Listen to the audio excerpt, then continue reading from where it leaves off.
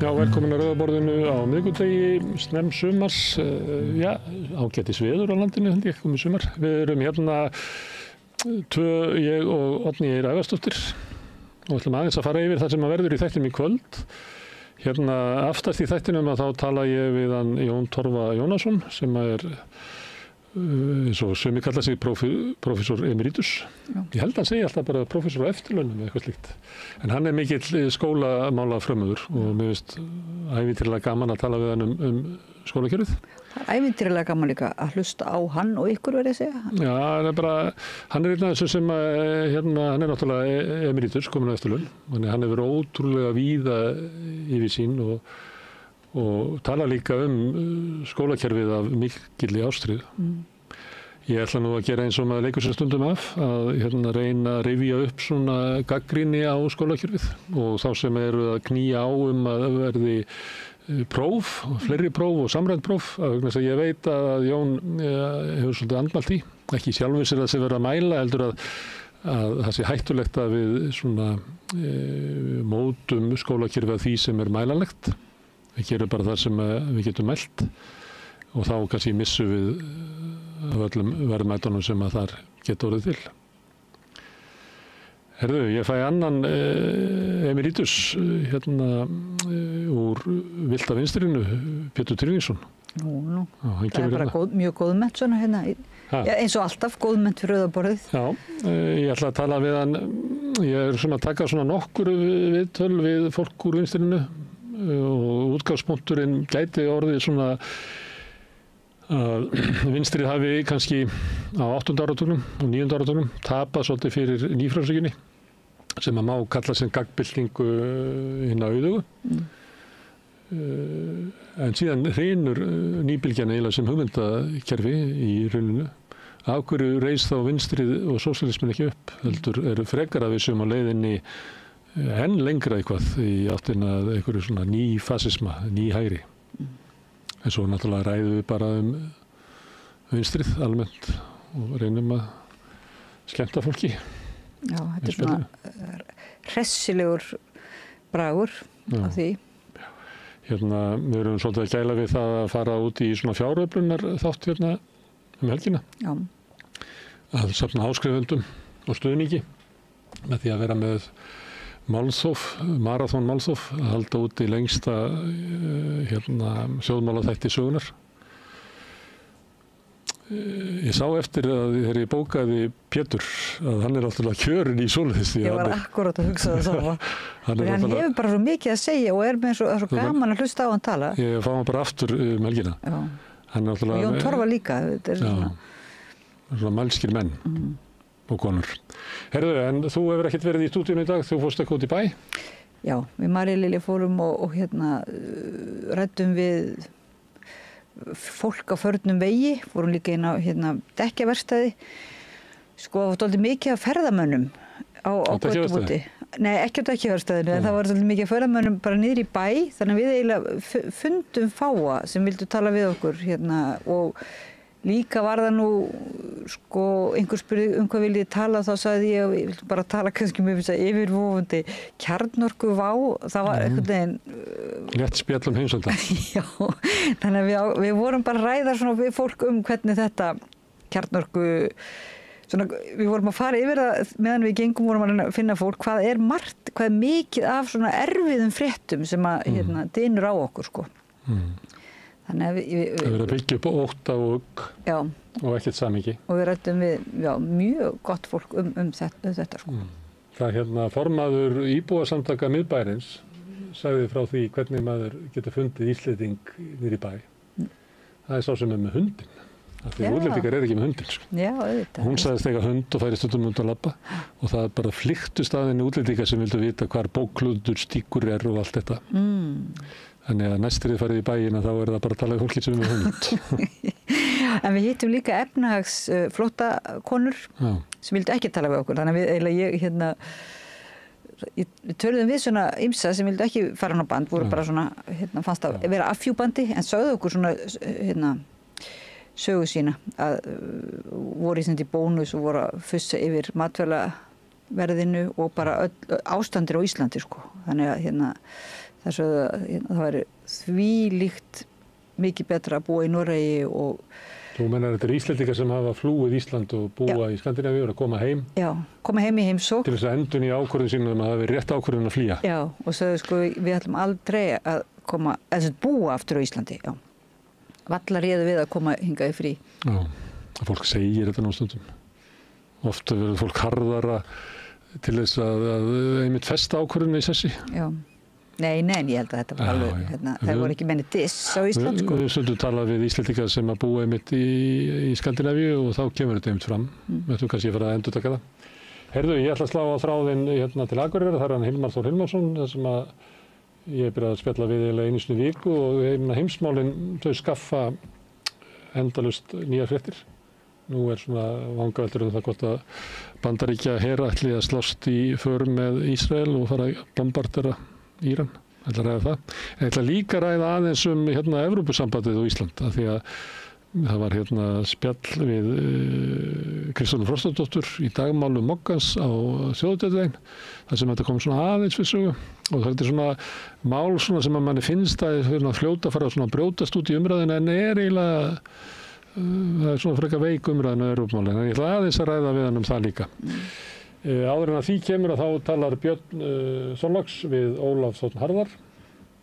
Við vorum eitthvað að það er svona einhverja sviptingar í stjórnmálunum sem að þeir fara yfir. Og ný könnun fylgi og svoleiðis.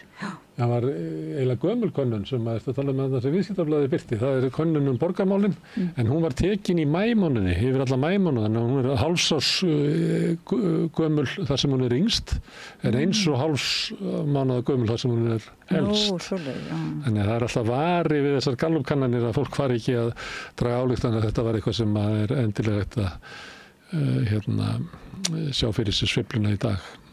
En það voru mikil tíðindi að Framsóknarflokkurinn er horfinn í Reykjavík. Það hefur þetta gerst áður. En þeir ætla að spjalla þetta og kannski svona traust almennings á stjórnmálunum. Það hafa verið gerðar, við höfum stundum nefnt það að traust almennings á stjórnmálakerfinu og stofnunum samfélagsins hrundi í hruninu og hefur lítið braggast. En þeir eru með nýjar kosningarannsóknir sem eru mjög skemmtilegar. Það var meira að fjalla um það í háskólanum bara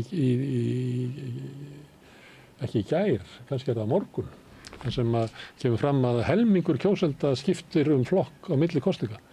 Sem að ég held að þessi, kannski er Íslendingar að setja eitthvað met í svona hverfuleika kjósenda. Herðu, en Björn ætla líka að taka viðtalið sem kemur strax á eftir smá auglýsingar. Það er við Jódísi Skúladóttur sem að sagði sig úr VG, talaði þar spillingu og mjög ósátt við hvernig VG hefur þróast og þau tala, ég býst að verið eitthvað fréttnæmt við því. Jódís, hvað heitir maður, með kveðjurnar. Vandar þeim ekki kveðjurnar.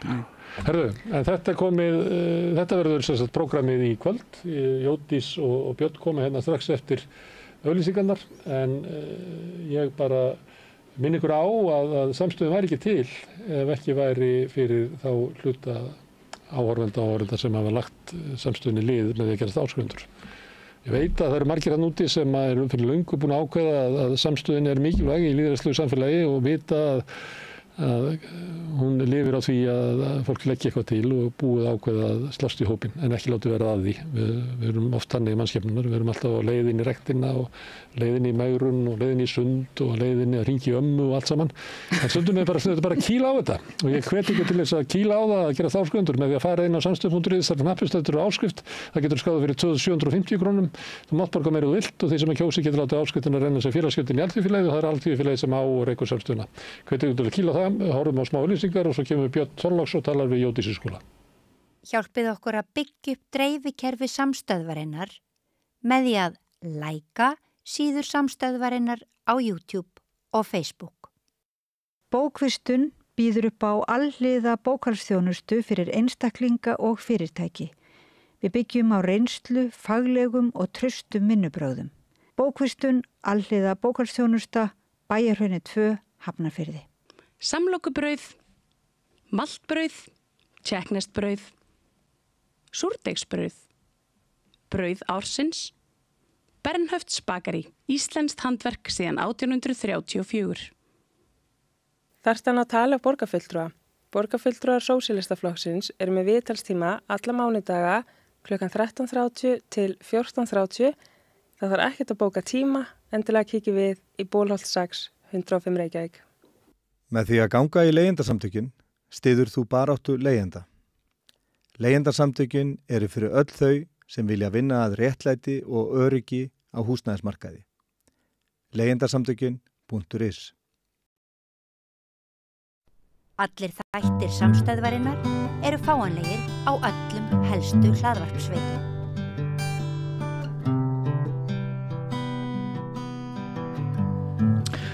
Komið í sæl og blessuð. Þið kannski tókuð eftir því fyrir svona 3 vikum að fyrirverandi þingkona hér í þessu landi, snaggaraleg þingkona sem mætti hér að Rauðaborðinu í fyrra sumar og ræddi við mig áfengismenning og Alþingi, vakti mjög mikla athygli, var fyrsta frétt eiginlega á öllum fjölmiðlum landsins. Svo nokkuð sé nefnt, ýmislegt annað mætti telja til. Að þessi þingkona, hún skrifaði yfirlýsingu á Facebook þar sem hún sagði sig úr flokknum og hún svona lýsti því að henni bara hefði ekki liðið alveg nógu vel. Það var komin tímamót en manni fann samt vanta svona sitthvað í þessa yfirlýsingu. Hún sagði að 1. maí síðastliðinn hefði hún hringt í Svandísi Svavarsdóttur, formann VG, og þá farið hún að vita hvað þingkonu að tala fyrirverandi og tjáðinni að hún ætti ekki lengur samleið með hreyfingunni. Þannig hófust þessi skilaboð. Hún ræði líka spillingu í þessari yfirlýsingu. Hún fór í einhver viðtöl en þetta svona eina af þessum yfirlýsingum þar sem vönum blaðahundi fjölmiðlamanni eins og mér finnst að það sé eitthvað ósagt og ég ætla að reyna að fá hana til þess að segja okkur aðeins nánar af því ef það er rétt tilfinning. Vertu velkomin til okkar Jódís Skúladóttir, sælblessuð. Takk, sæl. Þetta hefur væntanlega verið erfið ákvörðun þegar þú sleist böndin við VG og hafði samband við Svandísi og sagðir þig úr flokki sem að þú hafðir trúað á, lifað og barist fyrir, ekki satt. Jú, vissulega og alls ekki tekin í einhverju bríaríi eða einhverju skyndi ákvörðun. Þetta er auðvitað, ég hef nú alltaf verið vinstra megin í pólitík en hafði engin afskipti af stjórnmálum fyrir en bara í sameiningu Múlaþings. Þá býð ég mig fram og er boðið oddvitasæti þar fyrir VG og VG býður þar hreint fram í fyrsta skipti að minnst kosti á Fljótsdalshéraði og Og það er ekkert langt síðan? Nei, var það ekki 2020, 2021. Þannig að þinn pólitíski ferill er eitthvað stutt. Já, hann er mjög stuttur og en fram að því hafði ég nú kosið VG og hjarta slegið þar og mín trú er svo að ég er einhvern veginn ekki í stjórnmálahreyfingu að því að amma og afi voru þar eða að því að þessi er formaður eða hinn er frábær. Það eru þetta fyrst og fremst stefnumál hvers flokks sem að maður tengir við. Ég er alin upp í þannig umhverfi og þannig fjölskyldu að til dæmis sjálfbærni var gríðarlega mikilvæg og ég er alin upp við, faðir minn var mikill veiðimaður, bæði til fugla, hreindýra, fór á sjó og veitum í vötnum og ám. Við unnum allt heima, það var hver einasti hlutur nýttur. Við vorum í eggjatöku, við vorum í háfuðum lunda, ég bara get ekki einu sinni talið allt upp í þessu.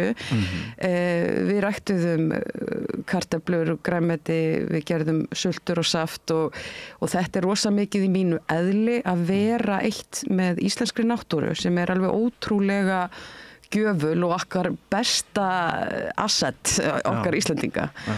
Og vitaskuld þegar ég fer svo að komast til vits og ára og fer að horfa inn í pólitíska litróf að þá var það nú frekar borðleggjandi hvar náttúruverndin átti heima þar.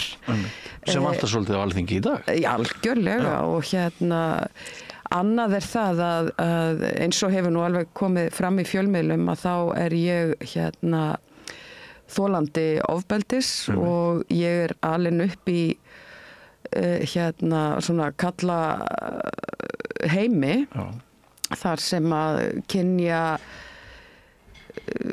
bara ójafnvægið hrópandi og þá ég ekki endilega að tala um mína nánustu fjölskyldu, ég bara að tala um samfélagið sem við búum í og ég mjög ung þegar það fer að brjótast í mér eitthvað svona reiði og bara ég get ekki sætt mig við það að vera 13 ára í unglingavinnunni og ég stór og stæðileg og sterk stelpa og ég látin sópa og raka og strákarnir sem ná mér ekki í öxl eru á vélunum. Þeir mega slá eitthvað. Þar byrjar mín femíníska barátta, sko. Við kallum það réttlætiskennd. Við kallum þetta kannski réttlætiskennd, en aftur, hvert horfi ég í hinu pólitíska litrófi þegar ég, svona mitt femíníska hjarta, bara allt í mér, í sál og líkama hafnar því að við lítum fram hjá kynbundnu ofbeldi, kynbundnum launamun, bara öllu því sem að samfélagið okkar síðustu áratugi og alla tíð hreint hefur einhvern veginn haldið konum niðri. Jú, það sérstaklega tekið á því í stefnu VG. Og hafður fylgst með fyrirgeðu ég gríp inn í en hafður fylgst með Katrínu Jakobsdóttur svona úr fjarska með aðdáun?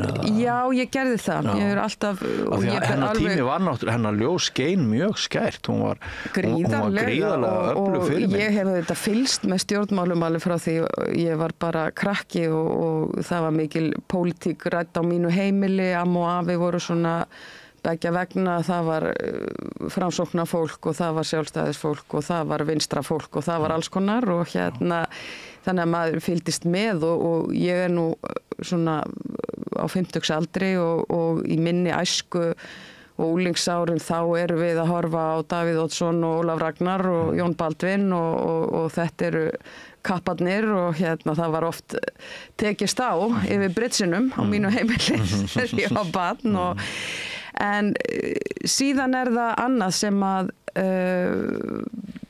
ég verð að fá að nefna og það friðarstefna VG sem að talar beint til míns hjarta og kannski held ég að við séum öll friðarsinnar að flestu leyti. Ég held að það séu ótrúlega fáir sem að finnast stríð vera góð hugmynd að einhvers konar árangri en þó alltaf fleiri og fleiri virðist vera í dag. En mér langar að nefna afabróður minn sérstaklega sem nú vill nú svo skemmtilega til að var faðir Líneikar Önnu í Framsóknarflokknum, við erum náfrængur. En ég var í sveit hjá Sævari, heitnum í Rauðholti. Hann var mikil friðarsinni og talaði fyrst í mín eyru Palestínu. Og þarna ég bara barn og þarna hann að tala þessi átök þarna og þetta mótar mig líka og aftur þegar ég fer að horfa inn í pólitíkina þá stefna Vinstri grænna algjörlega skýr þegar það kemur að friðarstefnu. VG talar fyrir og hefur margoft lagt fram frumvörpum alls konar bann við kjarnavopnum og ýmislegt og þannig að þegar allt var saman tekið þá voru það þessir punktar sem eru bara í mínu æðakerfi, í mínu taugakerfi og mínu sálarkerfi. Þeir rúmast einhvern veginn inn í stefnu VG. Og þegar þið farið svo í stjórnarsamstarf með sjálfstæðismönnum og framsóknarmönnum, líður þá eins og að kjarnistefnunar, grunnstefin, að það fari ekki lengur saman hljóð og mynd? Ég fyrra kjörtímabilið og ég nú svolítið, það eru alls ekki allir sammála mér og ég tek það fram að ég eingöngu hér til að tala mína sýn og mínar skoðanir og ég ekki að tala fyrir hönd nokkurs annars en sjálfar mín.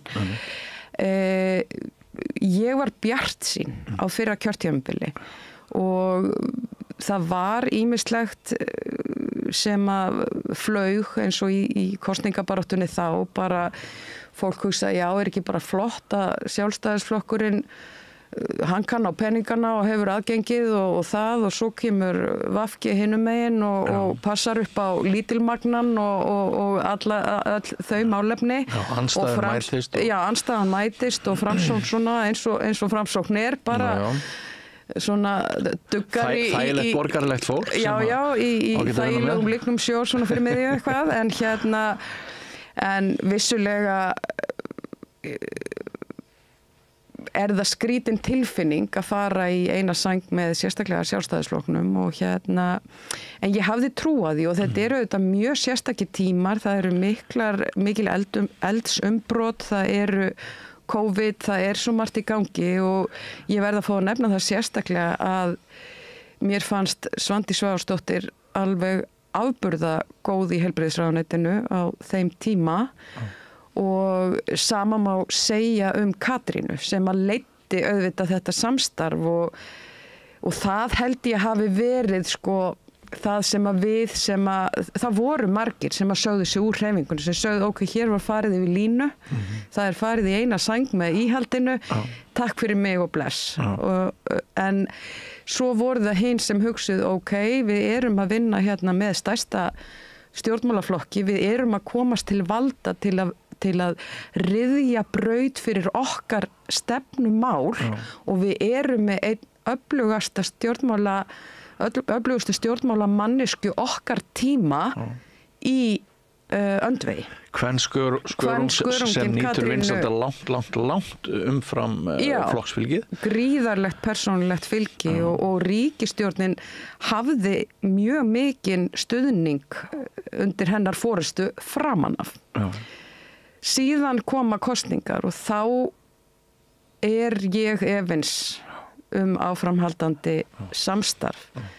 En þá ég líka ný á þingi eftir skelfilega mislukkaðar kosningar, hvar allt var mjög óráðið. Ég fékk ekki mitt kjörbréf fyrir ég man ekki hversu mörgum vikum eða mánuðum eftir kosningar, manstu. Það var þarna alveg rétt. Borgarnesklúðrið fræga. Já.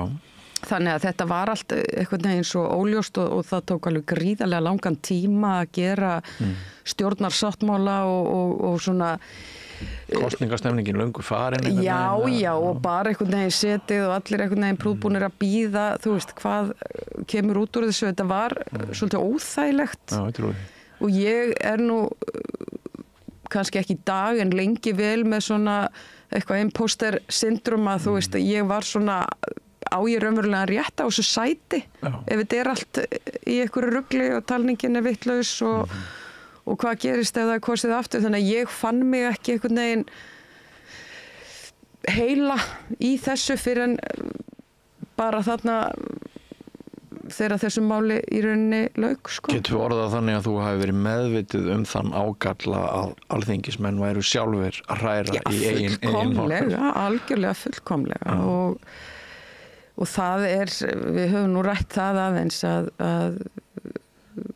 það ótrúlega áhugavert að horfa til Alþingis Íslendinga og sjá annars vegar ótrúlega fallegar dýrmætar hefðir sem að í raun skilgreina okkur sem þjóð og okkar þingræði annars vegar og hins vegar einhverja dellu sem ætti löngu að vera búið að laga og breyta og það kemur niður á til dæmis vinnustaðamenningu Alþingis og heldur okkur einhvern veginn í fjötrum gamallar úreldrar pólitíkur að mínum mati. Skýrðu þetta aðeins betur fyrir okkur, hvað áttu við með vinnustaðamenningu Alþingis? Af hverju hún vond, segir þú? Það margt gott og þingið líklega besti vinnustaður sem ég vunnið á. Þar sko valinn maður í hverju rúmi þegar kemur af starfsfólki Alþingis, það alveg sama hvort að það einhver sem vinnur upp í eldhúsi eða hvort það eru þingverðir eða bílstjóri, þetta yndislegt umhverfi að vinna í. Og það kannski birtist ekki alltaf á skjám landsmanna hversu góður og yndislegur vinnustæður Alþingi Íslands En þegar ég tala gamla og súra menningu, ég myndist hérna áðan á sko Davíð Oddsson og Ólaf Ragnar og eitthvað sem var svona í minni æsku.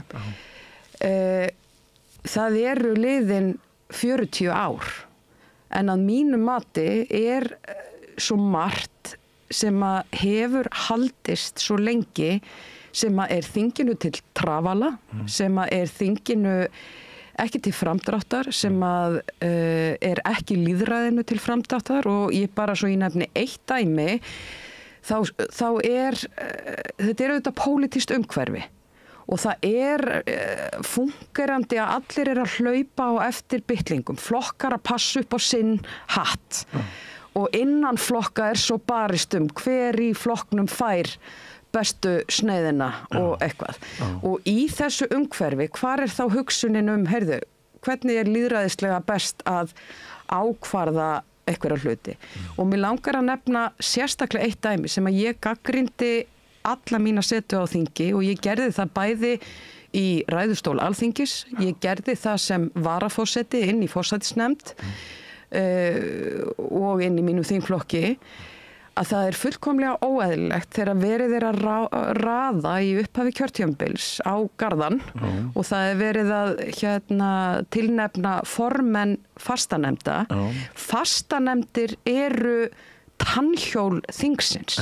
Það þangað sem að málin koma, það þar sem að þau eru unnin, það þangað sem að gestir koma sem að hafa skrifað umsagnir og það þar sem að vinnan eitthvert mál sem að hugsanlega og oftast nær að verða að lögum sem að allir þegnar landsins þurfa að lúta.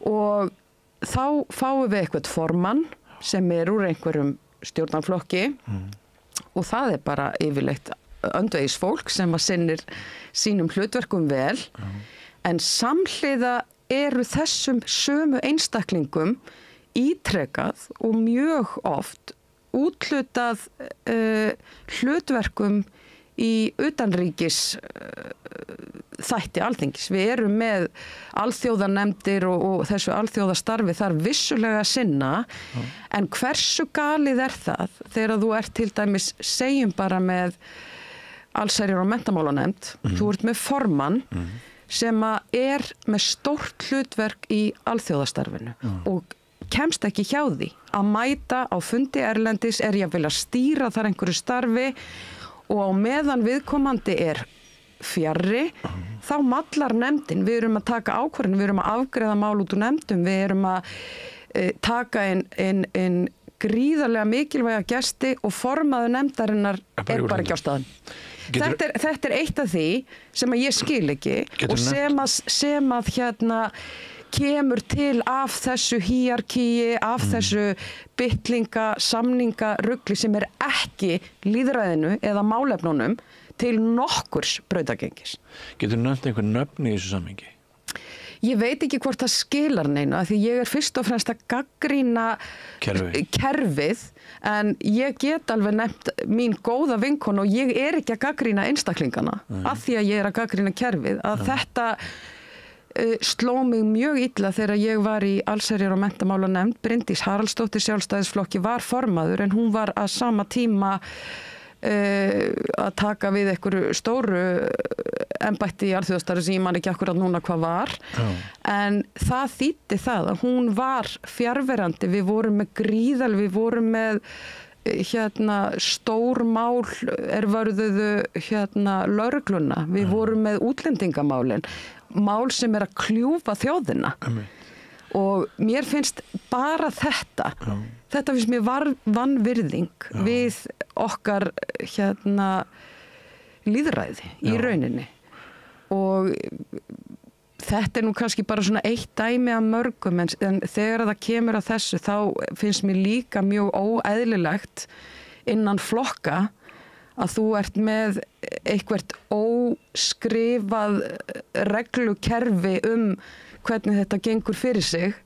Þannig að bara sá sem búinn að sitja lengi, hann á þá bara rétt á einhverju sæti eða einhverju embætti eða eitthvað, algjörlega óháð því hvar hans áhugasvið liggur, hvar reynsla hans liggur eða geta. Já, sko, hugsaði það. Og hve oft hefur maður ekki spurt sig út í það hvernig einstaklingar fá úthlutað ráðherra embættum, stundum algjörlega þvert á þeirra sérsvið.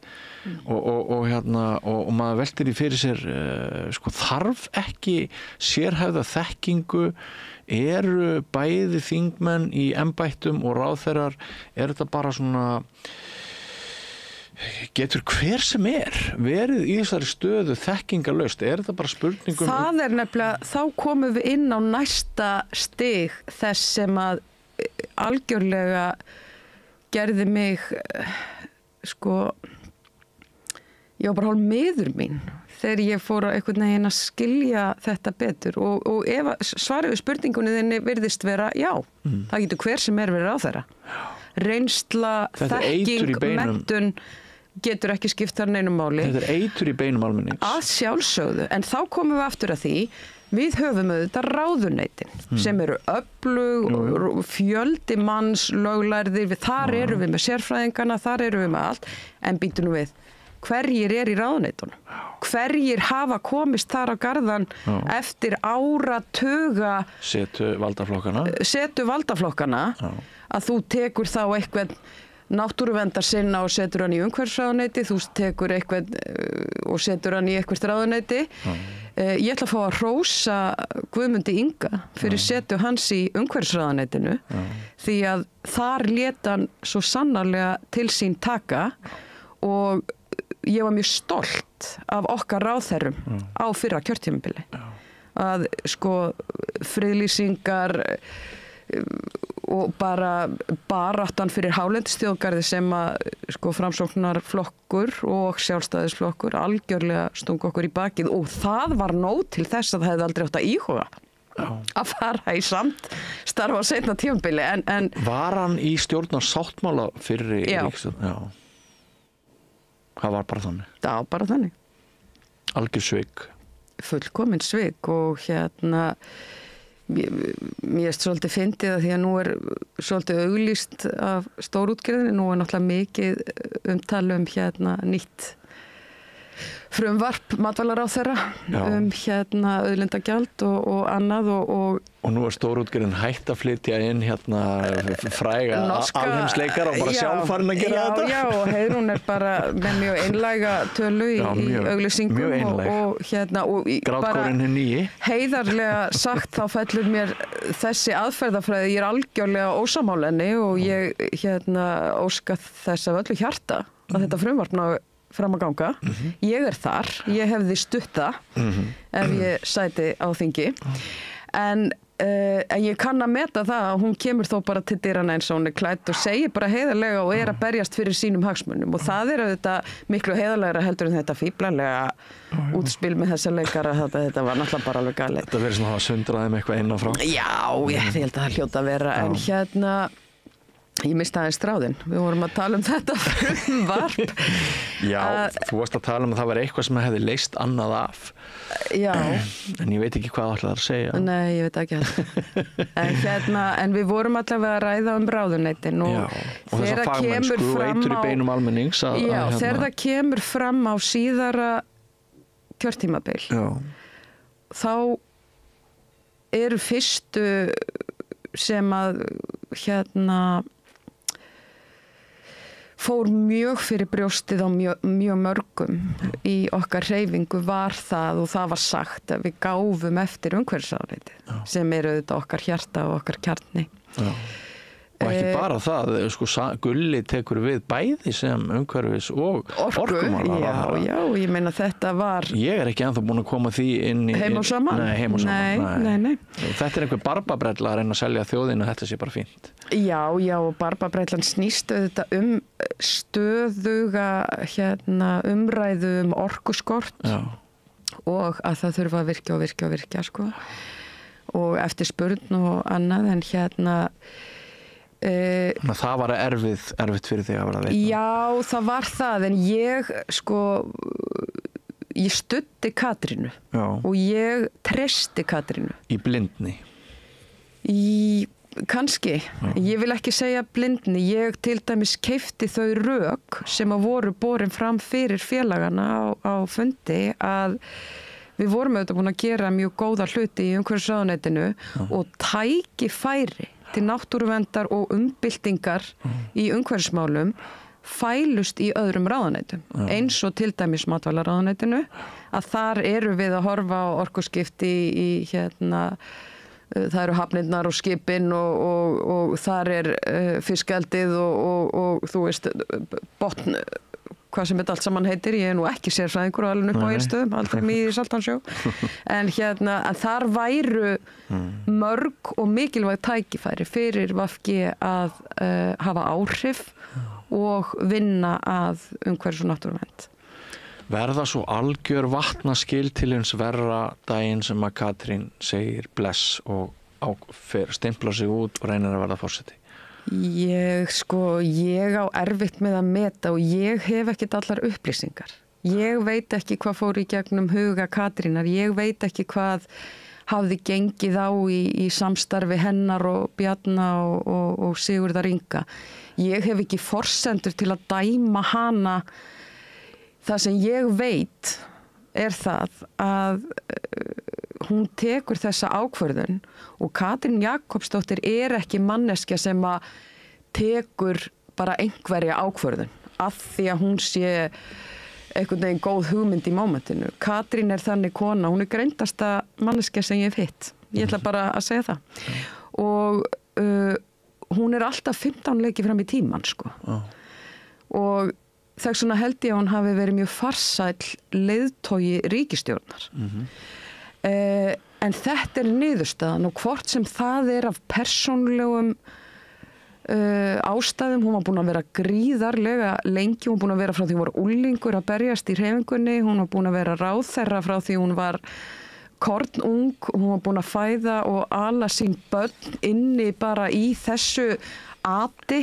Ég alveg dauðþreytt eftir 3 ár sko, þannig ég get alveg ímyndað mér hvernig hún og hennar nánustu voru orðin dálítið þreytt á þessu sko, en ég gef mér ekki til því. En þetta niðurstaðan og mér fannst það erfitt persónlega, ég sá mjög eftir henni, en ég virti hennar ákvörðun og ég studdi hana sem forsetaframbjóðanda. Og að öðrum ólöstuðum þá held ég að Katrín hefði alla tíð skila því embætti af miklum sóma ef hún hefði hlotið það. En það verða einhverju vatnaskil stemningslega minnst að kosti. Já, það verða það og það eru margir mjög reiðir og fólk var auðvitað búin að upplifa og það það sem að hefur komið fram í máli margra bæði fyrrverandi ráðherra og annara að þarna var samstarfið komið í þrot. Já. Og að mínu mati þá fórum við á stað í einhverju algjörlegu þroti sko. Já. En það gekk þetta tímabil, það gekk erfiðlega og það fór mikill tími í það að reyna að láta líta út af við. Að allt gengi vel og allt væri góðu en svo ég vísi nú aftur í bara nefndarstörf og annað að það hreyfðist ekki mikið. Nei. Við þegar við komum að heimildum lögreglu til að hlera fólk og rannsaka það án þess að það sé ásakað glæpi, þá það bara algjörlega ljóst að þessir 2 flokkar eru á fullkomlega öndverðu meiði og það ekki einhver miðja þar sem allir eru sáttir. Það verður aldrei öðruvísi heldur en allir verða ósáttir. Já. og þarna hafið eitthvað svona limbo tímabil þar sem öll pólitísku umræða í rauninni fer að ganga út á það að þessi verklítil ríkisstjórnhúsi ósamstæð og þið haldið flokksþing eða hvað það kallast, þú bauðst þið fram annarkvort til formanns eða varaformanns, hvort var það? Já, það var nú alveg bara hérna í lokin, það var bara síðasta haust. Ég bauð mig fram til varaformanns. Já. Og fullkomlega meðutum að ég ætti nú ekki mikinn möguleika. Varstu svona bara að veifa einhverjum flaggi? Já, ég var búin að gagnrýna það bæði held ég opinberlega en ekki síst inn í hreyfingunni að mér þætti það algjörlega ótækt að bæði þau sem buðu sig fram, Svandís til formanns og sitjandi formaður sem var með mig til varaformanns, að þau dróu það bara mánuðum saman að lýsa því yfir. Það var sem óheiðarlegt. Og ég vissi af fólki inn í hreyfingunni og fólki sem var svona, eins og maður segir að pissa utan í hreyfinguna sem að hafði eld í hjarta og áhuga en sagði bara heiðarlega, ég ætla þess að sjá til, ég aldrei að fara að bjóða mig fram gegn sitjandi formann, ég aldrei að fara að bjóða mig fram gegn. Þú veist, það rétt að ef að þessi býður sig fram, þá hann rétti formann, þá ætla ég ekki að gera neitt. Og síðan býður sig bara enginn fram. Og mér fannst þetta vond ásýnd, mér fannst þetta óheppilegt fyrir hreyfingu sem að ber sér á brjóst fyrir að vera lýðræðisleg. Og í rauninni tók ég ákvörðun að bjóða mig fram.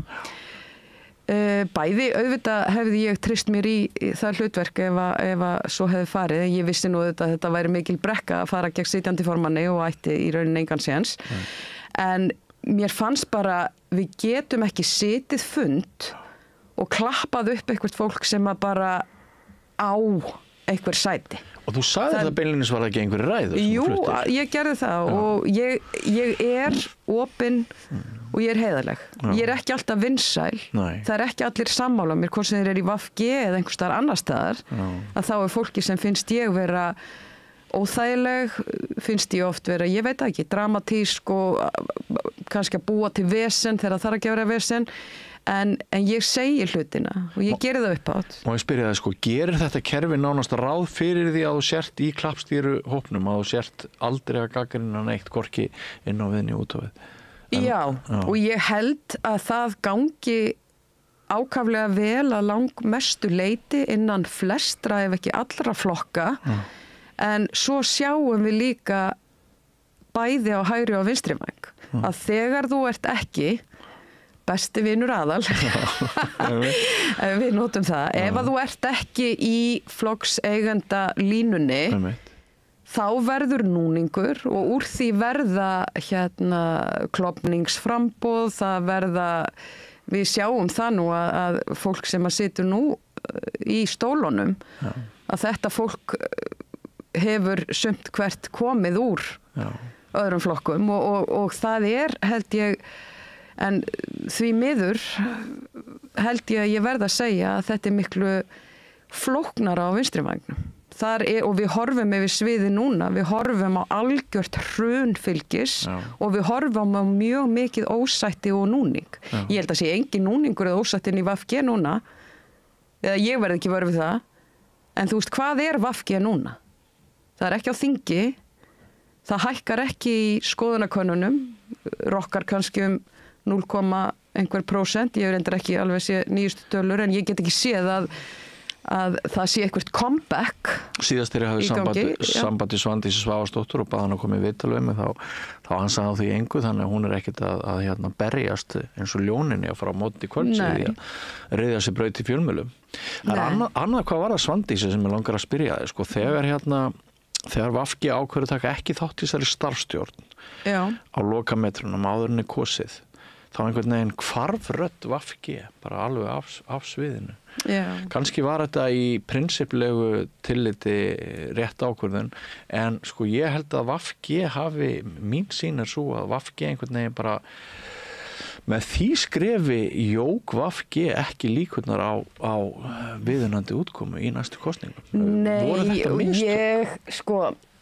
Mistökin liggja miklu fyrr. Já. Og ég segi það held ég í þessum pistli, ég man nú reyndar ekkert hvað ég skrifaði í þessum pistli, en að því þú varst að spurja hvort það hafi orðið algjört rof þegar Katrín fór. Já. Ef við gerum einhverja tímalínu, þá held ég núna, þó að ég hafi stutt þá minn formann og tekið þeim rökum sem að lögð voru á borð fyrir þingflokk og félaga, þá held ég að það hafi verið mistök að fara í samstarfi Sjálfstæðisflokkin á síðara tímabili. Ég held að það þegar að Katrín fór, þá stígur varaformaður upp og verður formaður og þá losnar ráðherra stóll. Ef að ég hefði einhverju ráðið sem ég gerði ekki, þá sá ég tækifæri í því. Við vorum í mjög vondri stöðu. Fylgið flysjaðist af okkur og við vorum að missa eina öflugustu kanónu stjórnmálanna á okkar öld frá okkur. Þó var ekki að fara úr kannski ekki hjartanu eitthvað að fara úr VG, þá var hún að stíga af sviðinu.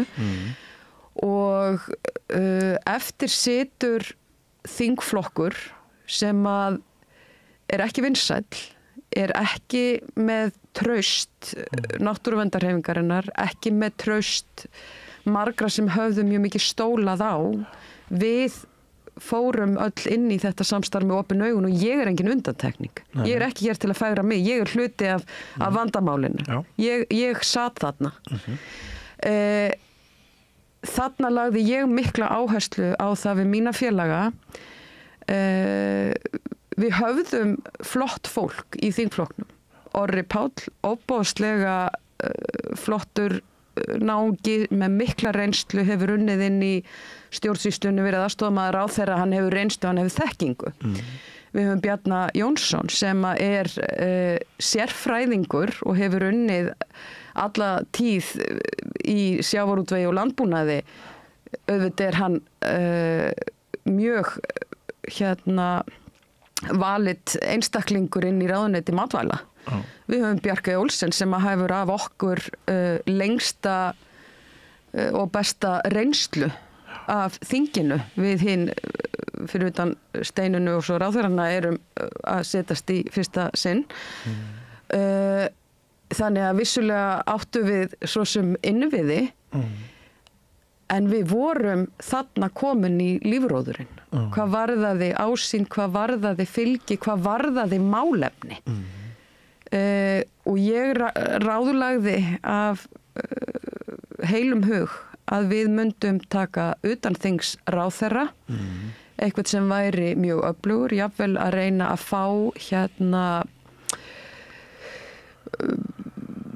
að fá mannesku sem væri sérfróð í þeim málefnum og bæði til þess að setja pressu inn í ráðuneytin til að berjast af hörku fyrir okkar stefnumálum þar, en eins til að fá ferska, nýja og heilbrigða ásýnd inn í andlitin okkar sem að voru orðin þreytt, sem voru orðin umræðan var neikvæð. Auðvitað er fólk sem stóð og stendur ennþá með sínu fólki. Og taka óeigingjarna ákvörðun. Sýna almenningi að erindið væri stærra heldur en þeir sem einstaklingar. Bara stefnan er númer 1. Ekki einstaklingarnir, ekki samstarfið, ekki stólarnir. Stefnan er númer 1. Við erum í ríkisstjórn, við erum með völd, við erum að missa forsætisráðuneytið, völd okkar munu dragast gríðarlega saman. Við þurfum ferskt, faglegt og ábyrgt andlit sem að vinnur að okkar stefnu.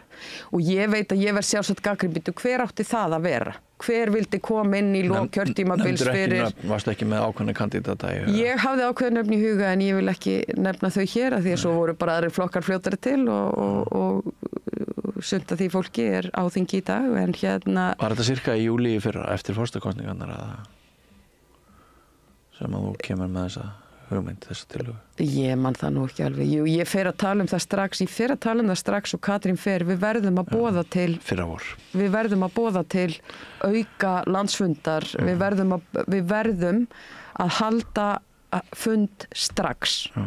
Það var líka annað sem að ég ráðlagði af heilum hug. Hefurðu sagt frá þessu áður? Ég veit það ekki. Opinberlega? Ég held ekki. Þetta hafi verið tillaga þín. En var hún Kolfeldt? Fékk hún engan stuðning? Hún fékk enga stuðning, nei. Og ég spurði líka ítrekað, af hverju erum við ekki að boða til fundar strax? Fylgið hrynur hratt og eitt af þeim svörum sem ég fékk innan hreyfingunum var, við þurfum bara tíma, við þurfum að fara yfir okkar stefnu, eitthvað svona, og ég sagði bara mjög heiðarlega, og það bara mín skoðun, og fólk þarf ekki að vera sammála henni, það ekkert að stefnu VG.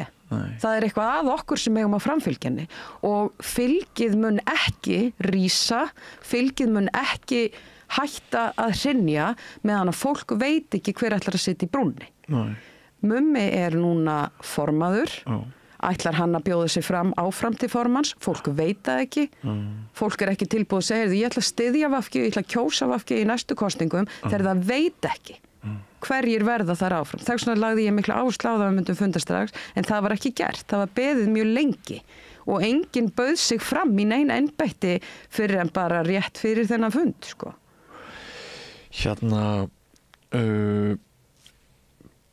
Get ég ályktað út frá því sem þú hefur sagt að þú berir ekki fullkomið traust til Svandísar sem formanns VG í dag? Hún ekki rétta manneskjan til að leiða VG aftur til? Já, ég segi það í þessum pistli, það man ég, að það erfitt að gagnrýna fólk sem að maður hefur ekki bara unnið, náið með árum saman, heldur á líka vina tengsli við. Mér þykir innilega vænt allt mitt samstarfsfólk í VG, alveg frá grassrót og skrifstofu og ráðherrum og hvað sem það er. Ég held ekki að Svandís hafi verið réttur kostur. Ég hafði þá skoðun fyrst og ég hringdi í Svandísi daginn sem að Katrín tilkynnti sitt brotthvarf og einlæglega og heiðarlega sagði Svandís, þú ert okkar næsti formaður og ég meinti það. En síðan bara gerast hlutir. Alls konar hlutir, erfiðir hlutir, flóknir hlutir og í mínu tilfelli það sem að fékk mig til að skipta skoðun var í fyrsta lagi, öðru lagi og þriðja lagi frumvarp lagareldi sem að 3 ráðherrar VG komu að og að mínum mati var þetta vont frumvarp, sérfræðingar ráðuneytanna sem koma innan úr FSS eða hvað það heita, já, FSS, hann var nú áður í þá eitthvað annað, LÍU eða eitthvað. Inn í ráðuneytunum ekki vont fólk. Þetta ekki vondar manneskjur og það var mikil umræða það og ég veit að einn af okkar áþurum skrifaði einhverja grein það hvað starfsfólk ráðuneyta ætti erfitt uppdráttar og eitthvað slíkt. Þetta snýst ekkert það. Það snýst ekki það að Jón eða Gunna þannig í lögfræðideildinni eða á kafstofunni séu vondar manneskjur. Þetta snýst það að það verið að fylgja eftir stefnu af fólki sem að langflestu leyti ráðið inn af þessum valdaöflum sem ástæða þess að við erum í þeirri stöðu sem við erum í ef við lítum til þessa frumvarp sem nú til umræðu stórútgerðin og annað. Ég treysti ekki að stefnu VG væri fylgt eftir að röddum náttúruverndar sinna, að röddum seiðfirðinga sem að berjast fyrir lífi sínu til að vernda fjörðin sinn. Ég trúi því ekki að þó að það væri hver upphæðin á hvert sloppin lax að það skipti máli fyrir fyrirtæki út í Noregi sem greiða sér milljarða út. hvaða máli skiptir það fyrir þá þó þið borgi einhverja, auðvitað munið þið mótmæla því. Já, þetta er hræðilegt, við erum að greiða rosa mikið. Það sem að þarf að gerast er að fyrirtæki alveg eins og ef þú ert að reka akstursþjónustu og það kemur í ljós að bílstjórinn er fullur og próflaus, þá fær hann ekki dagsettir og heldur áfram að keyra, skilur. Þú veist, það er galin hugmyndafræði. Þannig að, já, nú er ég komin hérna inn í fiskeldið og þá missi ég náttúrulega alveg kúlið og verð mjög æst.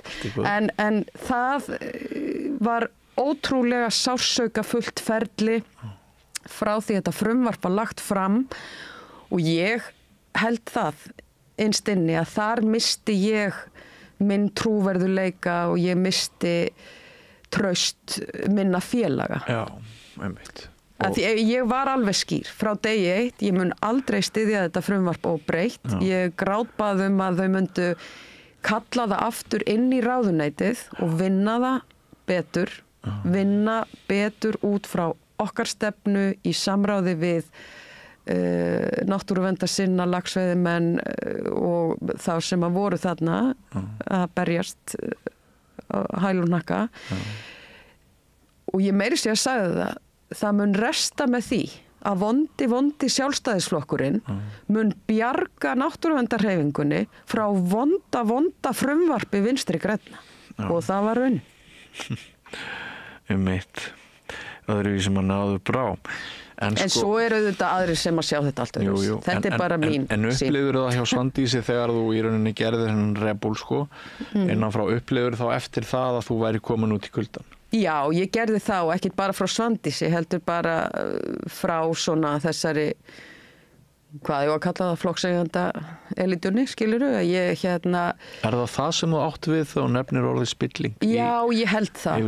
Og að því að við vorum nú að tala þetta framboð mitt til varaformans, að það kom mér gríðarlega óvart hversu langt var gengið í því að vinna gegn mér sem átti aldrei séns. Það var svo mikill óþarfi, sko.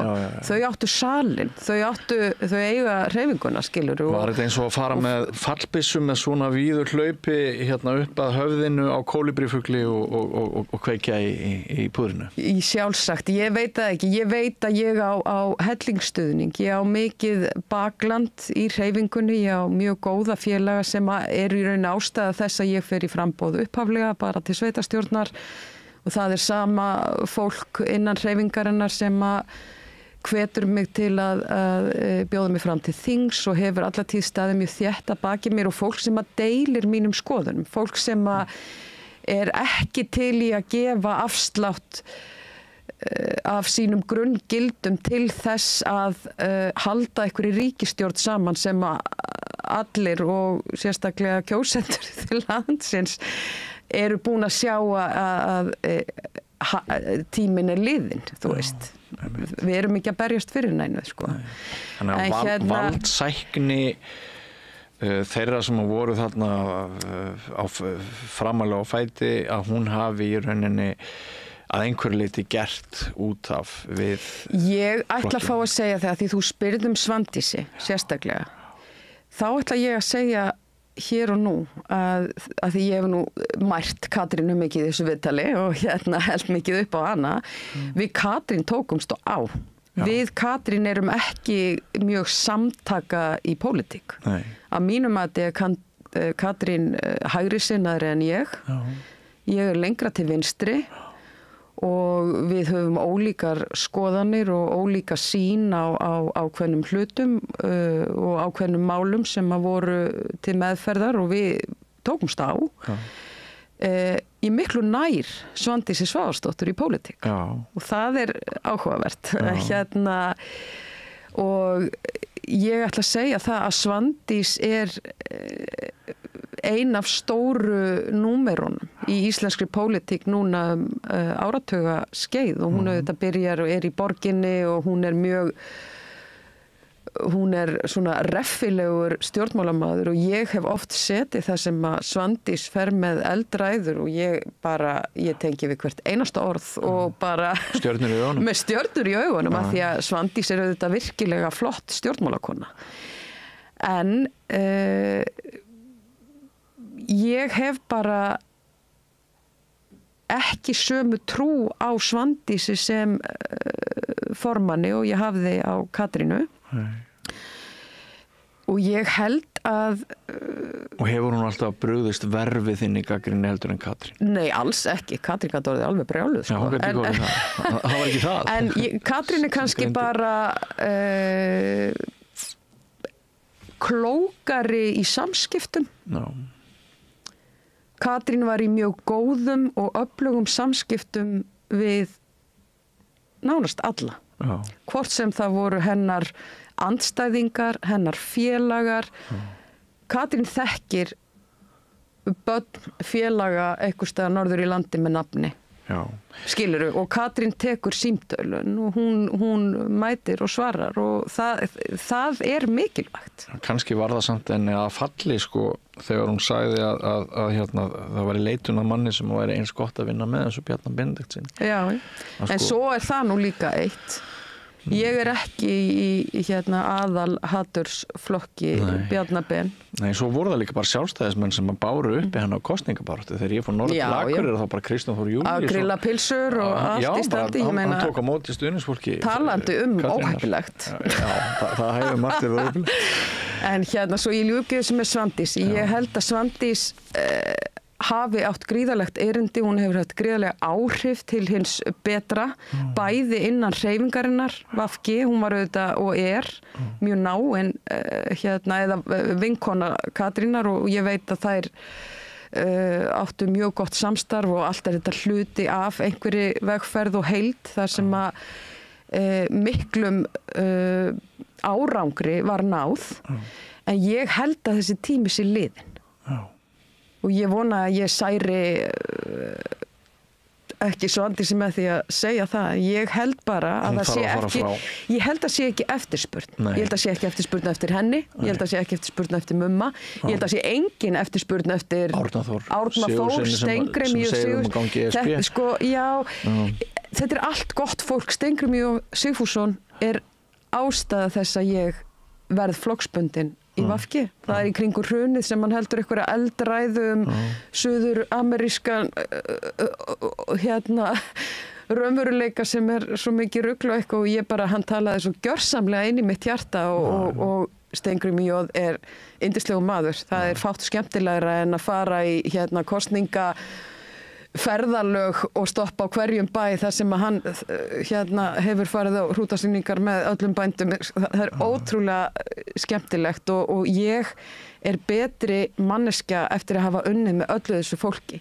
En ég verð bara að vera heiðarleg og af samtölum mínum við fólk út allt land og hér í Reykjavík og úr öllum stéttum og öllum stöðum, það ekkert meiri eftirspurn eftir Steingrími heldur en Davíð eða einhverjum þessum köllum sem voru flottir og voru einhverjar kanónur síns tíma.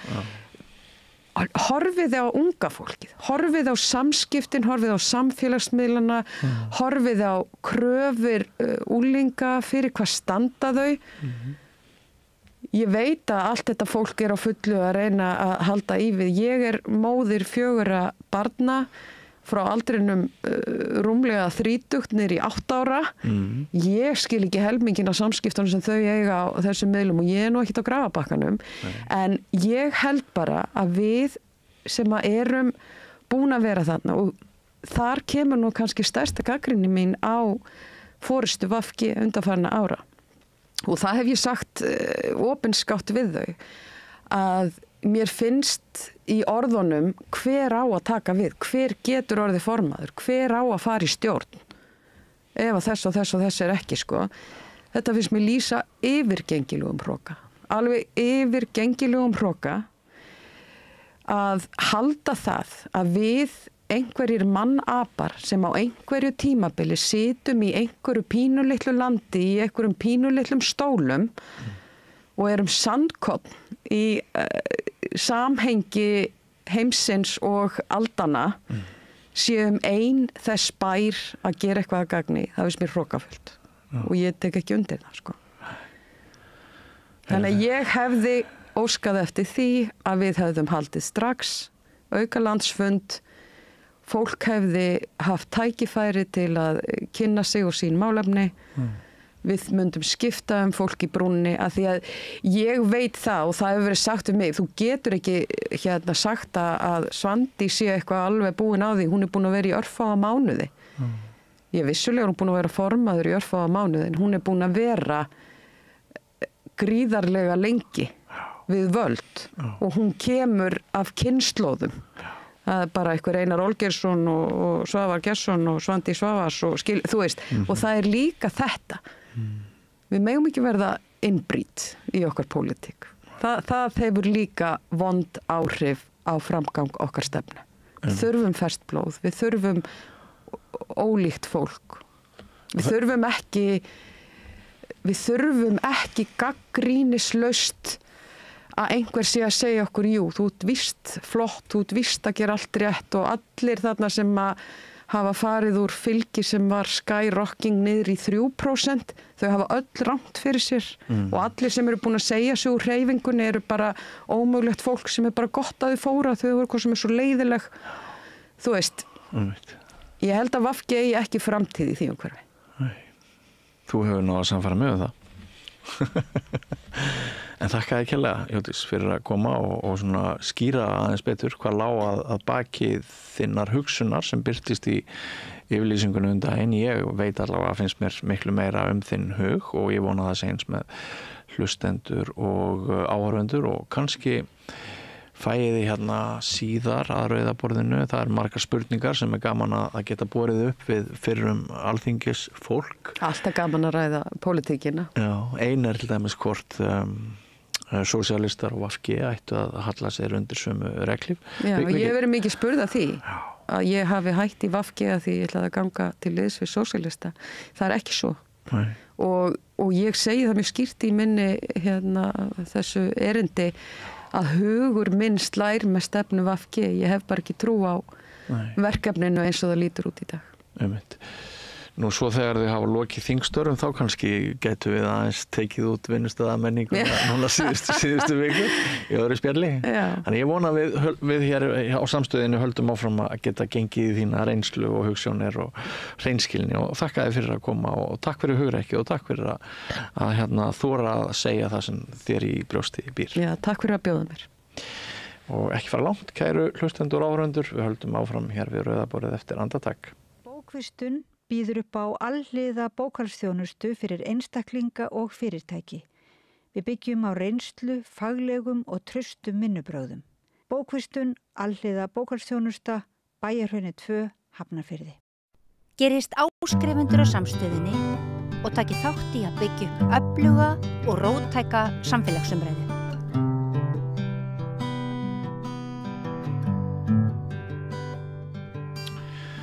Já, við ætlum að ræða aðeins pólitík því hafur ekki farið fram hjá ykkur að sjónarhornið á það sem hefur verið að gerast á Alþingi undanfarið er mjög mismunandi eftir því hver mælir. Er lýðræði bannað ef Sjálfstæðisflokkurinn er ekki í ríkisstjórn? Spurði Þórður Snær Júlíusson, framkvæmdastjóri Samfylkingarinnar og fyrrum blaðamaður í pistli á Vísi í morgun og við vitum öll til hvers hann er að vísa. Hann er að vísa til þess hvernig stjórnarandstaðan hefur reynt að tefja framgang mála og tala þau niður af sumpart meira offorsi heldur en svona gengur og gerist síðustu vikur. En á sama tíma, og þetta er sjónarhorn Þórðar Snæs, þá segir systir Sigmundur Davíðs, Nanna Margrét þingkona, að miðflokkurinn hafi lofað að berjast gegn bókun 35, svo við sérstaklega nefnum það. Og henni finnst að barátta miðflokksins hafi skilað áfangasigri með því að það mál hafi nú verið tekið á dagskrá á Alþingi eftir að þingmenn miðflokksins höfðu flutt hátt í 300 ræður málið. Það munar miðflokkin, segir Nanna Margrét, og við erum kannski ekki alveg viss það hvar við eigum að standa í í mati okkar eða skoðun eða áliti á þeim þingdögum sem hafa verið undanfarið og þá er nú ágætt að fá hann Óla Harðar, prófessor emeritus í stjórnmálafræði til þess að reyna að greiða úr flækjunum. Vertu velkomin til okkar. Takk. Getum við að sagt að bæði Þórður Snær og Nanna Margrét hafi rétt fyrir sér í einhverjum skilningi? Já, það má kannski segja það. Við höfum náttúrulega verið að upplifa augljóslega málþóf það er nú oft erfitt að vita nákvæmlega hvenær komið út í málþóf og hvenær ekki, en mér sýnist algjörlega augljóst að varðandi umræðurnar bókun 35 sem hún Nanna að tala að það er svona dæmigert málþóf, þar sem að menn tala klukkutímum saman, segja meir og minna það sama, öll sjónarmið eru löngu komin fram og ef ég hef tekið rétt eftir þá var heitti nótt eitt í það að ræða fundarstjórn forseta. Já. Nú auðvitað er eðlilegt að þingmenn geti gert athugasemdir við fundarstjórn forseta en þetta ber öll einkenni málþófs alveg eins og umræðurnar 2019 þriðja orkupakkan voru augljóslega málþóf af hálfu Miðflokksins. Þá var talað í 150 klukkustundir. Ja. Og hins vegar á endanum fór sá pakki nú í gegn og mér þykir nú líklegt að bókun 35 fari líka í gegn enda virðist vera fyrir henni mikill þingmeirihluti þannig að það eina sem að hefst þá upp úr málþófinu að tefja framgang málsins og í rauninni koma í veg fyrir að önnur mál, mörg brýn mál, komist á dagskrá þingsins. Þannig að þetta málþóf, það er hins vegar til dæmis varðandi veiðigjaldafrumvarpið, þá svona fljótt á litið sýnist mér að það sé ekki enn komið í verulegt málþóf. Ég sá að í Morgunblaðinu var verið að nefna að stjórnarmeirihlutin hefði fallist á að breyta einhverjum tæknilegum útfærslum í veiðigjaldafrumvarpinu eftir gagnrýni sem hafði komið frá stjórnarandstöðunni og ég held að það hafi verið út af einhverjum útreikningum frá skattinum og ef að þetta er rétt eftir haft þá er þetta hins vegar ánægjulegt dæmi málefnarlega stjórnarandstöðu þar sem að í rauninni er verið að benda á einhverja hnökra eða álitamál og stjórnin og stjórnarandstaðan ræða málið og það er komist að sameiginlegri niðurstöðu og frumvarpinu breytt. Þetta er mjög jákvætt og þetta er eiginlega dæmi góða og málefnarlega stjórnarandstöðu og það er auðvitað rétt af því að ég hef nú verið að tala gegn málþófinu að undirstrika að lýðræðislegt hlutverk stjórnarandstöðunar er auðvitað mjög mikið. Hins vegar held ég að málþófið sé ekki partur af því og það gagnist engum. Og í rauninni ég sá líka í dag að það var grein í Morgun eftir Dag B. Eggertsson og ég hjó nú ekkert sérstaklega eftir því sem Dagur var sjálfur að segja en hann vitnar þar í Helga Bernódusson sem að áratugum saman var einn æðsti embættismaður Alþingis og 2019 flutti Helgi Bernódusson ræðu þar sem að hann gerði málþófið að umtalsefni og að þessi grandvari embættismaður kveði jafn fast að orði það hversu mikil meinsemd fyrir þingræðið í landinu málþófið sé eftirtektarvert. Ég þekkti að vísu þessi skrif Helga, ég hafði notað þau við eigin skrif eins og rættir hér daginn eins og ég rætti hér daginn og ég hef líka lesið álíka hluti frá Þorsteini Magnússyni þannig að þeir sem að telja að andóf gegn málþófi komi bara frá einhverjum öfgamönnum sem að sé á móti lýðræði og sé á móti því að stjórnarandstaðan geti veitt eðlilegt aðhald. Ég held að þeir ættu að lesa Þorstein Magnússon og Helga Bernódusson með áratuga reynslu úr þinginu og þeirra viðhorf á málþófinu sem að stór skaðlegt fyrir Alþingi, eyðileggur vinnubrögð og í rauninni óþekkt hér í nágrannalöndunum. Til að mynda á Norðurlöndunum þá mönnum bara, fyrirfram ákveðið gjarnan, minnst að kosti í einhverjum þingunum, bara fyrirfram ákveðið hversu langan tíma hver flokkur hefur til að koma sínum sjónarmiðum á framfæri og þau eru náttúrulega höfð þannig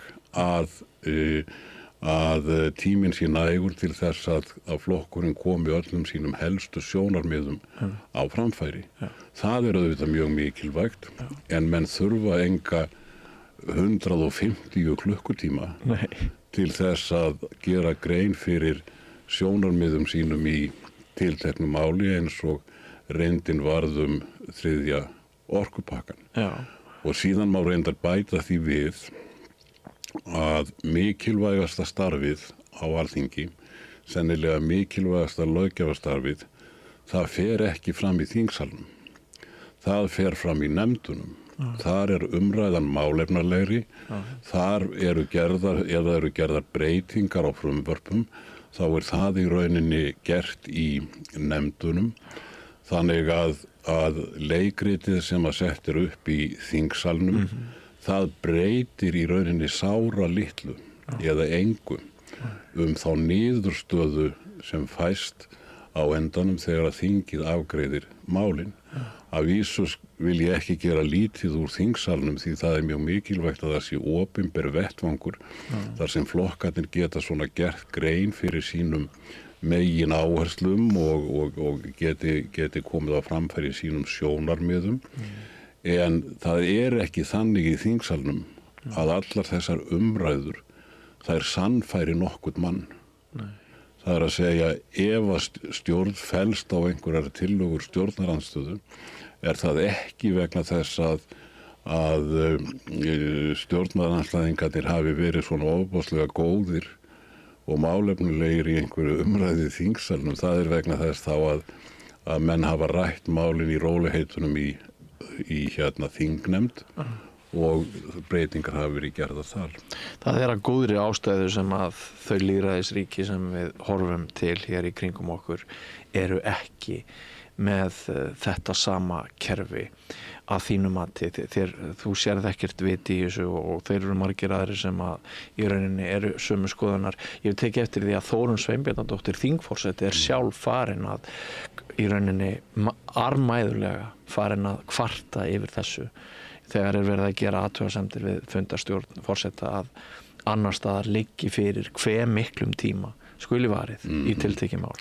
En hér sé þetta bara eins og það og maður svona veltir í fyrir sér, telur einhverja líkur á að upp úr þessari lotu núna að við sjáum meiri pólitískan vilja til þess að breyta lögum?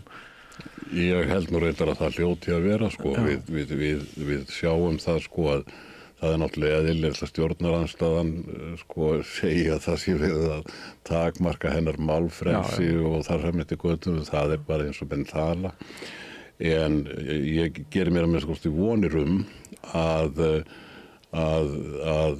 menn muni núna í framhaldinu og í framhaldi af þessari almennu umræðu þingsköpun og málþófið að menn taki sér saman og geri eitthvað til þess að breyta þessu.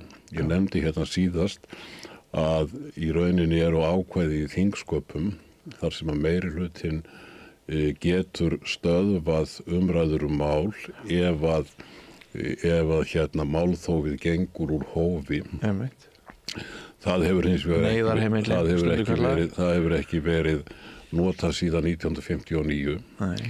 Og ég sé í umræðu að sumir hafa undanfarið þetta, kalla þetta kjarnorku ákvæði og virðast gera ráð fyrir að ef því yrði beitt þá myndi svona einhvers konar kjarnorku vetur fylgja í kjölfarið og auðvitað þetta ákvæði sem ekki í sjálfu sér heppilegt að beita en það heimild til að beita því. Og ég sé til dæmis ekki að það hefði nú verið mikil goðgá eða mikið gengið á rétt stjórnarandstöðunar þó að þessu ákvæði hefði verið beitt í málþófinu þriðja orkupakkan 2019.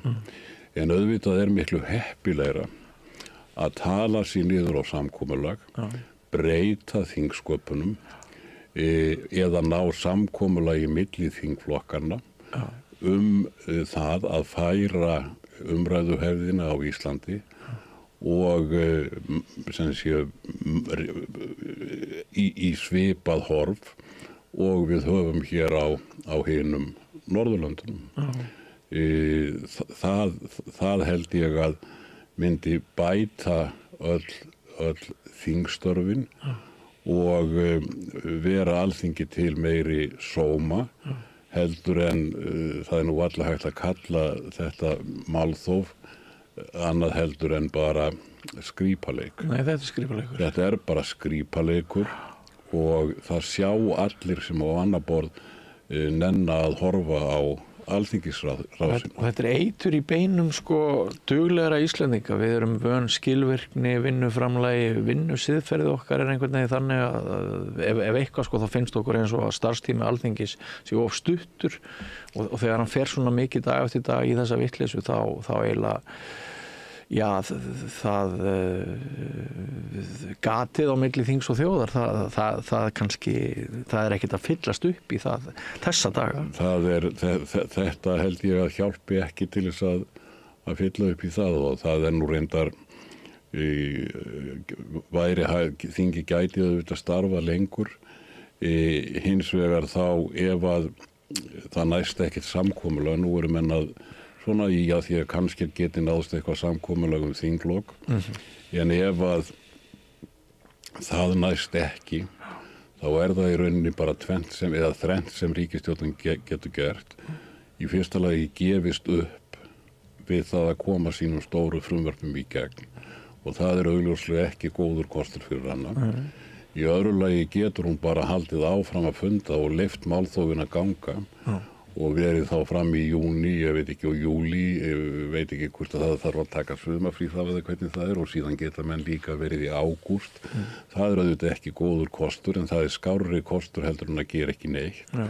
Og í þriðja lagi hugsanlegt að beita þessu ákvæði að stöðva umræður þegar að mál eru augljóslega komin í hreint á ómálefnilegt málþóf því auðvitað verður að ef menn vilja beita þessu þá verður auðvitað að gera það sem sé af hófsemd en þetta eru möguleikarnir sem að ríkisstjórnin hefur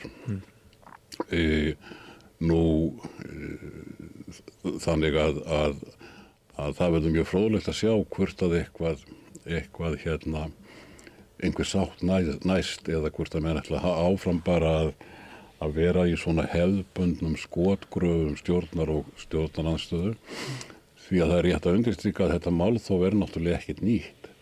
Þetta ósiður sem hefur fylgt íslenska þinginu í áratugi og eins og þeir Helgi og Þorsteinn Magnússon hafa bent á að þetta stórspillir störfum Alþingis og í rauninni þá vegna þess að þetta verður innantómt gaspur málþófið þá spillir þetta líka fyrir því að það verði raunverulega málefnalegar tiltölulega stuttar og snarpar umræður milli stjórnar og stjórnarandstöðu þar sem að stjórnarandstaðan einbeitir sér að því að leggja áherslu á helstu gagnrýnispunkta sína þannig að stjórnarliðarnir verði að svara á málefnalegan hátt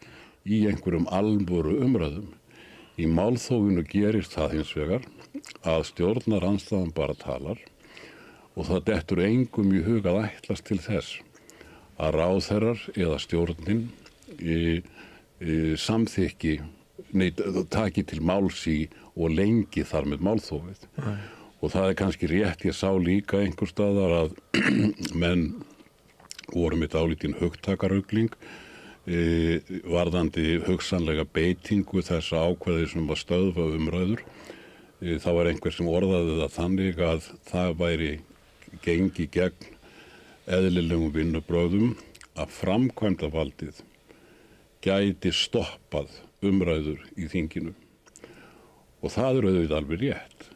En á beiting þessa ákvæðis fæli það auðvitað ekki formlega í sér að framkvæmdavaldið stoppaði umræður í þinginu. Eini aðilinn sem getur stoppað umræðu í þinginu þegar ef málþóf gengur úr hófi meiri hluti þingsins. Og auðvitað eru náin tengsl milli framkvæmdavaldsins og meiri hluta þingsins, en formlega séð það auðvitað þing meiri hlutin en ekki framkvæmdavaldið sem að ræður framgangi mála í þinginu. Já. Ég ætla að víkja talinu frá þessum hluta stjórnmálana yfir í könnun sem birtist í viðskiptablaðinu í morgun. Gallup vann könnun fyrir viðskiptablaðið og stærsta fréttin í því að Framsókn þurrkast út. 4 menn sem þeir höfðu eru horfnir. Já, þetta borgarstjórnin? Já, þetta borgarstjórnin.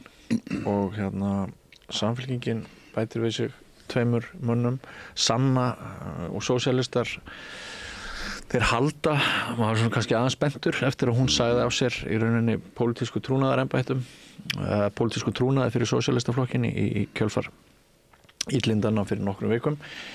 En sem sagt meirihlutin heldur velli og þökk sé því að Samfylkingin að rísa þarna eins og fleiri vígstöðum. Það gengur mjög vel hjá Kristrúnu Frostadóttur og hennar fólki. En þessi fylgiskrísa Framsóknarflokksins, við erum náttúrulega með mikinn vanda Framsóknarflokksins inn á Alþingi líka, augljóslega. Og flokkurinn ekki samstíga, þingmenn ekki sammála, heyri maður glögglega. Hvort Sigurður Ingi hefði bara átt að stíga til hliðar og nú rauninni má kannski segja að Einar Þorsteinsson traust til hans sé líka svolítið veikt samanber þessar kannanir. Hvernig sérðu fyrir þér að Framsóknarflokkurinn nái vopnum sínum, ef hann bara nær vopnum sínum? Ég var nú ekki búin að sjá þessa könnun í Viðskiptablaðinu, en þú segir að núverandi meirihluti haldi velli. Já. En hvernig kemur Sjálfstæðisflokkurinn út? Bætir við sig 2 frá kosningunum. Já, frá kosningunum. Það sem að hefur verið reyndar athyglisverðast ef við skoðum tilbaka kannanir á fylgi til borgarstjórnarinnar á þessu kjörtímabili í rauninni það að meirihlutarnir sem hafa í rauninni staðið sér tiltölulega vel og við sáum tiltölulega litlar hreyfingar nema núna í allra síðustu könnunum þá hafði Sjálfstæðisflokkurinn verið að bæta ágætlega við sig. Þannig að ef að nýji meirihlutin, þetta var væntanlega fyrsta könnunin eftir að kvennameirihlutin vinstri kvennameirihlutin tók við, ef að þær halda sem sé meirihluta í þessari könnun, þá það auðvitað nokkur tíðindi. Já. Varðandi Framsóknarflokkinn, þá hann augljóslega í krísu og það þarf að vísa að hafa í huga að kosningasigur hans í borgarstjórninni í síðustu borgarstjórnarkosningum var óvenju glæsilegur. Þeir fengu 4 fulltrúa en á undanförnum árum hafa þeir venjulega verið með engan eða einn. Þannig að það að þeir detti niður í engan eða einn í Reykjavík í sjálfu sér ekkert nýtt. Í landstjórninni þá vann Framsóknarflokkurinn líka mjög glæsilegan sigur 2021 og fekk 17-18% sem var miklu meira heldur en hann hafði verið að mælast árin þar á undan. Núna í síðustu Gallup-mælingu var hann á landsvísu að mælast með 5,5% eitthvað svoleiðis. Þannig að flokkurinn greinilega í krísu og það verður, og þau viðurkenna það auðvitað sjálf, en það verður mjög fróðlegt bæði að fylgjast með því hvernig þau reyna að snúa vörn í sókn og hvernig, og hvort það tekst eitthvað á næstu mánuðum. Heldur að Sigurður Inga sé sætt í rauninni eins og þessar mælingar að koma út núna? Já, ég held að í augnablikinu minnstu hvort það sé honum sætt, en hins vegar það náttúrulega þannig að þegar að flokki gengur illa og sérstaklega ef að það heldur áfram í einhver tölverðan tíma, að þá fer mjög ofta hitna undir formanninum. Já. Það engin merki að hann verði settur af núna á næstunni. En þegar að kemur að næsta flokksþingi þá veit maður ekki hvað gerir. Það náttúrulega menn munu skoða þróunina fram að því og síðan náttúrulega líka spurning hvað Sigurður Ingi sjálfur gerir, hvort að hann telur að kannski að ef þetta skánar ekki mikið á næstunni að það sé kannski komið nóg fyrir hann. En hann hefur náttúrulega verið öflugur forystumaður Sigurður Ingi og þolað ýmsa stórsjói og haft sig upp úr þeim. Sko, það eru eiginlega flestir sammála það að Kristrún Frostadóttir sé glæsilegur og trúverðugur forsætisráðherra. Við höfum séð mjög góða útkomu Samfylkingarinnar og margir með það sem svo að það sé mesta furða hvernig þetta ríkisstjórnarsamstarf hefur gengið, hve vel það hefur gengið meðan við óreynda flokka sem kannski vantar tengingar inn í ráðuneytum og embættum sem að valdaflokkarnir hafa frekar notið. Það forvitnilegt að svona velta því fyrir sér, en sko ekki alveg augljóst að ein ástæða hveitibrauðsdaga stjórnarflokkana hver stjórnarandstaðan ósamstillt og á í rauninni bágt. Við vorum hér að ræða málþóf Miðflokksins sem að okkur finnst ekki þeim til sóma. Við erum með Framsóknarflokkinn sem niður í nánast engu fylgi og þar augljóslega einhver kurr undir niðri. Við sjáum greinar fyrir forystumanna Framsóknarflokksins í blöðum eins og voru Guðna Ágústsson og fleirum, þannig að það einhver hreyfing þar. Þetta ekki mjög samstæður flokkur. Og það talað að sjálfstæðisflokkurinn sé margklofinn og það talað að Guðrún Hafsteinsdóttir sé rebound formaður. Það orðalag sem að ég heyri innan úr sjálfstæðisflokknum sjálfum og ég ætla bara að ganga svo langt að segja að ég hef þetta orðalag beint frá einum þingmanni sjálfstæðisflokksins en ég ætla ekki að ég bundi trúnaði með nafn þessa þingmanns. En sko, þetta ekki bara svona? Stjórnarflokkunum gengur ágætlega en stjórnarandstöðuflokkunum gengur hins vegar það illa að ríkisstjórn Kristrún Frostadóttir hún nýtur þess í hugum almennings þegar spurt hvern viltu kjósa? Já, það nú kannski erfitt að vita nákvæmlega hvers vegna stjórninni gengur vel í konunum og hvers vegna stjórninni gengur illa í konunum.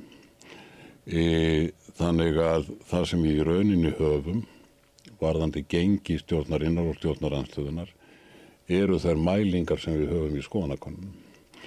Og það kannski ágætt að reyna að draga það aðeins saman. Stjórnarandstöðuflokkarnir bæði Framsóknarflokkurinn og Miðflokkurinn hafa tapað fylgi í könnunum frá kosningum.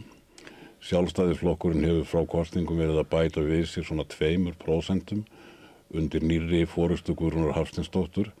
Það náttúrulega bara komið ljós þessa dagana hvernig Guðrúnu mun ganga sem formaður og hvort að hún nær því eitthvað að sameina ólíka öfl innan flokksins.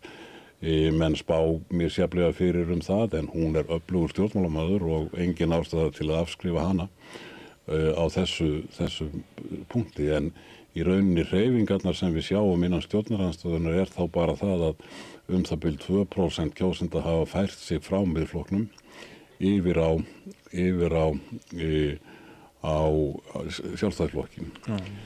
Samanlagt eru þessi 3 stjórnarflokkar sem inn á þinginu í síðustu könnuninni í maí voru þeir með 37%. Þeir eru með ríflega þriðjung atkvæðana. Svona svipaður voru með eða minna heldur en í kosningunum.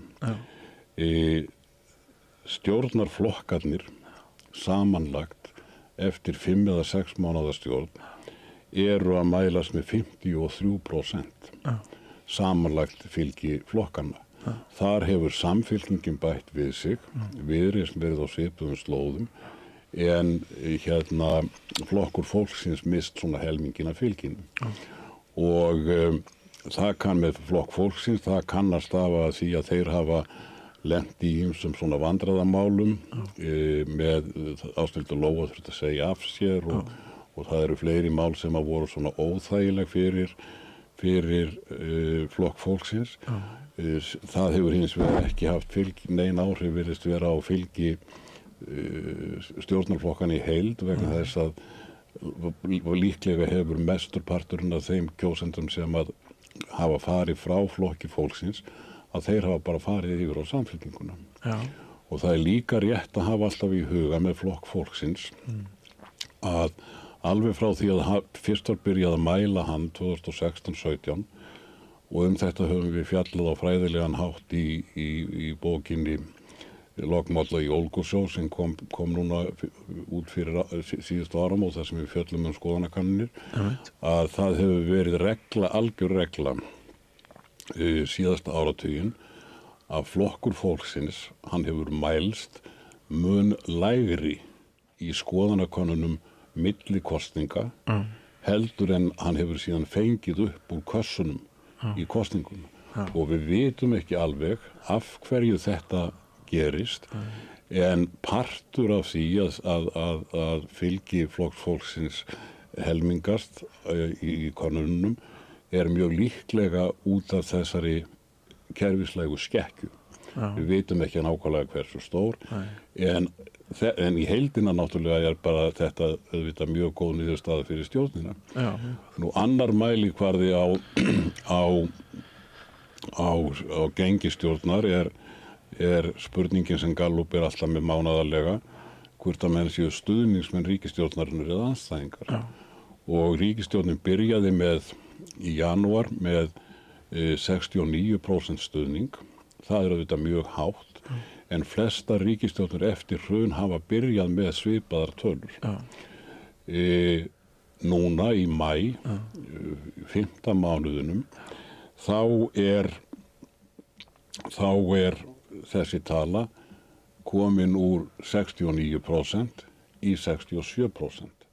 Það er í rauninni sára lítið og það er minna, flestar aðrar stjórnir, ekki allar, en flestar stjórnir eftir hrun hafa verið fljótari að lækka á þessum mælikvarða heldur en núverandi stjórn.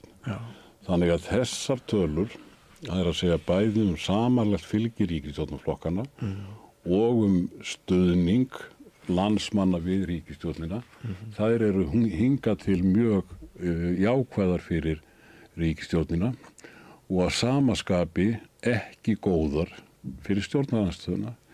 Síðan geta menn velt fyrir sér af hverju þetta er til dæmis stjórnarandstaðan ekki að skora meira stjórnarandstaðan í þinginu vegna þess að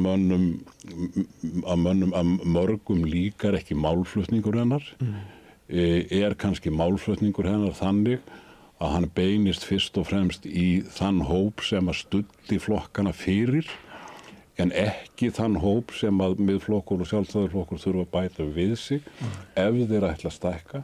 Þetta er svona miklu meira spekulatíft og við vitum það í rauninni ekkert nákvæmlega um þetta en í sporum stjórnarandstöðuflokkana þá myndi ég velta þessu vandlega fyrir mér. Það er enda líka rétt að bæta við með þetta góða gengi ríkisstjórnarinnar að í alla ríkisstjórnarhrunið eins og ég sagði þær hafa byrjað með svona mjög gott fylgi. Það hefur eins og fjarað mjög hratt undan því og eftir ekkert mjög langan tíma hefur innan við helmingur kjósenda sagst vera stuðningsmaður ríkisstjórnarinnar og á tiltölulega fljótlega hefur samanlagt fylgi ríkisstjórnarflokkanna farið undir 50% og allar þessar stjórnir hafa síðan tapað kosningum nema fyrir ríkisstjórn Katrínar Jakobsdóttur sem að vann kosningarnar 2021, en það eins og við höfum sýnt fram á í þessari bók Lognmolla í Ólgusjó, að það stafaði nokkuð örugglega fyrst og fremst af því að landsmenn voru gríðarlega ánægðir með viðbrögð þeirra ríkisstjórnar við COVID-faraldrinum.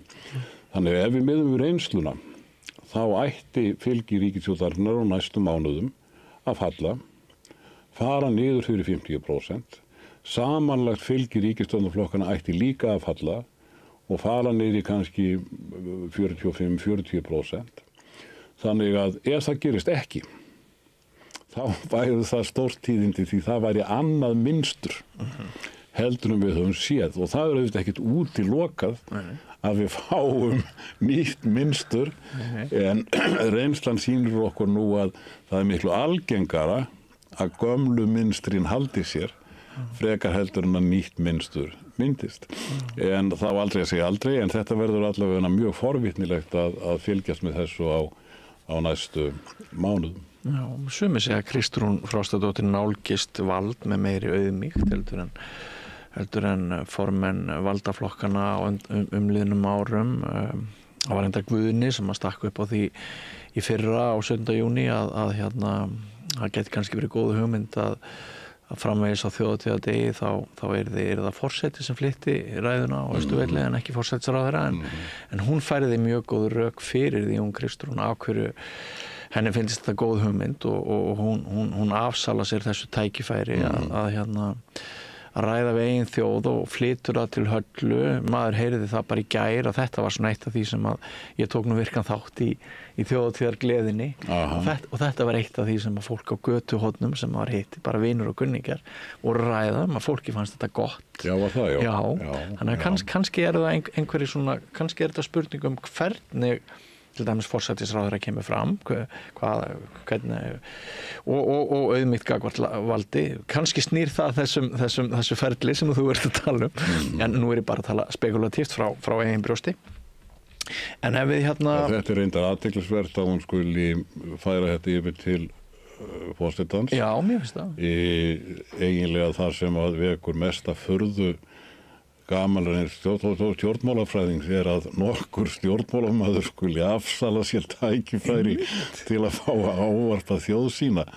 Kristrún hefur reyndar nóg tækifæri til þess og ég er ekki viss að þetta skipti neinu máli hvort að það er forsetin eða forsætisráðherrann sem talar þarna á Austurvelli en rökin voru þau að það væri eðlilegt að þetta ætti að vera sameiningardagur þjóðarinnar og forsetin væri meira sameiningartákn heldur en forsætisráðherrann og þess vegna væri ekki óeðlilegt að halla tala því og ég hef nú engar mælingar á því hvernig þetta hefur mælist fyrir en það kann vel að vera að mörgum líki þetta vel, finnst þetta að vera vel til fundið hjá Kristrúnu en hún hefur náttúrulega hún var nú líka í þætti hjá Eggert Skúlasyni í dagmálum Morgunblaðsins bara í gær held ég og ég horfði á það og maður sér náttúrulega að hún er óvenjulega góð í því að koma sínum málflutningi eða sínum sjónarmiðum á framfæri með svona glöggum hætti og á mannamáli. Þannig að hún er sko, þó það sé náttúrulega alltaf matsatriði sko, hún er með allra flinkustu pólitíkursum sem að ég hef séð á þeim tíma sem ég hef fylgst með íslenskum stjórnmálum. Já, ég tek undir það.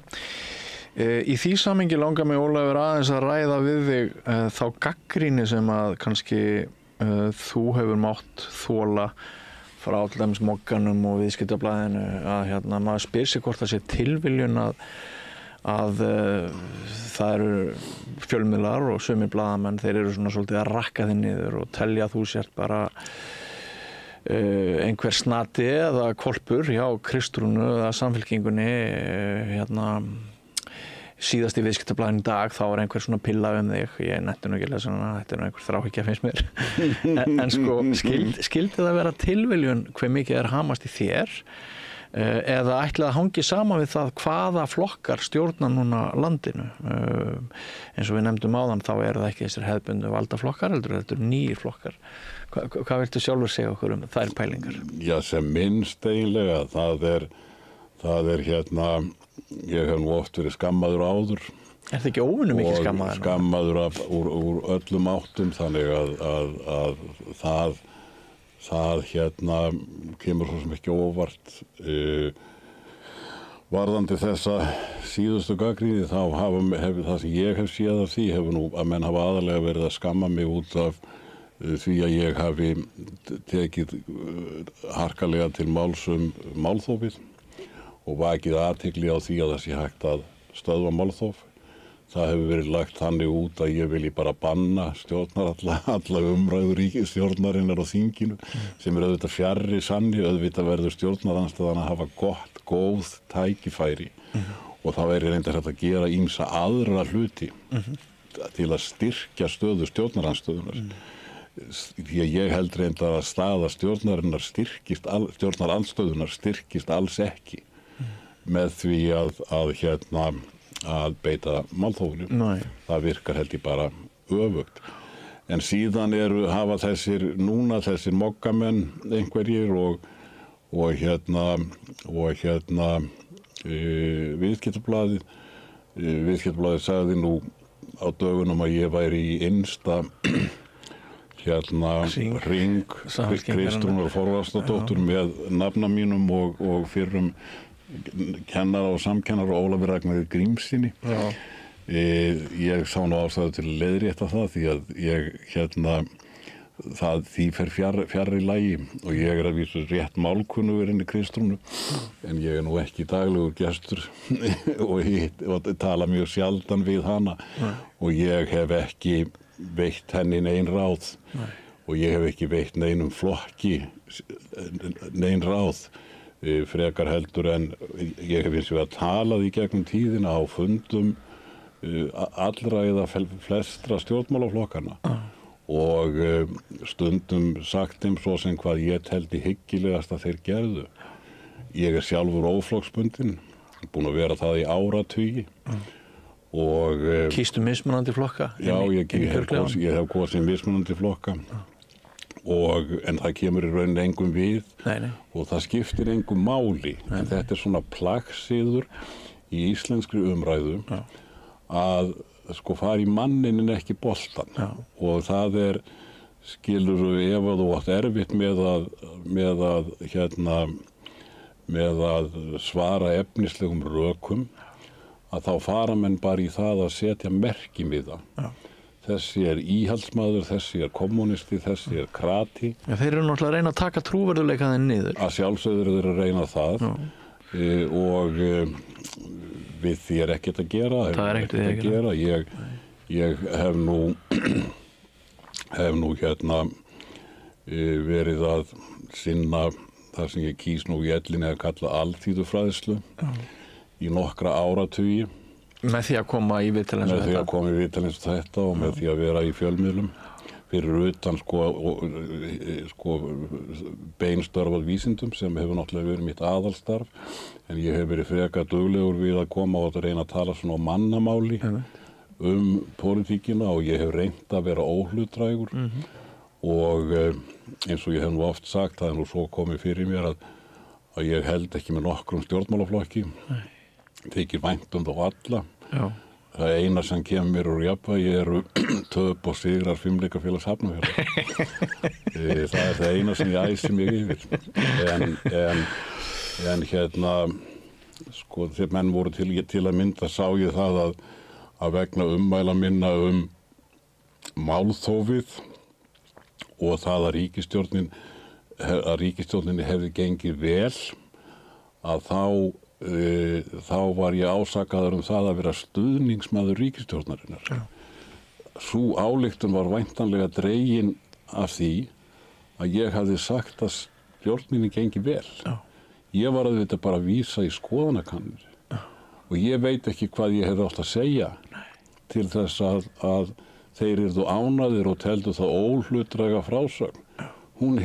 Sú frásögn hefði kannski getað orðið Já, stjórnarflæði allt í upplaust hjá stjórnarflokkunum, allt í tómum rifrildi og vittleysu og furðulegt að þeir skuli halda þessu fylgi. En stjórnarandstaðan algjörlega brillera og það algjörlega ótrúlegt að hún skuli bara fara niður en ekki upp. Svona nú lífið skrítið. Ég meina, verið að biðja svona bull? Nei, það enginn að biðja það. Það enginn eftirspurn eftir að hlusta þar. Ég ekki þátt í neinu skæklatógi, sko. Ég heyri nú,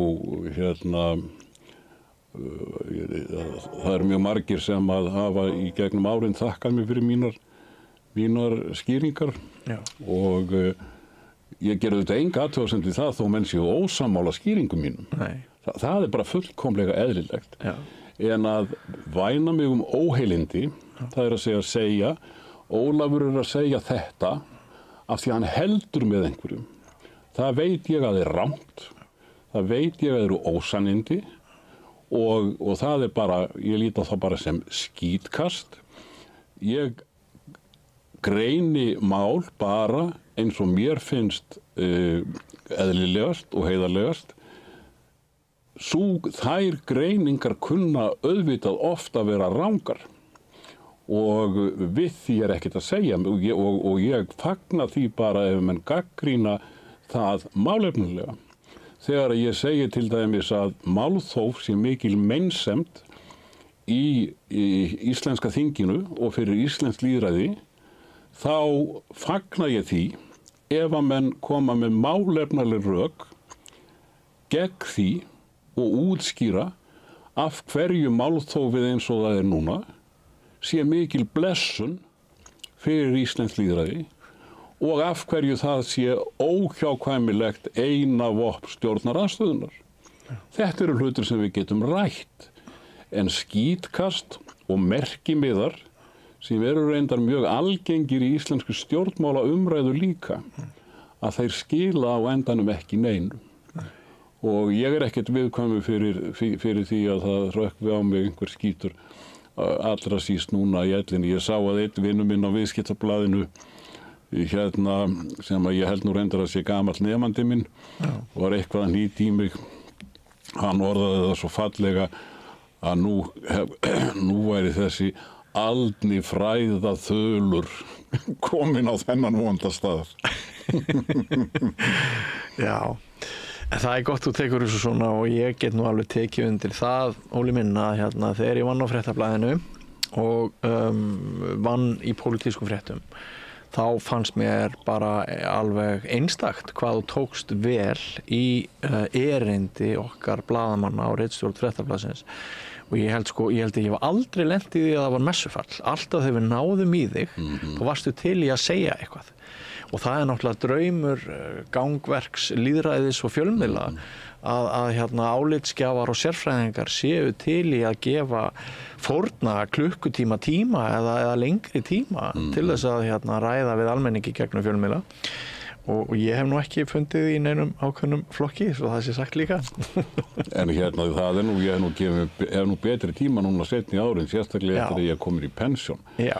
Því að ég gerði það mjög oft hér áður fyrir að neita viðtölum, af því að þó að mér þetta sé örstutt viðtal, þá býr maður sér venjulega undir og það getur tekið einhverja klukkutíma.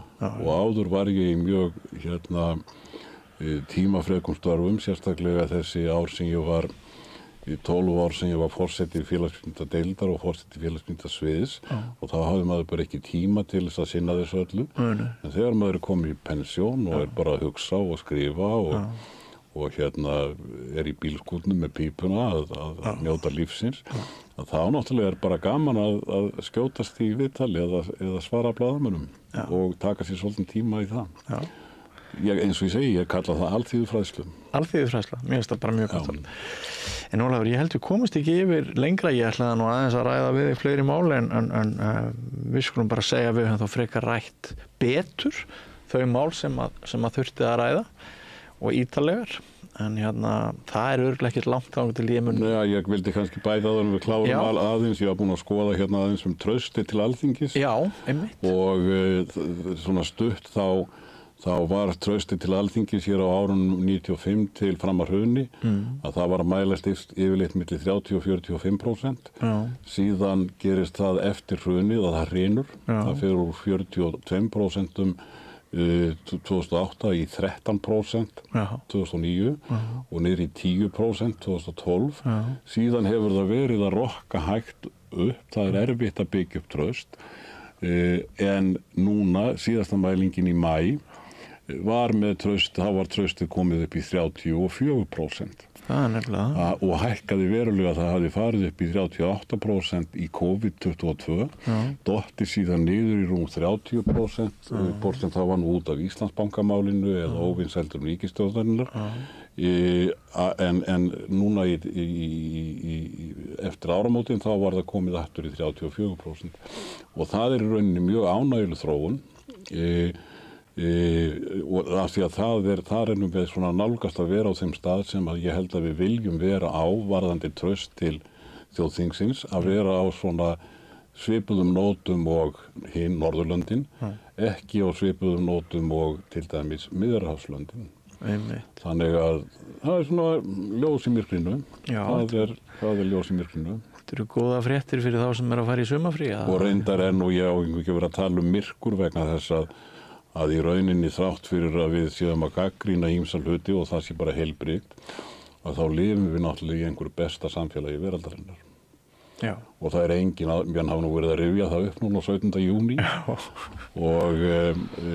en það er bara þannig að það er í fáum löndum betra að búa heldur en hér og maður sér þetta náttúrulega enn betur þegar að við fáum, þegar að það geysir óáran í veröldinni, til dæmis það er þeir skelfilegu hlutir sem er að gerast núna hjá vinum okkar í Bandaríkjunum. Þar sem að lýðræðinu er beinlínis ógnað. Akkurat. Ég fann líka fyrir þessu þakklæti í eigin brjósti hvað í rauninni margt gengur vel hjá okkur í gær á þjóðhátíðardeginum. Þá verður maður stundum svolítið meir og maður svona hefur sig upp úr þessu dægur og argaþrasi. En ég komast einmitt að sömu niðurstöðu. Það er ótrúlega gott að vera Íslendingur á Íslandi þegar allt kemur til alls. Þakka þér fyrir, Ólafur Þ. Harðarson, og ég vona að þú stundir frekar í alþýðufræðslu hjá okkur hér bara innan skams. Þakka þér fyrir. Það skyldi þó aldrei vera. Nú kæru hlustendur og áhorfendur, við höldum áfram með rauðaborðið eftir andartak, ekki fara langt. Samlokubrauð, maltbrauð, tékkneskt-brauð, súrdeigsbrauð, brauð ársins, Bernhöfts Bakarí, íslenskt handverk síðan 1834.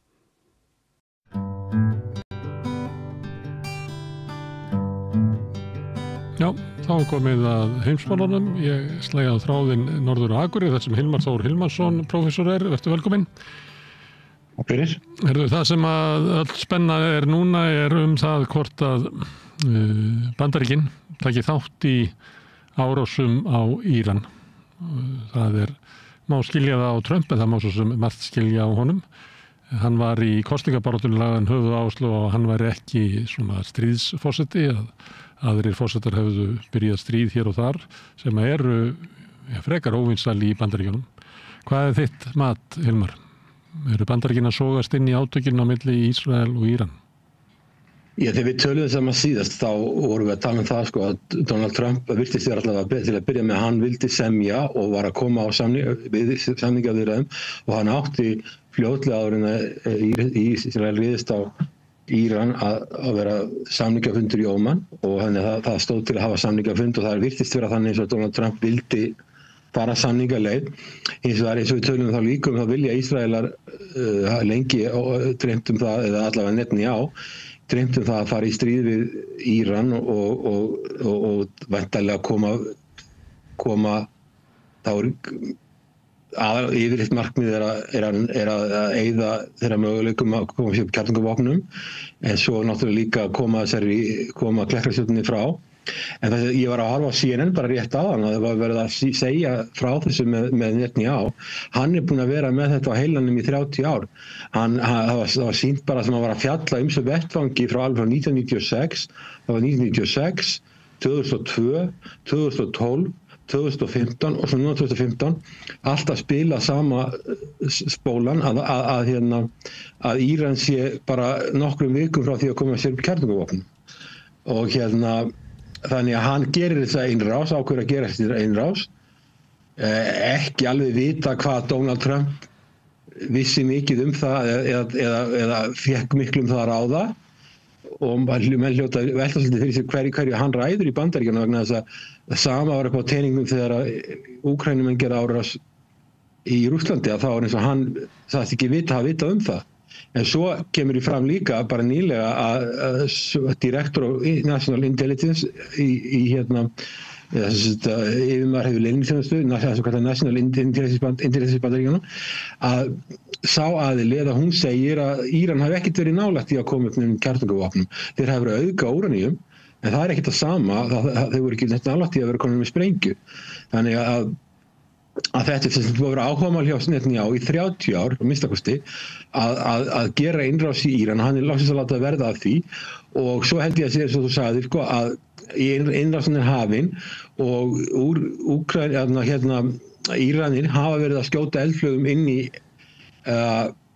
Ísrael, þetta líka 1500 kilometra leið, 15-2000 kilometra leið held ég og hafa verið að ná þó að flesta þessi skoti niður af Ísraelum og svo Bandaríkjunum að þá hefur þeir valdið verulega miklu tjóni og núna mikið pressa á Netanyahu og ríkisstjórnin Ísrael að Bandaríkjamenn komist inn í þetta en Trump hann fór á G7-fundinum, hálfmarklausu fundi í Kanada að því að hann þurfti að taka ákvörðun þetta en hann slær eftir síðast ég sá, hann slær bara úr í, kannski verður við í þessu, kannski ekki og hann krefst bara þess að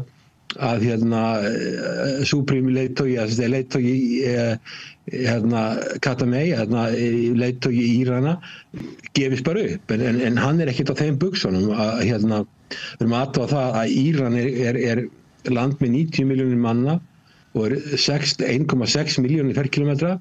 Það slagar upp yfir að 3 stærra heldur en Úkraína, 10 stærra en Ísland. Þetta mjög stórt land og það mjög erfitt að vinna þá í stríði og þó að setja skjóta eldflaugum á einhverju afmarkað svæði í landinu, þá myndi þurfa landtel til að fara þarna inn og svona stórt land sem þakið fjallaklasar og eyðimerkur að það meirinn að segja, þannig að ég veit ekki hvað það ástæðan fyrir því að það reynt að drepa herforingja, vísindamenn, hóta, drepa, leiðtoga Íran vegna þess að það verið vonlaust að vinna landir í stríði og allavega sérstaklega með landir. Getur þá ekki markmiði verið það sama og var í Líbíu að vera þarna með loftárásir og brjóta raunverulega núverandi stjórnvöld niður og bara í trausti þess að eitthvað skárra komið út úr því? Ég sá Macron, örlítið stutt viðtal við hann sem hans fórsta Fraklands, hans gasaði bara, ef að það verið gert, þá verið bara kaos í Íran. Það ekki góð reynsla af þessu. Við vitum hvernig þetta fór í Írak, Afganistan, Líbíu. Auðvitað voru leiðtogarnir í þessum löndum ekki ekki það sem sjálfur myndi vilja hafa sig þjóðarleiðtoga en það sem kom í staðinn var síður en svo betra þannig og það bara með þessi lönd þessi hugmynd sem á Vesturlöndum að þú getur bara tekið land sem eins og Íran sem á sér langa sögu og ef þú bara með nóg marga byssur eða sprengir nóg mikið þá verður vestrænt lýðræði úr því og það bara ekki fara að gerast það sem að gerist það ef að segjum að leiðtogi Íran að verið tekin að lífi þá víst ég að sé nóg til að klerkum til þess að fylla í þann stól þó að séu réttir herfóringar eftir land með 90 milljónir manna þetta ekki fámenni og ef að það er réttir herfóringar þá kemur bara næsti og næsti ég veit ekki hvort það tekst en það allavega ekkert auðvelt að drepa nógu marga til þess að landið svo Íran hætti algjörlega að virka en við verðum bara að sjá hvernig það fer en það virðist vera aðferðin því það væri ekki til þess að segra landið sig því þá þarftu landhernað og land sem svona stórt og svona hálend og svona mikið eyðimerkur, svona erfitt umhverfi að berjast í það vonlaust, jáfnvel fyrir Bandaríkin þannig að það sem þeir að tala núna hérna loftaárásir og sem í gangi og að fá Bandaríkjamenn til að senda B-20 orrustuþotu. Það heitir Fordo þarna það sem kjarnorku verið að þróa kjarnorku. Íranar sé ekki kjarnorkuvopn, heldur bara verið að nota kjarnorku í friðsamlegum tilgangi í norður Íran að sprengja þar og það eru þessi B-20 þotur sem að Netanyahu vill fá geta borið sprengjur sem eru 30.000 pund og þær gætu hugsanlega eyðilagt þessa stöð það sem verður að þróa eða auka kjarnorku úraníum og en það ekki eins og víst sko, það er sagt þess að sprengju geti sprengt 60 metra ofan í jörðina en sem Ísraelar hafa ekki svoleiðis sprengjur og hafa ekki heldur flugvélar til að bera svona þungar sprengjur og en Íranir eru komnir dýpra, þeir eru komnir eitthvað 80 metra held í ofan í jörðina og eru að tala að þróa vera með stöðvar á öðrum stöðum í landinu sem fara ennþá dýpra. Þannig að jafnvel þó að Bandaríkjamenn komi að þessu, þá ekki víst að þeir geti einu sinni eyðilagt það sem Íranir að gera. Og það líka bent á það að Ehud Barak, fyrrverandi forsætisráðherra Ísrael, var í viðtali bara nýlega og hann taldi að Íranir gætu ekkert, að Ísraelar gætu ekkert, eða Bandaríkin komið í veg fyrir að Úkraínumenn að Íranar kæmi sér upp kjarnorkuvopnum til lengri tíma litið. Og það má segja það núna með þessa árás sem var gerð, rétt áður að samningar þeir eru átt að hefjast, að þá náttúrulega eru Íranir konum með mjög ríka ástæðu til þess að koma sér upp kjarnorkuvopnum. Og það er verulega skrítið að skuli ekki vera löngu búnir að þessu. Ég er ekki hrifinn af kjarnorkuvopnum eða útbreiðslu þeirra, en við sjáum bara Norður-Kóreu að leiðtogi Norður-Kóreu fer algjörlega verið í friði af því hann er með kjarnorkuvopn en það er hægt að gera innrás inn í, það er alveg lyft að það eru Ísraelar sem gera innrásin í Íran og valda gríðarlega miklu tjóni af því þeir eru ekki með kjarnorkuvopn. Þannig ef að Íranir hafa einhvern tímann haft ástæðu til að koma sér í kjarnorkuvopn þá er það út af þessu og auðvitað má segja það að sérstaklega skulle ekki löngu vera búnir að þessu miðað við hvernig ástandi er þarna í þessum heimshluta. Í kosningabaráttunni að þá talaði Trump sig sem svona friðarforseta og það hefur nú alltaf verið svona sögur í kringum hann að hann dreymir mér það að fá friðarverðlaun Nóbels. Ég hlustaði á spjall Tucker Carlson sem er mjög áhrifamikill sjónvarpsmaður sem hefur stutt Trump og svona þetta maka-byltingu sem er kringum hann. Hann heimsótti Steve Bannon í vorrúmið hjá honum og þeir voru að ræða og þeir töluðu svona innan úr maka og innan úr svona traustasta stuðningshópi Trump algjörlega gegn því að hann myndi leiða Bandaríkjamenn inn í eitthvað enn eitt vonlausa stríðið. Heldurðu að það skiptir máli hver stuðningur Trump heima fyrir því að sporin hræða Afganistan og Vietnam og ég veit nú ekki hvað Bandaríkjamenn eru til í því að horfa á Írak sem mistök en þessi tveir voru á því og voru að kvarta yfir því að þeir sem að stóðu að þeirri innrás og þeim hernaðaraðgerðum að þeir væru ennþá raunverulega við völd í Bandaríkjunum. Sko þessi stríð hafa verið óskaplega dýr fyrir Bandaríkin, þessi stríð sem þú nefndir þarna og Bandaríkjamenn töpuðu þeim öllum og þarna er alveg ábáslega stórt land og fjölmennt og væri eiginlega vonlaust að sigra það með landhernaði, það væri náttúrulega vonlaust að gera það og ég sé ekki alveg hvernig það á að fara að eiga sér stað. Ég býst því að margir Bandaríkjamenn séu þreyttir á því að eyða svona miklum fjármunum í hernað og Íran skiptir Bandaríkin ekki svo miklu máli nema ef Persanflóði lokast og ef hann lokast ef Bandaríkinn fari í stríð við Íran þá er hægt á því að Persaflóin hún verið lokað, Íran muni loka Persaflóin og það mun hafa miklar afleiðingar fyrir Bandaríkinn og fyrir allt heimshagkerfið og raunverulega fyrir Kína til dæmis þeim ekkert að móti skapi að Bandaríkin séu í stríði í Úkraínu og Íran því þá fá þeir frið í Austur-Asíu þess að þeir vilja fá frið og ráða algjörlega í Austur-Asíu, ráða öll í kringum Suður-Kína hafa, Austur-Kína hafa allt eins og þeir geta gert. Ef að Bandaríkin eru á kafi í Úkraínu en þá reynda að losa sig frá því, lengjumna reynda að losa sig frá því og fara að byrja hernað í eitthvað vonlaust stríði í Íran það lítur mjög illa út og Kínverjar myndu náttúrulega ekki vilja Persaflóðin lokast því að þeir fá mikið olíu þaðan.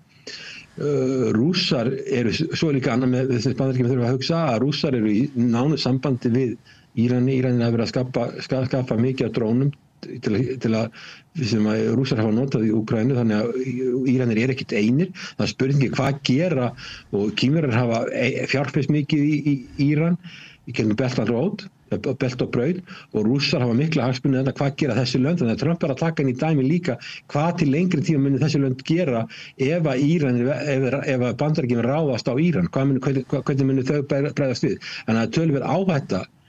Ég átta mig ekki á því alveg innan Bandaríkjanna hvað er mikil stuðningur við þetta. Ég hef að trúa því að mjög fáir Bandaríkjamenn gerir sér mikið grein fyrir hvernig staðan er í Íran og líka þessu að Netanyahu að tala það í 30 ára, það sé bara nokkrar vikur í að Íran verið komið í kjarnavopn, þetta er náttúrulega allt saman hefur ekki staðist og svo þegar leyniþjónustan í Bandaríkjunum segir að Íran sé ekkert að búa til kjarnavopnssprengju, að þá segir bara Trump í flugvél bara í viðtali bara í það sem hann í Air Force One að þetta sé bara alltaf með vitleysa í þeim og við hvernig Trump er. En allavega Bandaríkin, það síðast sem Bandaríkin með þurfa er annað stríð og það síðast sem heiminu þarf er annað stríð og það voru samningaviðræður í gangi og virtist vera hvort að það kannski var ekki alveg á bakvið það, ég veit það ekki. En allavega er þetta hafið og þessi Iron Dome sem Ísraelar eiga segist vera að koma sér upp sem að því það átti ekki að vera hægt að skjóta í gegnum þetta, Ísrael átti að vera frítur í því að vera hægt að skjóta eldflaugum í landi, það hefur ekki haldið. Og svo er spurningi hvað Íranir halda þetta lengi út, en það er allavega orðið mjög mikið tjón þegar, ekki bara í Íran, heldur líka í Ísrael. Reyndar fáum við ekki að vita mikið af því það er bannað að taka ljósmyndir í landinu, þannig að við fáum ekki að sjá, en það sem við séð lítur ekki vel út. En munurinn er samt mikill að þá skaði sem að Ísraelsmenn hafa valdið í Íran er miklu meiri heldur en það sem að þessar einstaka drónar eða eldflugar sem hafa sloppið í gegn í Ísrael hafa valdið. Já, það er samt sem að verulega mikið tjón. Það er spurningi hvenær muni Ísraelismenn hugsanlega snúast hugur með þetta stríð. Ísrael náttúrulega er svo lítið, þetta er 22.000 kilometrar, þetta er mjög lítið, það meina hitt er risastórt. En allavega þessar árásir og Íran hafa ekki sömu loftvarnirnar og Ísrael. Þannig að þeir geta ekki skotið niður næstu því eins mikið. Maður sér það bara myndum að langflesta eldfljóðum sem kemur frá alla þessa leið, 1500 kilometra frá Íran er skotið niður. En suma þeir að sleppa og tjónið er mjög mikið. Þannig að það auðvitað gæti komið að því að Ísraelar sjálfur vilja ekki halda þessu áfram og Netanyahu er ekkit vinsæll í Ísrael. Við vitum það alveg. Hann er óvinsæll. Nú með Íranina, ég held að þeir geti tekið við mjög miklu áður en þeir gefast upp, þau geti orðið fyrir tjóni, það er þetta að gera mikið tjón með loftverðna, þú getur ekki sigrað land með loftverðna, en spurningin með það tekst að drepa leiðtoga Íran eins og Trump er að tala að hann myndi kannski gera eða kannski ekki, hvað afleiðingar það hefur, hvort það getur valdið pólitískum óstöðuleika. En það er líka alveg möguleiki að það verður bara skipt út, eins og þetta er landið búið 90 milljónir manna, það hefur ekki verið eitt vandamál fyrir að hinga til að skipta út herforingjum og þeir eiga nóga vísindamönnum og þeir eru og þó að það geta að vinna tjón á kjarnorkuvopna búri, eða það sem er að þróa kjarnorku til friðsamlega notka, það sem Bandaríkjamenn eða Ísraelar segja sér til hernaðar að þó að það verið gert þá verður það bara byggt upp aftur og Íranir eru líka að segja að þeir séu að opna fleiri svona stöðvar. Við erum að tala um að landir 1,6 miljón ferkilometra, fleiri stöðvar og það er verið ennþá dýpri. Það er áhöld það hvort að vopnið sem Bandaríkjamenn hafi í dag geta eyðilagt núverandi aðalstöðina sem verður eyðileggja sem er í Norður Íran. Þannig að ef að Bandaríkjamenn fara í stríð þá er held ég að sé alveg ljóst að það verður ekki landsetnaðar, það geta ekki sigra stríð, þeir geta valdið töluvert miklu tjóni, en hvort að það er nóg til þess að koma óstöðuleika og koma stjórnvöldu frá, það verður við bara að sjá. Ég er ekkert vel að trúa þér á það. Það getur allt eins orðið til þess að Íranir fylki sér bak við flaggið og styðji stjórnvöld. En ef maður skoðar samskipti Bandaríkjanna við Íran á undanförnum árum að þá voru viðskiptaþingarnir til þess að knýja þá að samningaborðinu að falla frá þróun kjarnorku í átt að mögulegri notkun í vopn. Trump reif þann samning, Biden endurnýjaði hann ekki. Á undanförnum mánuðum hefur Trump svona látið í það skína að hann vilji ná samningum aftur við Íran, betri samningi eins og hans lagið að orða það. En síðan byrjar þetta og þá eru síðustu skilaboð frá Trump að hann vilji ekki samning nema eiginlega bara fullkomnir uppgjöf Írana. Hvernig líta þessi samskipti út af því við höfum stundum talað það svona hvernig hegðun Bandaríkjanna og Vesturveldana lítur út frá suðrinu eða frá öðrum deildum jarðar. Þetta lítur nú svolítið svona út eins og það eiginlega ekki hægt að gera samninga við Bandaríkin. Það eiginlega ekkert að marka neitt sem að frá þeim kemur. Já, það var Obama sem gerði þennan samning og síðan var það Trump sem að taldi hann vera óhagstæðan. Og síðan, já eins og segi, Biden gerði ekki neitt og síðan kemur Trump aftur. Já og svo þegar þeir að semja þá hefst innrásin. Og þeir drepa samningamennina sko. Það er ekki traustvekjandi. Það er ekki traustvekjandi að þú ert að semja við einhvern að félagar þínir farið og drepi samningsmennina sem að sátu við borðið. Nei, en þetta náttúrulega var ekki í Bandaríkjumenn sem gerði innrásin, það voru Ísraelar. Spurningi hvað Bandaríkjumenn vissu mikið og hvort þið tóku þátt í þessu hvernig og þá hvernig en það er ekki alveg ljóst en allavega það er alveg draumur Ísraela að það verði einhver svona leppstjórn í Íran sem að þeir geta ráðið og sitja og standa eins og þeir segja. En er það raunhæft markmið? Nei, ég held að það sé ekki raunhæft. Þetta land er allt of stórt og þeir eru komnir í sko, því þú veist að tala um þess að viðskiptaþvinganir, þeir eru komnir í náin samskipti við Rússland og Kína og getur farið í samskipti við Norður Kóru en þeir vantar eldflaugar. Þeir geta gert það. Þannig að þessi lönd sem í viðskiptabanni og verið að reyna að þvinga, það sem gerist að þetta bara myndast bara blokk og þetta er mjög öflug blokk og þannig að það er mjög erfitt að gera þetta í heiminum eins og hann er í dag. Þessi lönd eiga leið framhjá Vesturlöndum. Íran er í BRICS. Það er líka Sádi-Arabía. En ég skil alveg að það sé upp á útbreiðslu kjarnorkuvopna og sé ekki æskilegt að Íranir fái kjarnorkuvopn vegna þess að þá myndi Sátarnir eru búin að segja Sádi-Arabía sem er landið þetta hinum með Persaflóan, hinn að stilt stóra landið, þá myndi þeir líka fá kjarnorkuvopn og þá myndi fleiri lönd vilja fá kjarnorkuvopn, þá myndi Egyptar vilja það, þá myndi líka Tyrkland vilja það. Þannig ég skil alveg hugmyndina að breiða ekki út að þessum kjarnorkuvopn en það hefði sennilega verið heillavænlegra að reyna að semja við Íran og vera með eitthvað samning og reyna þá að herða á þessu samningi sem fyrir var heldur en að fara þessa leið því núna eru Íranir konum með mjög sterk ástæð til að komast upp kjarnorkuvopnum fyrir utan það að fyrirverandi forsætisráðherra Ísrael Barak sem var varnarmálaráðherra og mjög þekktur í ísraelska hernum, það fengi meiri viðurkenningar í ísraelska hernum heldur en nokkur annar maður, sín tíma allavega, að hann er búin að segja að það sé ekki hægt að koma í veg fyrir að Íranir komi sér upp kjarnorkuprógrammi ef þeir vilja það sjálfur. Og eins og segja, ef þessar vélar B-20 geta ekki sprengt og eyðilagt þessa stöðsa sem verður að þróa eða auka úraníum núna, að þá verður það bara ólíklega með tíminn þeir bara fara lengra og lengra á jörðina þannig að hann var bara benda að það væri ekki hægt til lengri tíma það er að tefja þetta en það er bara ekkert sem bendir til þess að Íranir séu komni með þó séu að auka úranum þá eru þeir ekki komni með sprengju hvað þá að þeir getur skotið henni á Ísrael og ef að Bandaríkin treysti ekki sínu eigin leyniþjónustufólki sem að segja að þetta sé ekki að gerast og það sé ekki sprengja og það sé ekki til að gera til þess að sem ógni Ísrael hvernig á þá verið þetta að vinna á þá bara trúa því sem Trump dettur í huga að segja þegar hann er að ganga inn í Air Force One þotuna þetta byggir ekki að neitt í greiningu í honum það átti ég líka við Hilmar, það átti við innrásinni í Írak, hún var byggð á rángildum það var bara til þess að búa til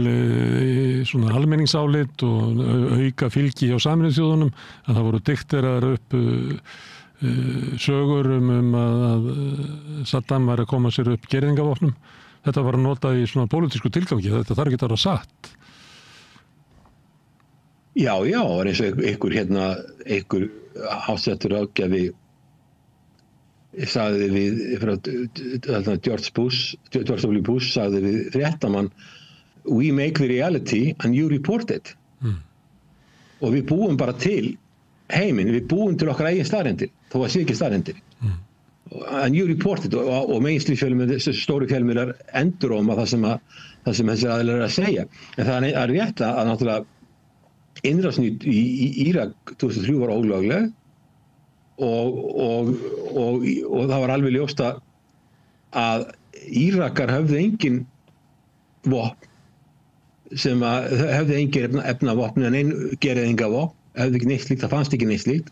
Það var allt gert á fölskum forsendum og náttúrulega auðvitað má segja það líka að þetta snúist auðlindir, þetta olíurík lönd, þannig að það er búið til einhverja sögum það að þau séu með eitthvað sem þau eru ekki með, gera innrásina og ná betri tökum á fótfestu og geta nýtt sér auðlindir, þannig að það er alltaf margt á bakvið þarna en ég meina þetta en með sko Íran, það sem að Íran getur gert, þeir geta að loka Persaflóanum ef það eru stríðið Bandaríkin og þá myndi það hafa alvarlega afleiðingar ekki bara fyrir þá, heldur allar heiminn. Þannig að þetta er mjög hættulegt fyrir Bandaríkin að fara að spila þennan leik.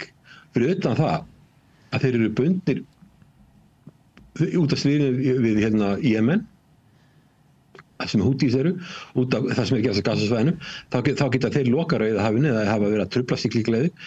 Íranar geta að loka Persaflóanum. Þannig að það myndi koma sér mjög illa fyrir Bandaríkin ef að olíuverð myndi að hækka mikið.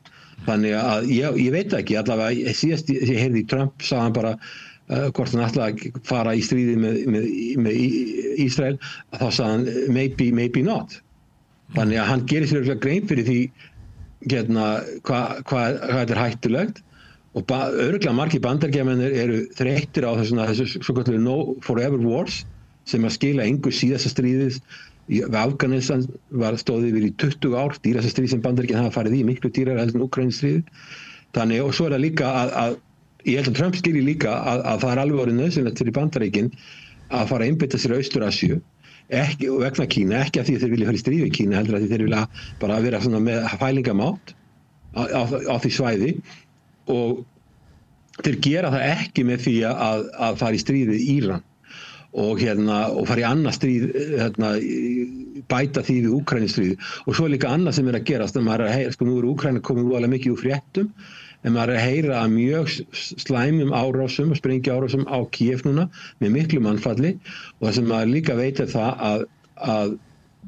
að vopn sem átt að fara til Úkraínu eru núna að fara til Ísrael og það var ekki nóg til af vopnum fyrir báða aðila og þá forgangsraða Bandaríkin og þá væri rétt að forgangsraðin fyrir þá að fókusera á Miðausturlönd en ekki Evrópu en raunverulega þyrfti þeirra forgangsraða nummer 1 á Austur-Asíu og það sem Trump vil gera, hann bara kemst það ekki og ef hann fer í stríð við Íran þá verður hann í miklu vanda á þeim stað, þannig að þetta er svona ég held að hann skilji það að Austur-Asía er nú nummer 1 Persaflóin nummer 2, Evrópa nummer 3 en hann er lokaður inn í þessum þriðja þætti sem er Evrópa gætilega eftir stríði í Miðausturlöndum sem eru næst mikilvægust en kemst ekki til Austur-Asíu þannig að þetta er slæm staða fyrir Bandaríkin og það er kannski þess vegna sem hann er að hika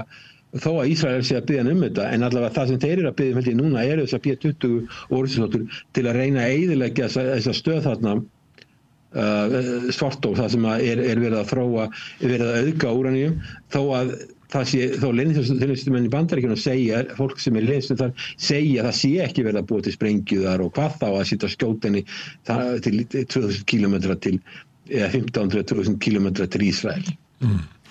En hvers vegna, því að það er svona vitað, þessi svona greining að Bandaríkjamenn ætti að snúa sér að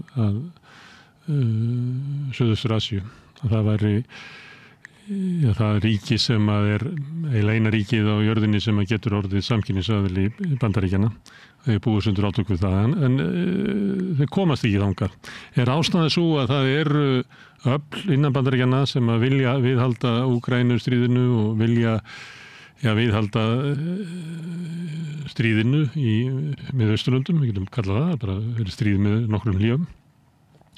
Eða það þannig að staðan í þessum löndum bara þannig, og þessu svæðum þannig, að það engin góð lausn eins og staðan núna, kannski út af skorti á svona diplomatískum samskiptum og öðru slíku, það bara engin góð lausn til þess að enda Úkraínustríðið, það engin góð lausn í boði í átökunum í Miðausturlöndum og þess vegna eru bara Bandaríkin föst þarna, hvort sem þau vilja það eða ekki.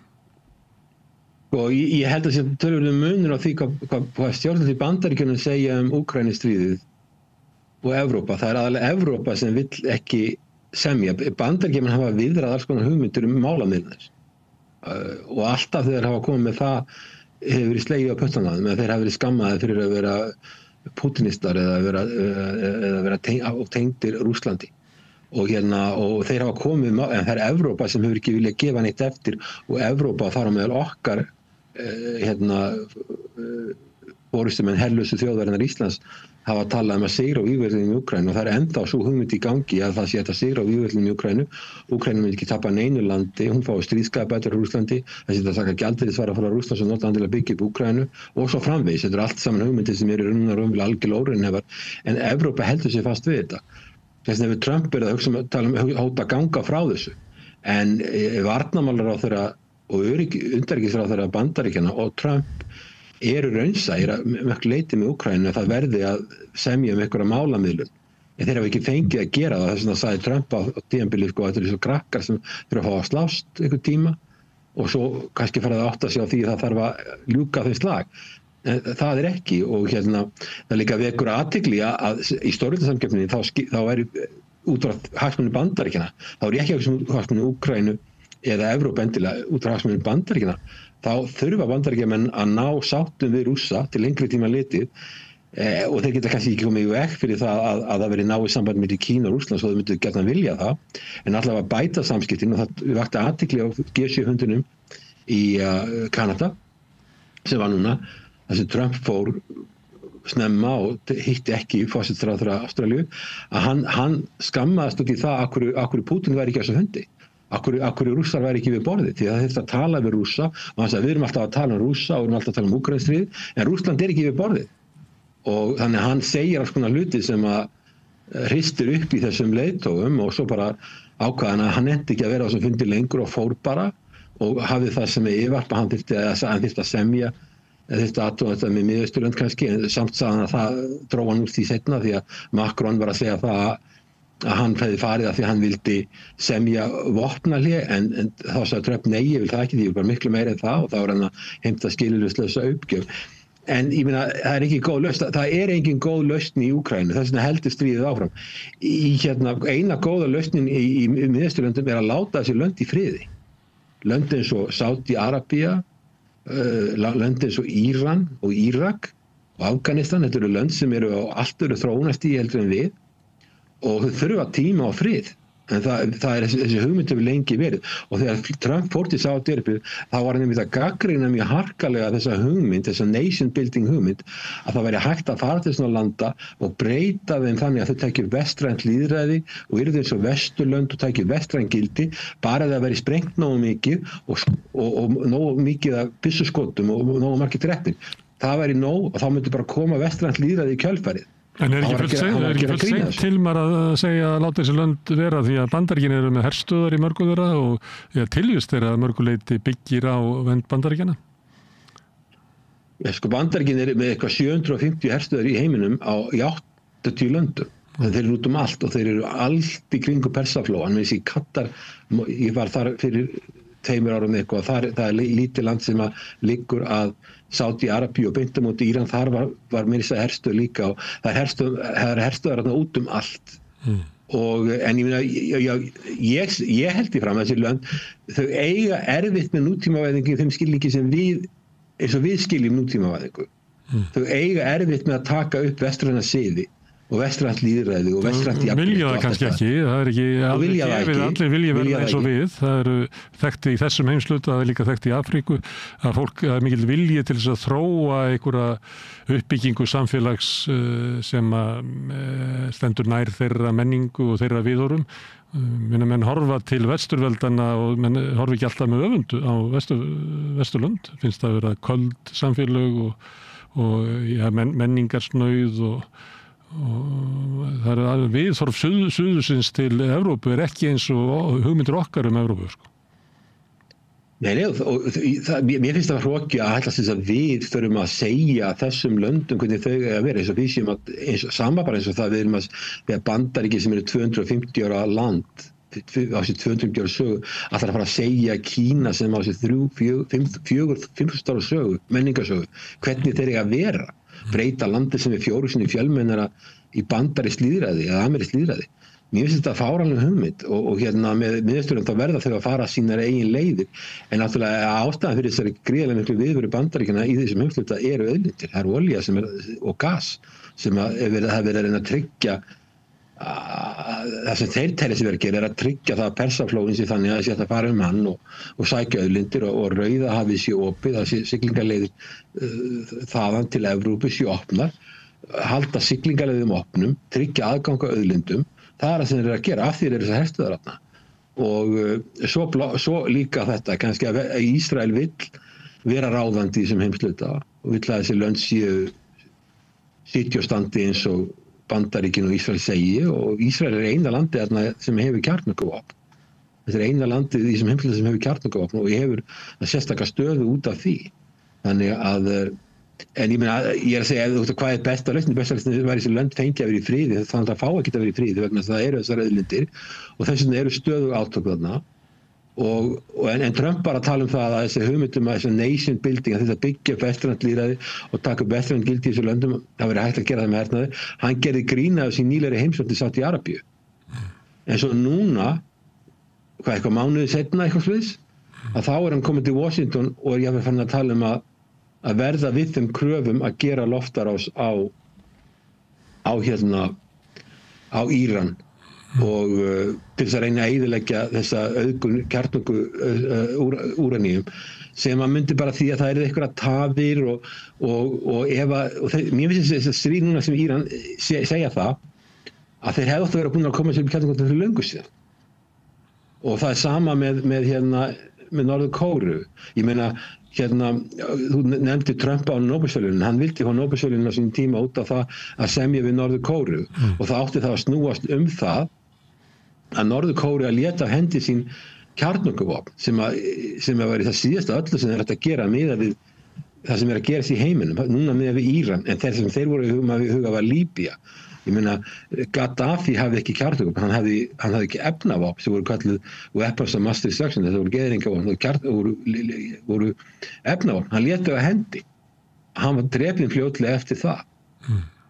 Þannig að sko ef þú ert með kjarnorkuvopn eins og Norður-Kórea eða efnavopn og ef þú lætur þú að hendi, þú taka mjög mikla áhættu og það er eiginlega fyrirlegt að Íran skulle ekki vera búin að koma sér upp kjarnorkuvopnum.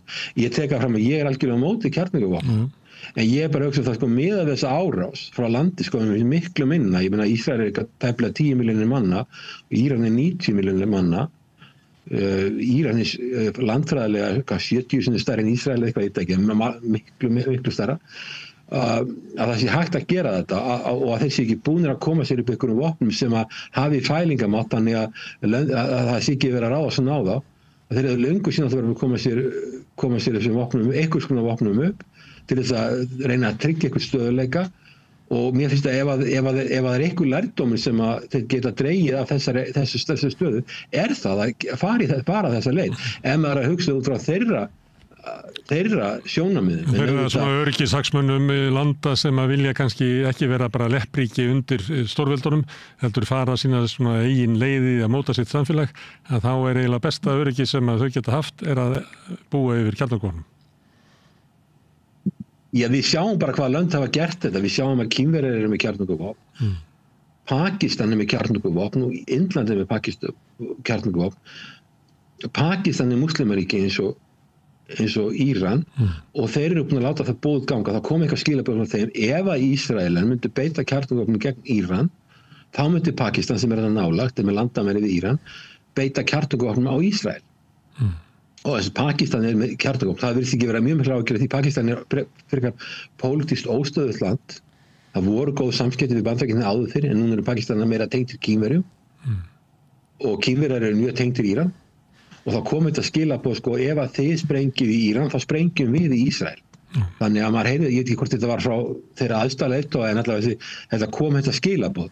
Þannig að sko, þeir óttast svo lítið í þessum heimsluta þarna að Ísraelar muni að einhverju stíi hugsa það að beita kjarnorkuvopnum og Ísraelar gefa það alltaf út að þetta sé existential threat, þetta sé tilvistarhætta Ísrael, að Íran hafi kjarnorkuvopn og ég skil alveg það sjónarmið en Ísrael hefur kjarnorkuvopn og hefur lengi haft að því talið ég held að þeir vil ekki að sé vera að tala mikið það en það talið að þeir hafi kjarnorkuvopn og þeir geta beitt þeim og það er spurningin ef að Bandaríkin kom ekki inn í stríðið og Íran fer að ná verulega yfir höndinni sem reynda mér finnst ekki voðalega líklegt það virðist ekki líta þannig út að frekar að draga úr árásum frá Íran núna á Ísrael að þá ef að Ísrael væri að fara undir að þeir myndu beita kjarnorkuvopnum í einhverjum svona takmörkuðum skilningi til að binda enda á þetta það er ákveðin hætta á því og en allavega sko ég held að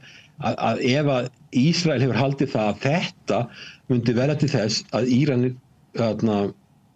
muni ekki koma sér upp í kjarnorkuvopnum þá held ég að þetta sé þver öfugt að það muni flýta fyrir því og auka hvatan fyrir Íran að koma sér upp einhvers konar vopnum sem hafa nægilega mikið fælingamátt til þess að þetta svona gerist ekki aftur.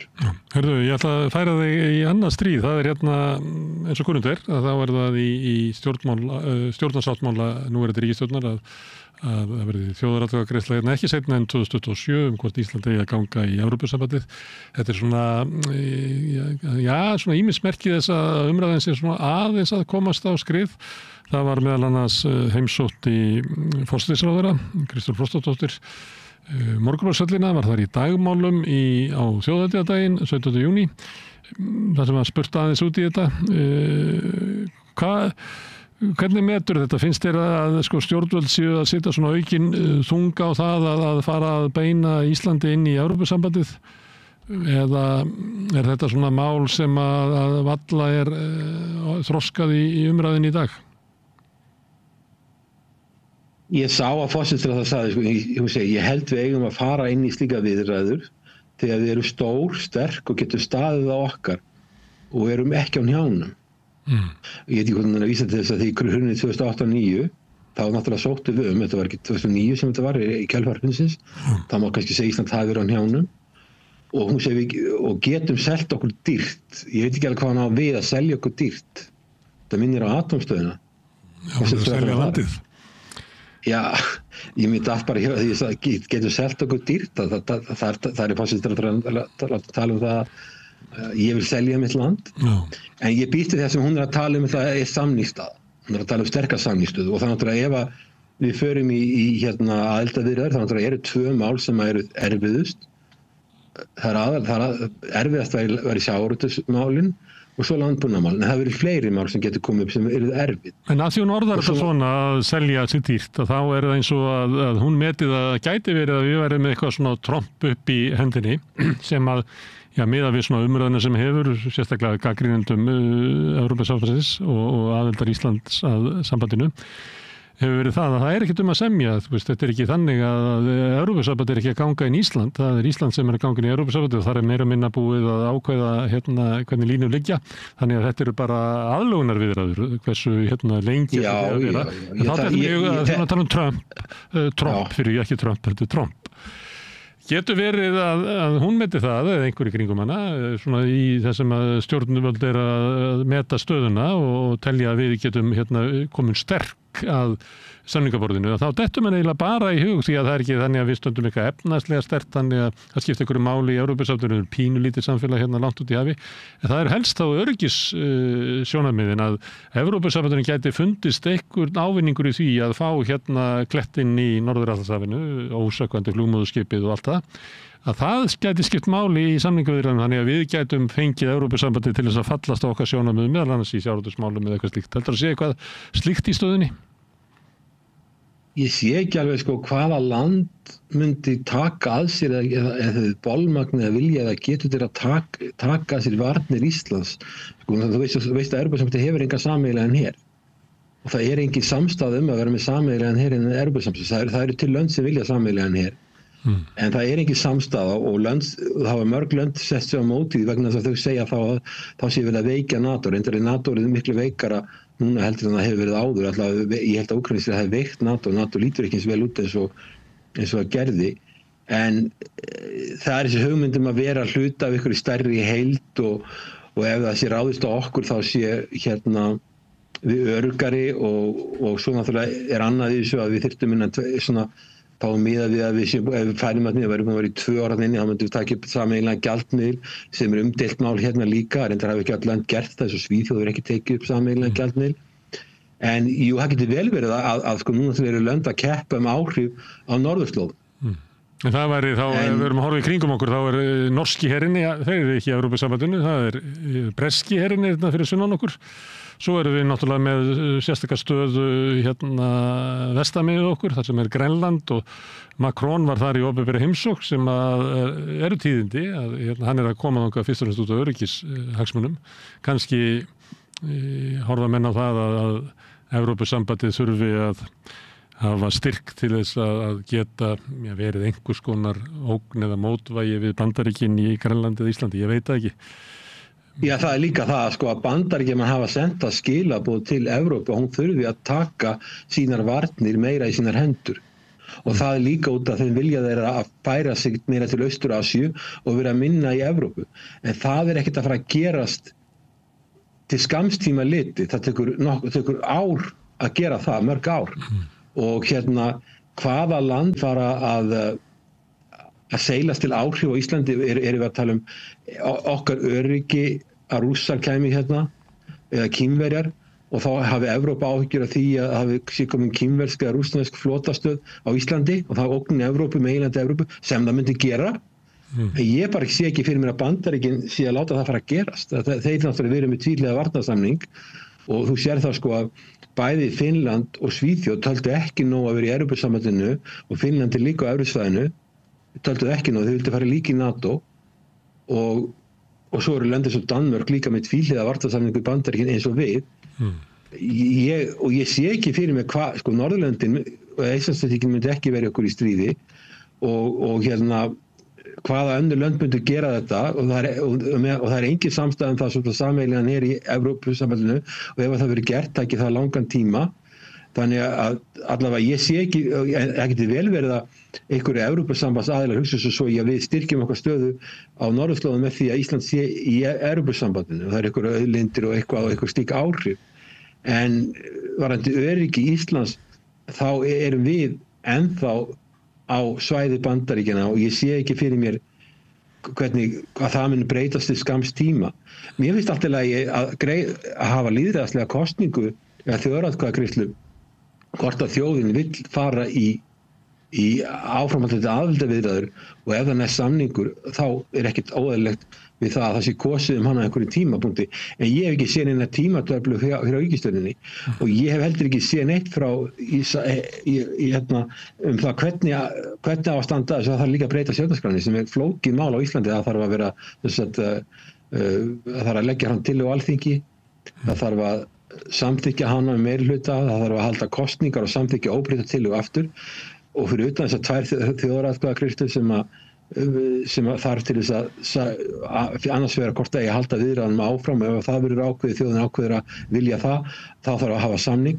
Ég vil bara ekki sé neitt planum það hvernig þetta á að gerast og hvenær og hvernig þetta getur litið út og mér finnst það að fara í mikla viðræður hjá þjóðinni og tala þetta og fara mikla að vinna í þetta ef það engin tímatafla til eða engin áætlun en hugmyndu það hvernig þetta á að gerast í hvers konar síkvens, hvers konar ferli, hvernig á að standa að þessu. Eru menn kannski að tala það að fara í Evrópusambandið án þess að breyta stjórnarskránni, ég veit það ekki. Hvað myndi forsætisráðherra að segja það? Telur hún að það sé hægt að fara í Evrópusambandið án þess að breyta stjórnarskránni? Það verður fróðlegt að vita það. Ég heyrði ekki að hún nefndi það í þessu viðtali, sko. En ég meina, ég átta mig ekkert á þessu ferli. En ég meina, ég skil Evrópusambandið, það eru til fólk innan Evrópu sem hugsa eins og Macron, sem vill breyta Evrópu í stórveldi. Og taka upp sameiginlegan evrópskan her, en það eru svo mörg lönd sem eru á móti því og vilja alls ekki gera þetta og það er svona grundvallarmunurinn á stórveldum eins og Kína og Rússlandi og Bandaríkjunum með það að Evrópusambandið er ekki þjóðríki. Evrópusambandið eru 27 þjóðríki sem hafa mismunandi skoðanir, mismunandi hagsmuni, mismunandi aðstæður. Og þess vegna allt þetta ferli að búa til evrópskan her og búa til evrópskt stórveldi sem verður ekki bara efnahagslega stórveldi eins og Evrópusambandið það og Evrópusambandið efnahagslega stórt en að búa til stórveldi sem eins og þjóðríki, það langur vegur í það og fyrir okkur hér á Íslandi ef við þurfum að vera í samstarfi við einhver stórveldi og þó að ég myndi helst fyrir heiminum væri þannig að friðsamlega við þyrftum ekki að vera í samstarfi við neitt.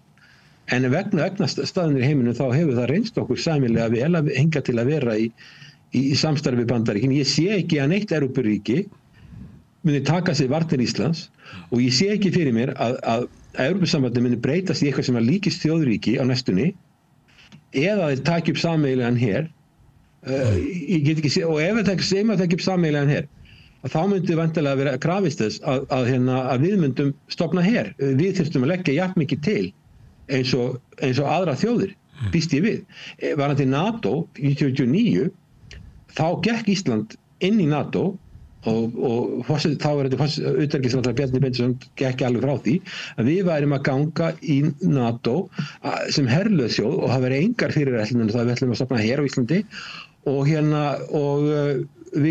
það sem við erum að gera það við erum að skapa svæði sem á milli Norður-Ameríku og Evrópu, meginlands Evrópu og Norður-Ameríku og það ástæðan fyrir því að við fórum í NATO og það var alveg fallist á það. Ef við stofnaðum sameiginlegur her og við erum komin í Evrópusambandið og dettur í ríkisstjórninni í hug að þá muni það vera samþykkt núna eins og staðurinn í dag að við verðum ekki með her og við sem ekki að borga í þennan sameiginlega her eins og aðra þjóðir sem verður í Evrópusambandinu. Ég held ekki. Ég verði kannski að taka það fram að því að vera að tala svona hver staða Íslands væri og austamegin við okkur Noregur sem ekki í Evrópusambandinu. Fyrir sunnan okkur Bretland sem náttúrulega ekki í Evrópusambandinu, gekk út úr því og svo erum við með Færeyjar og Grænland sem með mjög lausbeislað samband við Evrópusambandið sem svona svæði sem að tilheyra undir dönsku krónuna. Þannig að ég ætlaði bara að koma því fram að því að ég kannski hljómaði eins og að breski herinn væri eitthvað tengdur Evrópusambandinu sem hann náttúrulega ekki. Þannig að við erum umkringd löndum mjög langt í Evrópusambandið frá Íslandi. Já, það vekur alveg að ef þú skoðar bara Norðurlöndinu og lönd bara í heiminum, lönd á meginlandi Evrópu. Stærsta landið í Evrópu Rússland. Og öflugasta hernaðarveldið allavega öflugt hernaðarveldi og kjarnorkuveldi. Það Rússland. Og því nær sem þú ert Rússlandi, því meiri Evrópusamruna viltu. Ísland langt í burtu. Við erum bara með, við höfum aðgang á sameiginlegu markaði. Það okkar aðal áhugamál.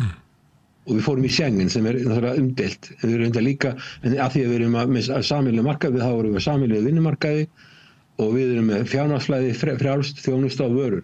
Það aðalmálið því að við erum útflutningsdrifið hagkerfi og við höfum tekið það út fyrir sviga og geta með Noregi fengið það í gegn án þess að taka þátt í öðru. En ef þú tekur lönd eins og Eystrasaltsríkin, Eistland, Lettland og Litauen sem með landamæri með Rússland, þá Eistland og Lettland austurlandamæri við Rússland og svo Kaliningrad, svo Litauen við Kaliningrad. Þessi lönd telja sig eigandi mjög undir högg að sækja og þau vilja taka allan samruna sem þau geta fengið og sem Evrópusambandið, Evrusvæðið og NATO en svo eru lönd sem eru fjær ganga ekki eins langt það eru lönd sem að ganga ekki eins langt, taka ekki upp evruna og Svíþjóð ekki með evruna Noregur eins og að segja ekki með er ekki í Evrópusambandinu og ekki með euruna.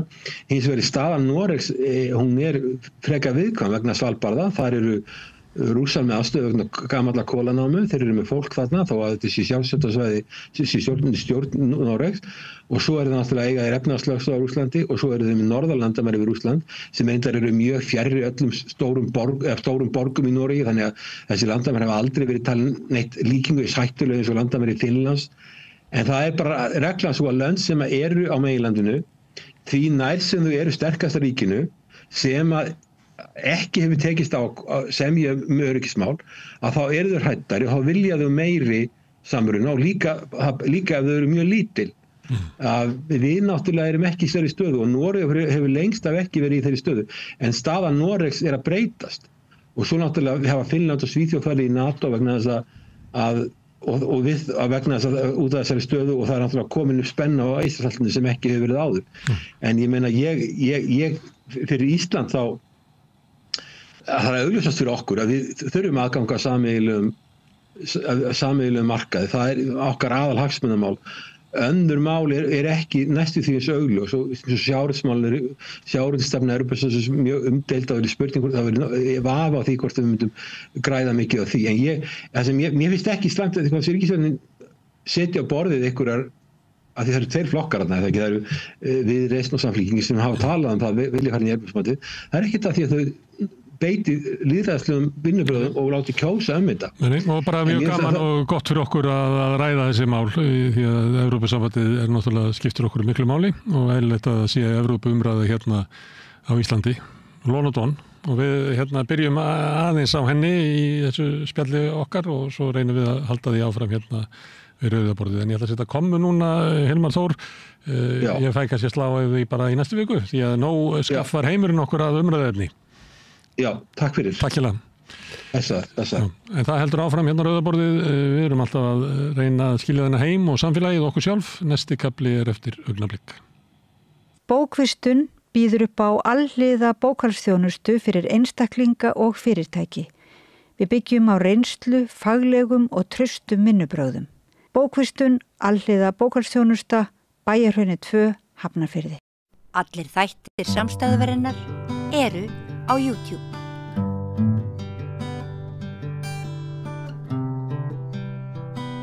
Fréttirnar í dag svona, hvernig líður þér hérna þegar kjarnorku váin Já, þetta veldur manni áhyggjum, staðan í Íran og já, þetta bara stefnir bara í stefndi bara stóra heimsstyrjöld sko.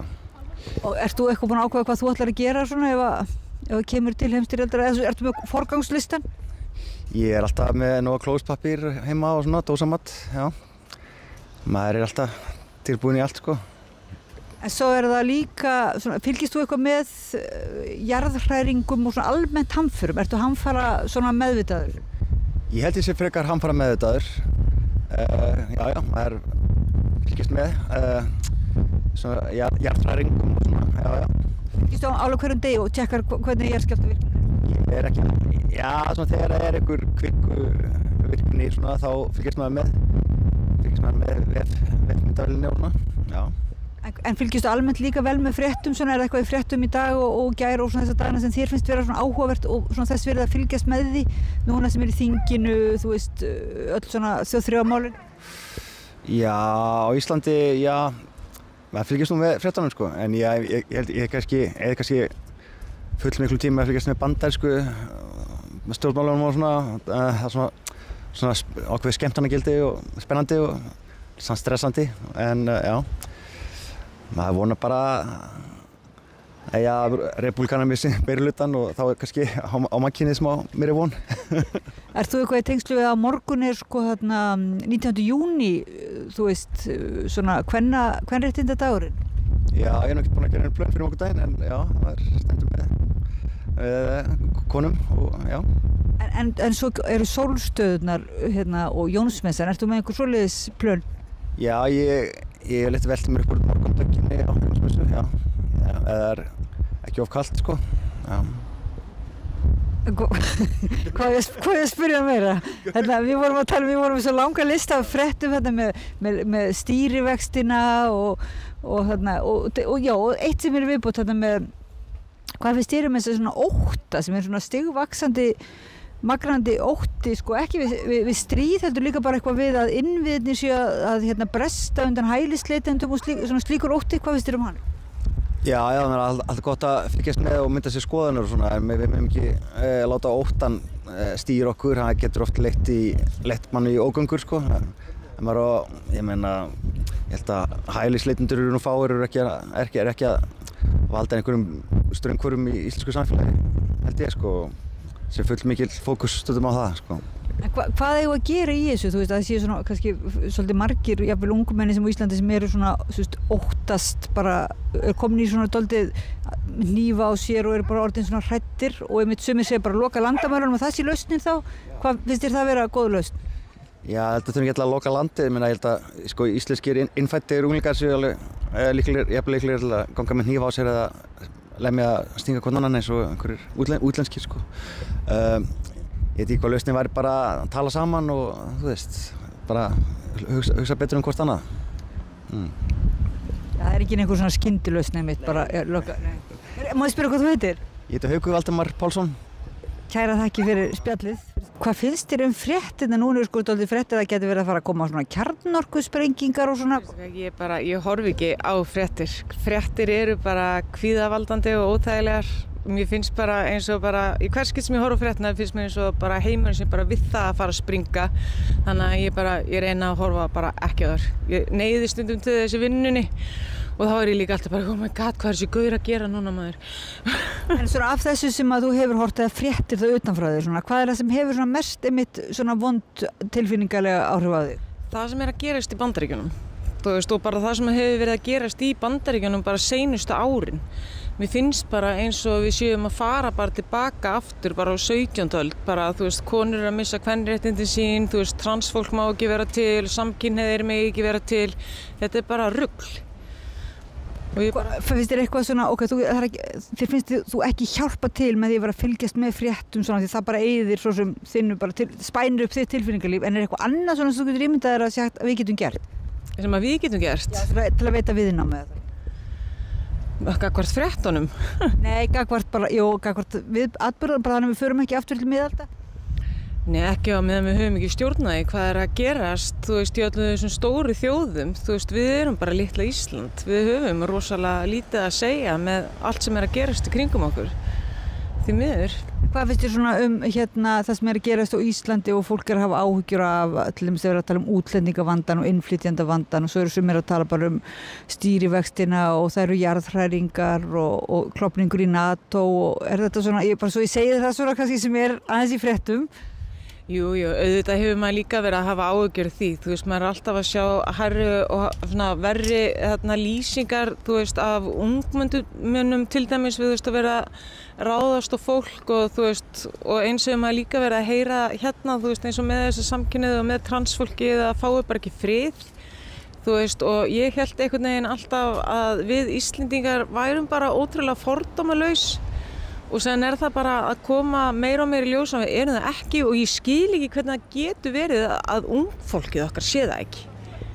Og einmitt þegar það var leigubílstjóri sem segist ekki geta bara þorið varla að stunda sitt starf vegna rasisma og bara rasismi er orðin svona vist. Finnir þú fyrir rasisma og svona auknum rasisma á Íslandi? Sko, nei, þú veist, ég persónulega finn ekki fyrir honum mikið, þú veist, þú veist, í vinnunni, ég vinn í heilbrigðisþjónustu, þú veist, að þá heyrir maður stundum svona eitthvað út undan sér sem að manni finnst náttúrulega ekki í lagi og sérstaklega gagnvart, þú veist, eins og lituðum starfsmönnum og svona, en það hefur samt ekki verið þannig að það sé eitthvað brjálað áhyggefni, maður einhvern veginn sér það fyrir sér að það sé frekar bara svona, þú veist, óryggi og ótti, þú veist, eins og eldra fólksins, bara út af því að það veit ekki betur, þú veist, út af því að það bara sá ekki svartamanneski fyrir 1950 eitthvað, þú veist, og bara vissi ekki að þetta fólk væri til. En svo virðist vera að einmitt ungt fólk segja sumir lifa í svo mikil upplýsing og óreiðu þannig að það er auðvelt að koma svona skilaboðum einmitt eins og blórabögglarnir og þú veist að innviðir og Íslandi þol ekki hælisleitendur og svoleiðis sem að manni finnst að ungt fólk ætti að sjá í gegnum en gera það ekki kannski. Nei, þú veist, ég held líka bara við fólkin vorum ekkert búin til þess að sita alltaf bara með eitthvað drasl í hendinni og hafa aðgang á öllum heiminum.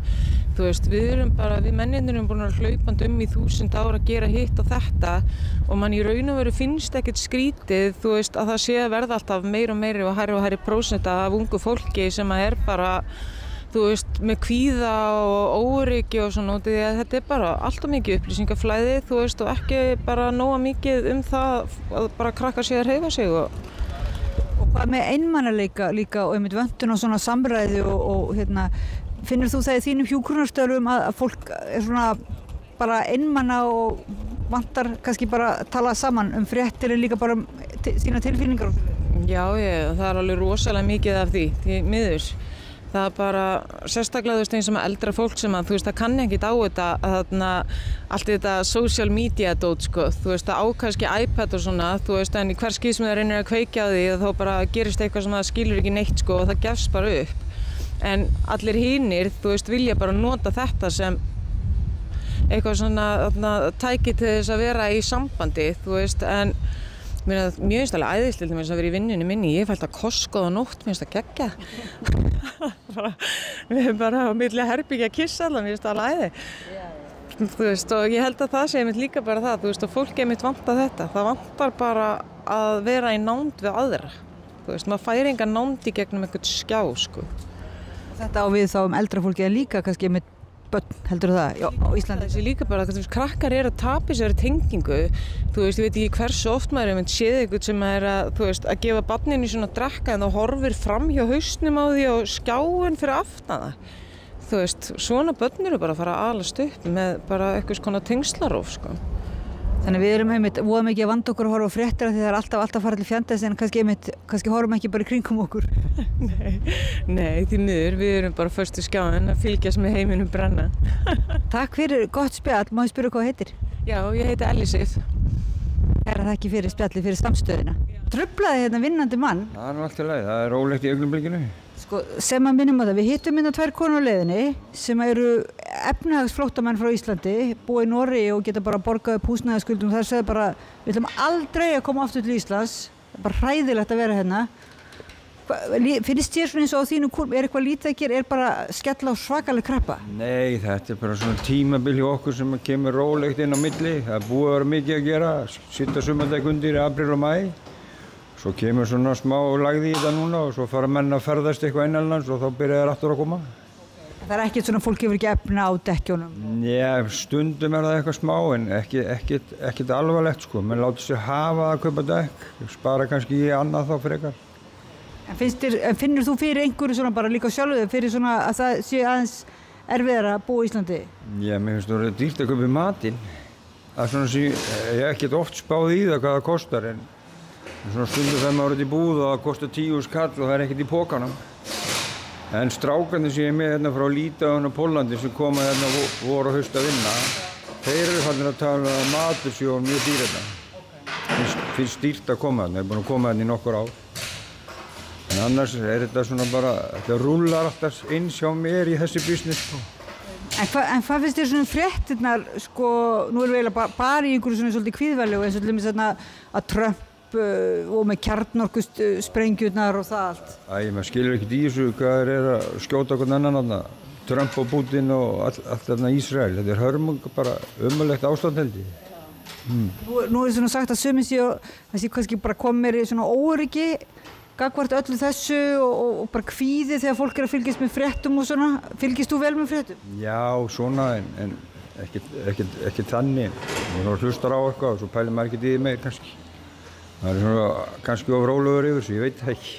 En nú eru sumir svona, nei það er nú vist bara gott að vera rólegur sko, því sumir eru komin í svolítið ótta og halda þurfa að loka landamærunum að þetta sé svona hælisleitendum að kenna og svoleiðis, finnst þér það vera svona góð skýring? Já, mér finnst kannski komið mikið af eitthvað af þessu fólki sem við verðum að tala ég veit það ekki, maður veit ekki hvað maður má segja það, þá er maður kannski honum rasisti, en ég held að sé svolítið aðeins svo mikið af svona einhverju komið.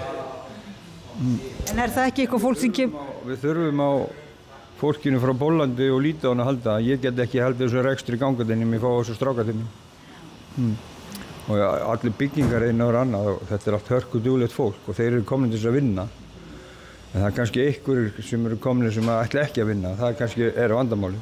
Já, en það segja menna, sko, þeir sem þekkja til og segja að það sé ekki hælisleitendur, sko, heldur sé það kannski það bara einhver glæpa, það eru bara svona sem koma sem ferðafólk, sko. Já. Þegar maður heyri að sko eins og þessi dyravarsla, þar eru einhverjir, hvað það, armennar eða eitthvað, ég man það ekki hvað var sagt og þeir eru að stjórna einhverju systemi víst og svo sagði einn við mig að Rúmenar var að koma og þeir var bara að koma til að stela, ég veit það ekki, maður veit ekki hvað er satt í þessu. En finnst þér ekki svona skipta máli að maður fái svona einhvern veginn réttar upplýsingar eða þannig núna Jó, ég held það, en það verður kannski að setja eitthvað að stoppa á þetta og ég held að við hefum ekki efna að halda upp í öllu þessu fólki. Ég held að það sé orðið á dýrt fyrir okkur. Við erum svo fámenn hérna. Já, en er ekki líka svona ýmislegt sem við hefum ekki dýrt á eins og að reka þá sem er alltaf að, þú veist, svíkjunda skatti og eitthvað svoleiðis? Jó, ég held að þeir sem svíkjunda skatti, ég held að eyði peningunum í eitthvað annað bara líka. Það fyrir allt í neyslu held ég veit það ekki. En skattaskjólin, það kemur ekki aftur inn í hringrásina? Ég veit það ekki, ég skil ekkert í því. En hvað svona, ef það verður að koma bara, þú veist, kjarnorkustyrjöld, sko, á morgun eða þannig, hvað myndir þú svona gera persónlega, þú veist? Ég veit það ekki, skriða hún í einhverja hólaugsta, ég veit ekki. Nei, ég vona að það komi nú ekki, maður. Ég ætla að vona að það verði ekki svo slæmt. Nei, en ef þú vissir að það væri bara stutt eftir og Ísland myndi bara springa í loft upp eins og þarna utakar sem sungum, hvað myndir þú gera eitthvað þér til skemmtunar eða þannig? Ég veit ekki, bara fara til tenni eins og allir hinnir, flýja þangað, Má ég spyrja hvað, já, tenni myndi kannski verða undir sömu bombu, Allt undir mig, getur maður nokkuð farið, verður ekki bara, fer það ekki bara all Evrópa í tætlur að þeir fara að sprengja með kjarnorku, ég veit það ekki. En má ég spyrja hérna, en finnst þér vera lausn að loka landamærunum, gangvart þessu, því það er ekki hægt að loka landamærunum gangvart svona kjarnorku? Já, ég held að megi loka þessu eitthvað svona, passa hverjir að koma, en við þurfum að útlendingum að halda, það er ekki spurning. Og við meðum náttúrulega ekki lokast inni, sko, ef við ætlum að flýja til tenni. Nei, við þurfum líka að fá ferðamenn til þess að halda landinu gangandi, það er einhver smá peningar sem koma frá ferðamannum til dæmis. Má ég spyrja hvað þú heitir? Sturla heit ég. Hjartans takkir fyrir að spjalla við okkur hérna á samstöðunni og förnum vegi. Samlokubrauð, maltbrauð, tékkneskt brauð, súrdeigsbrauð, brauð ársins, Bernhöfts Bakari, íslenskt handverk síðan 1834. Við erum í útvarpinu á FM 89,1.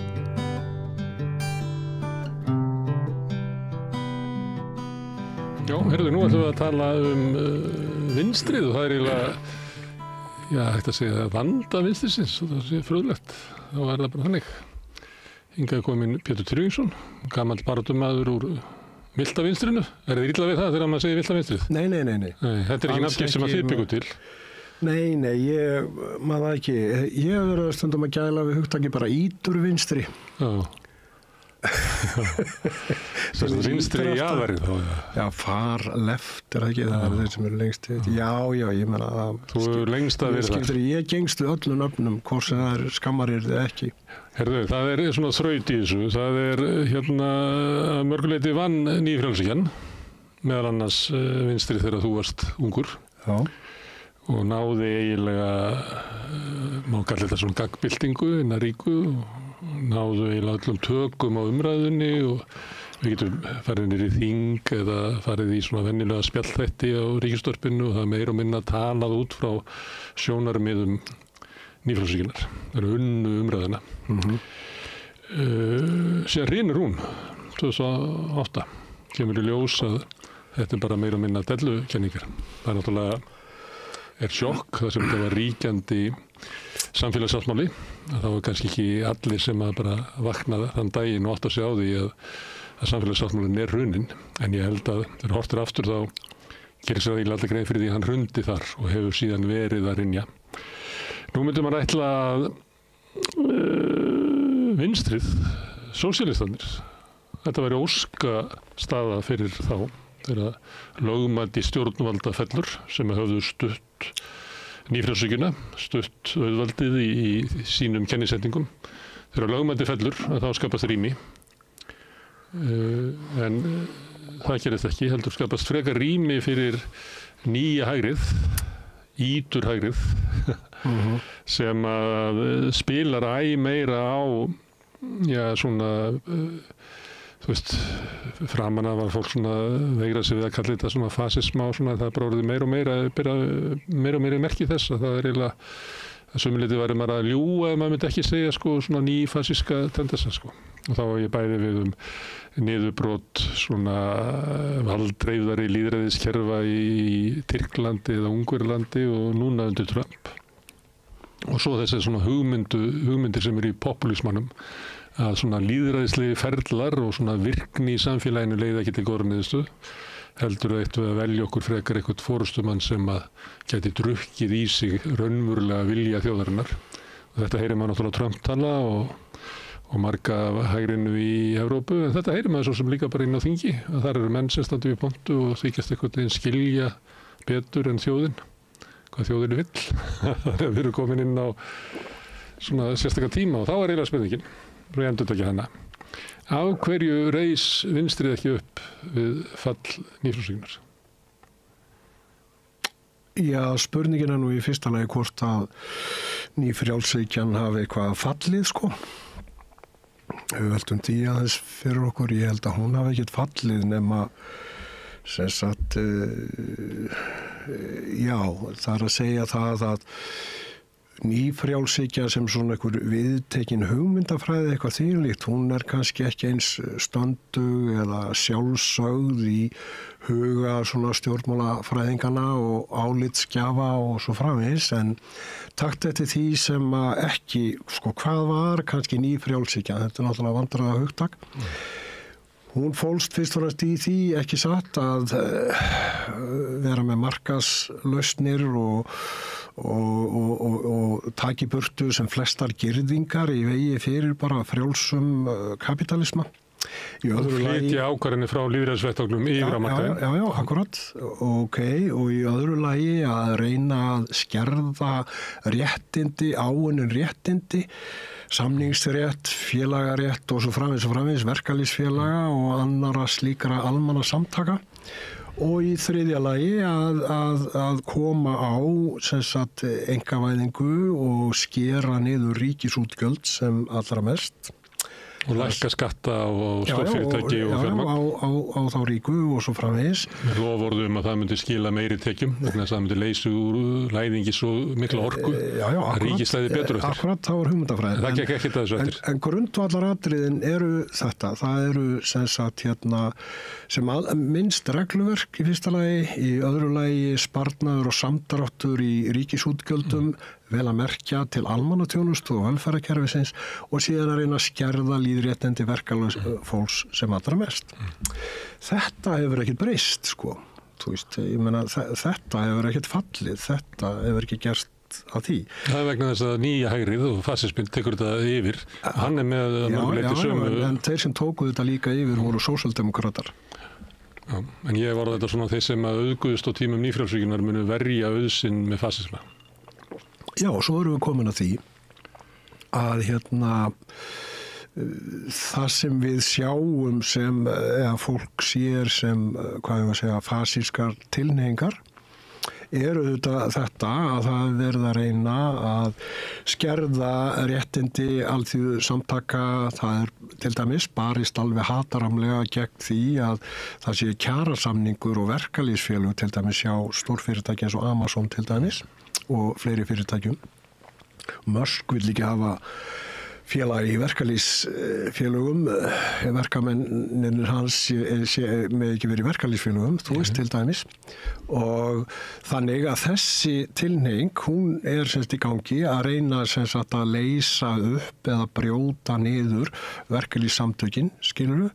Og þetta er komið svona mislangt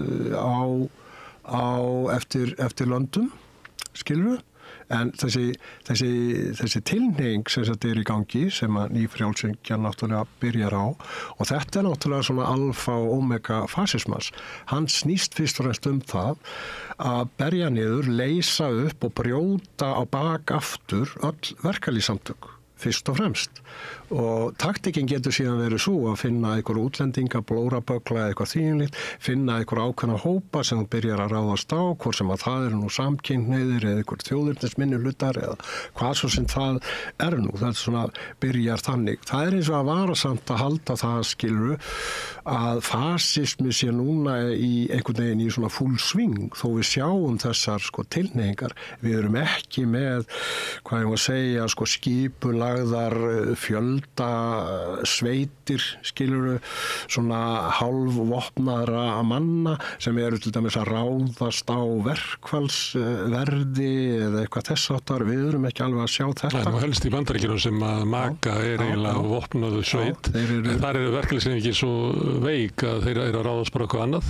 Þeir ráðast á heilbrigðisstofnanir og þing. Já, og þá ertu komin að því sko hvað er það sem er að beina sér að. Ég meina, ef þú tekur til dæmis samtök bílaverkamanna, þá styðja þeir stefnust Trumps í hvað ég að segja, í tollamálunum og öllu því. Þeir halda að þeir sé að bjarga ykkur með því, skiluru.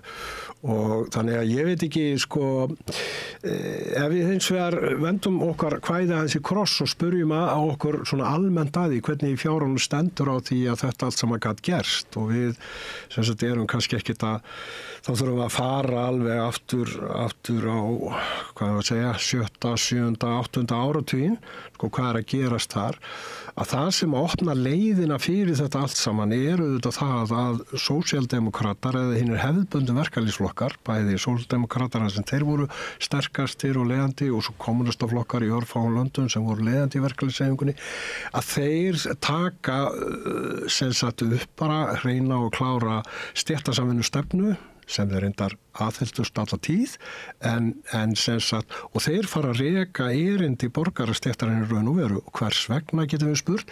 Jú, það er vegna þess að heimsefnahagurinn og kapitalismin hafði þróast í þá átt að það var ekki rými lengur fyrir umbætur og tilslakanir við verkalýðin í hennum þróaðri innvættu ríkjum.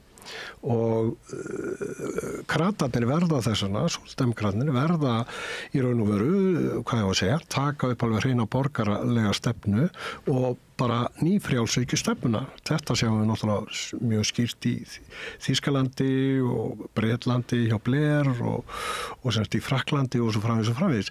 Og þegar verkalýðurinn horfur upp á þetta og sér þetta, þeirra eigin flokkar eru bara komnir gengnir í björg auðvaldsins og eru ekki flokkarnir sem að geta varið okkur. Hvert á þá verkalýðurinn að snúa sér? Það var náttúrulega í sjálfu sér ekkert alternatív eða engin valkostur. Skilur mig? Það er svolítið langt á milli orsaka og afleiðinga því að stéttasamvinnan sem að þú ert að tala á Íslandi getum við kannski bara bent á, var ekki hagfræðingaskýrslan 56, þar sem að svona alþýðuflokkurinn felst inn á það að til þess að eiga fyrir aukinni velsæld verkafólks, að þá þurfum við að liðka fyrir viðskiptum á milli landa til þess að auka hagnað fyrirtækja og það megi ekki vera of mikið aðhald í uppbyggingu þeirra því að það er þaðan sem að auðurinn kemur. Og það er sama á við í öðrum löndum að þessi tónn er slegin þar og orðin kannski þegar það kemur að gaggbyltingu nýfrjálshyggjunnar þá er eiginlega vörnin engin og hún bara tekur yfir. En hrun sósíaldemókrataflokkarna er ekki fyrir aldamótin og uppur aldamótin. Já, akkurat. Það er þegar að stéttasamvinna þeirra 40 ár. Já, en stéttasamvinna þeirra að ganga beina erinda borgarastéttarinnar án þess að geta skilað einhvers konar umbótum eða málamiðlunum eða tilslökunum til verkafólksins. Það er þá sem að, hvað ég að segja, sósíaldemókratían hrynur, af því að hún hefur sjálf sér ekkert að bjóða. Ef þú ferð til 56 og þú þarfst ekki að fara svo langt aftur, ég meina bara 70 og eitthvað, ég meina vinstri stjórnin þá til dæmis, ég meina þá var staðan ennþá þannig á Íslandi að þegar að sú stjórnin mynduð að það er alveg fullt af tilslökunum og málamiðlunum sem að, hvað ég að segja, verkafólk naut góðs af, skilur það, af því að það var rými fyrir umbætur. Það sem hefur gerst það að kapitalið hefur ekkert rými fyrir umbætur. Það hefur ekki rými fyrir það. Þú meinar að það sé ekki nógu mikill hagnaður í okkar hluta? Nei, já, og sem að þýðir það að marxísku hagfræðingarnir eru okkur að segja að gróðar hlutfallið hafi lækkað, skilurðu, á undanförnum, hvað ég var að segja, áratugum, skilurðu. Þannig að það svo komið að þeir eru ekki, og þetta kemur meðal annars fram í hvað fjárfestingar eru bara lélegar, Það er ekki dósalega líflegar fjárfestingar í Evrópu til dæmis. Þetta eru rök sem voru notuð í Evrópulöndum, það sem var til auðvald að einhverju ráði. Þá er ég að tala sem átti auð. Ég ætla ekki að vera að vitna í Sigurð Inga, en það er erfitt að eiga pening á Íslandi, segir hann, og það var hann að endróma vegna þess að hér var mikil verðbólga á okkur tíma og mikil eignabruni linnulaus, og þótt að við höfum átt kapitalista sem voru ráðandi í fyrirtækjarekstri, að þá höfðu þeir ekki sama svona auðmagnið og valdið sem var víða í Evrópu. Þegar var komið fram á 8. áratugum, þá segja þeir í Evrópu að það er svo lítill hagnaður af fyrirtækjunum að það bara kólnar niður öll fjárfesting. Því að launafólki bara taka of mikinn skerf og við erum bara að fá meira til okkar ef við ætla að halda áfram að þróa þetta. Þetta sögður. Já, einhverjum möldu í móun og sögðu, nei, þá bara tökum við yfir fyrirtækjarekstur, þið treystið ekki til þess. Það voru stefnur sem voru til. Já, og þetta var að gerast hér og þar í litlum mæli. En á Íslandi þá var ekki þessi auðstétt með sama mæli og annars þar. Uppbygging sjávarútvegs hafði meira og minna farið fram í gegnum samvinnufyrirtæki og bæjarútgerðir. Uppbygging orkuiðnar hafði farið í gegnum ríkið og þar fram til götunum. Þannig að þessi rök að almenningum ætti ekki fá meira því að það væri svo lítið fyrir auðvaldið að fjárfesta fyrir. Þau hafa aldrei almennilega átt við á Íslandi fyrir en að auðurum var búin til með því að leyfa mönnum að veðsetja kvóta sinn og allt í nörðu til á þeim tíma kannski 400 milljarðar á einni nóttu. Já, svona er rökræðan, svona var rökræðan, alveg rétt, já, og náttúrulega Ísland er svo lítið land að við fengum ekki svona kapitalista stétt sem að þýðir það að kapitalistar á Íslandi... Ekki fyrir seinna. Já, ekki fyrir seinna, þannig við sjáum til þess að kapitalistar og líka til þess bara hugmyndafræði sjálfstæðisflokksins, ef þú fyrir að skoða það, þegar menn eru horfa svona nostalgískum augum á fortíð sjálfstæðisflokksins, stétt með stétt og samfélagslega flokkur og svo framvegis og þetta náttúrulega lá allt í því að kapitalista stéttin var svo lítil að hún hafði ekkert bólmagn til þess að fjárfesta til þessi orkuverum. Þú þurfti að láta ríki gera þetta.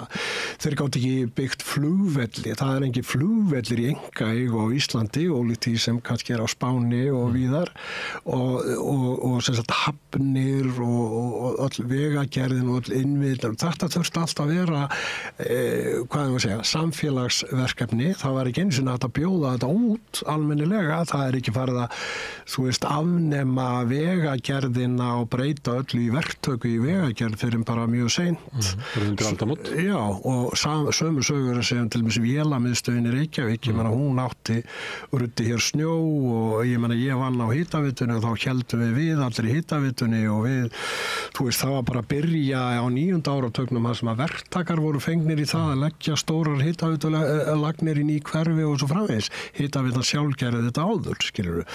Og þetta er náttúrulega bara út af því að kapitalistinn á Íslandi var lítil, en hún bjóði vissa forréttindastöðu. Hún hafði náttúrulega naut miklar svona markaðsvelvildar bæði í Sovétríkjunum og í Ameríku fyrir allan fiskinn sinn og síldina og jafnvel svona málninguna. Ég var að vinna í Hörpu einu sinni og þá urðu eitthvað mistök og svona djöfullin, þetta er ónýtt lögun og hvað á að gera við þetta verður þessu og maður spurði þarna sem saklaus verkamaður, býtu og hvað verður gert við þetta? Ég var svo hissaði, menn æstu sig ekki yfir þessu, því að þetta var alltaf mikið svo, þá sagði þetta er ekkert vandamál vegna svo rússarnir kaupa þetta. Skilur, með þess að harpa gat tekið einhverja misheppnaða málningu og selt rússunum hana.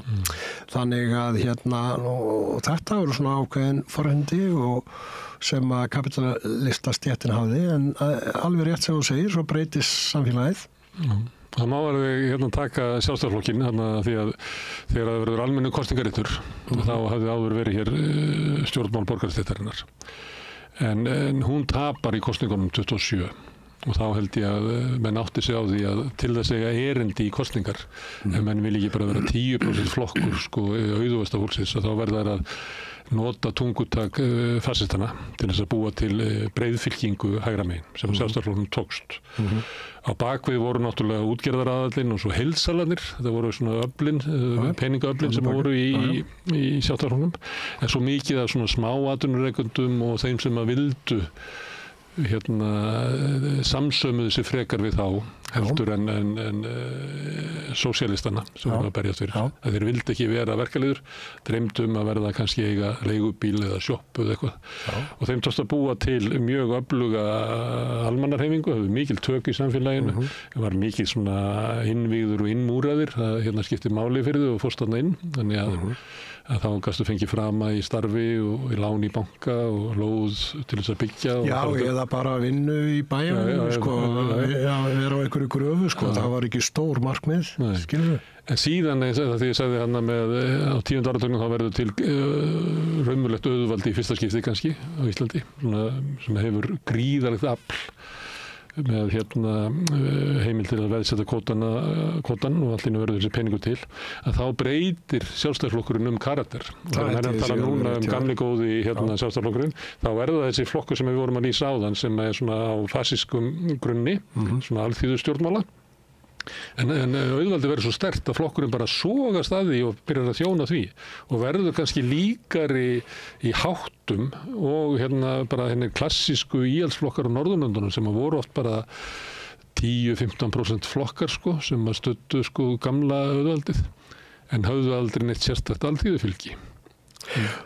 Já, ég held að sko það er margt sem að kemur hérna til þegar þú ferð að reyna að útskýra svona stöðu Sjálfstæðisflokksins hér áður fyrir og svo framvegis að til dæmis þá þurfum við að átta okkur á því sko hvenær verkalýðsstétt á Íslandi verður til og hvernig. Að þetta er náttúrulega fólk sem að ef þú sér bara íbúðatölurnar hvernig sko fólk hópast í þéttbýlið. Þetta er náttúrulega þekkt víða heim að þeir sem að fara í þéttbýlið flosna upp af landsbyggðinu og svo framvegis, þeir eru með drauma ekki það að verða fabrikverka fólk heldur eins og þú segir eitthvað annað og sumir náttúrulega vildu vera leigubílstjórar eða vera einhverjir sjálfstæðir einyrkjar eða eitthvað þess aftar eða jafnvel bara fá jörð og komast upp í sveit aftur. Ég meina vinnufólk að flýja ánuð sveitana og dreymdum að vera sjálfsins hærra. Nákvæmlega og þá er annað sem við þurfum líka að hafa í huga sem að sko fylgdi þessu að það var mikið að verkalýðum að sér þetta svolítið sko þegar maður fyrir að lesa svona ævisögur eða svona í sögun og svo framvegis að eitt í árdögum verkalýðshreyfingarinnar fyrstu, hvað maður segja 4 áratugina eftir aldamótin eitthvað svoleiðis, sko, þá ertu með fólk sem hafði með sér svona í hugmyndaheimur þeirra úr sveitinni svolítið svona, hvað ég maður segja, húsbónda hollusta, ef við megum nota það orð. Og þegar þú ert með svona lítil fyrirtækin á Íslandi alltaf voðalega lítil, það er nánd við kapitalistan og milliliðurinn er kannski verkstjórinn eða eitthvað sem er frændi kapitalistans og jafnvel sko frændi þinn líka og sem sagt þannig að það er komin húsbónda hollusta þarna inn í þetta svo þegar þú ferð náttúrulega til sjós og svo framvegis að þá ertu með hlutaskiptaregluna og þar ertu komið með svona ákveðna húsbónda hollustu líka gott útgerðarmanninum og svo framvegis og þetta stóð náttúrulega verkalýðshreyfingunni lengi svona fyrir þrifum. Þú eigið sameiginlega hagsmuni með kúarðeinum. Það er stutt í það að sem sagt að við erum öll í sama bátnum og við Íslendingar og þennan móral svona fékkst upp þegar að landhelgisdeilurnar voru og þar hundu göttunum og þá vorum við öll í sama báti, við erum öll ein fjölskylda og svo framvegis og þetta er náttúrulega svona blekking kapitalismans auðvitað og vöru samfélagsins, þú ert frjáls, þú ert ekki bundin í jörðina og svo framvegis og þetta er bara viðskipta okkar á milli, ég ræði í vinnu og kaupi að þér þessa vöru sem er vinnuaflíkt og borgaði fyrir það, þetta er frjáls viðskipti, ég er ekkert að kúa þig og svo framvegis, þannig að það er ákveðin tálsýn sem að fylgir bara kapitalismanum þarna og vöru samfélaginu og þess vegna það þegar við förum að hugsa að þegar maður fyrir að velta þessu fyrir sér þá það algjör undur og stórmerki að íslensk verkalýðshreyfing hafi náð því að verða svona skipulögð, verða svona sterk að það náist á 1-2 áratugum, svona í 2 hollum að það sem kallað að unionisera, það að segja að það bara allt verkafólki, allt launafólki komið í verkalýðsfélög og vinnur á kjarasamningi. Þetta tekur svona 2,5 áratug að koma þessi í gang. Þetta algjör undur og stórmerki og áttaðu á því að sko ólíkt í öðrum löndum þá var þetta ekki að kosta einhver mannslíf. Það líka mjög merkilegt sko, þú veist, sem að segir okkur líka það sko hvað nálæðan mikil að sko kapitalistarnir þeir voru með ákveðum mörg þó þeir var að lemja á Hannibal einhverstað fyrir vestana því að hann var kennari eða skólastjóri og tók að sér að vera formaður í verkalýðsfélagi, þá drápu mennan ekki sko, en ef þú fer til Svíþjóðar þegar menn voru að berast fyrir þessu, ég menna þá voru menn bara drepnir í skilur í þessu velferðarsamfélagi sem við öldum að sé svona friðsælt eða eitthvað þess aftar. Þannig að þetta merkileg saga líka og þetta setur margt líka á okkur. Við erum svona friðelskandi þjóð og jari og þess vegna erum við öll svona í sama bátnum og allt það. Þannig að svona hugmyndafræði svona stemning að við séum eitt þjóðfélag, við séum ekki stéttskipt þjóðfélag og svo framvegis. Það svo margt sem að hefur stuðlað því að fólk hefur ánýttist þessari villukenningu, skilur þess vegna þetta náttúrulega mikið sjokk þegar þegar nýfrjálshyggjan vinnur, verkalýðsflokkarnir á Íslandi rjúfa öll tengsl við öll almannasamtök og stjórnmálamenn það allt í einu farið að tala stjórnmál og stjórnmálamenn eins og þetta sé eitthvað fag, skilur og verkalýðsforingjar, já, þeir með ekki vera á þingi og eiga helst ekki vera í pólitískum flokkum og eitthvað svona, sko og þannig að þetta svona,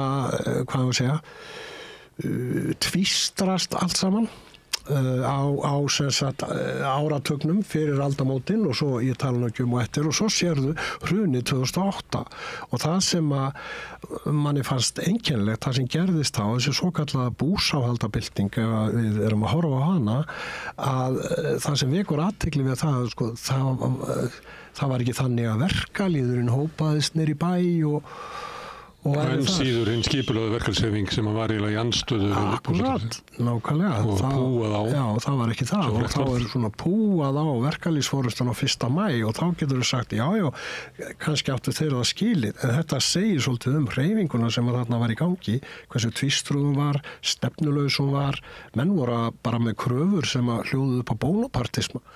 Við viljum bara ráða fagmenn í ráðherrastóla og við viljum bara kjósa forsætisráðherrann beint og svo bara handpikkar hann ráðherra og jari og við þurfum að bara aðskilja framkvæmdavald og löggjavald og jari leggja meiri áherslu á þetta sem bara ávís og svo voru menn með Evrópufón héldu svona Evran og Evrópusambandi væri sko lausnin. Þetta bara var eitthvað svona skringileg krafa eitthvað svona bónapartisma.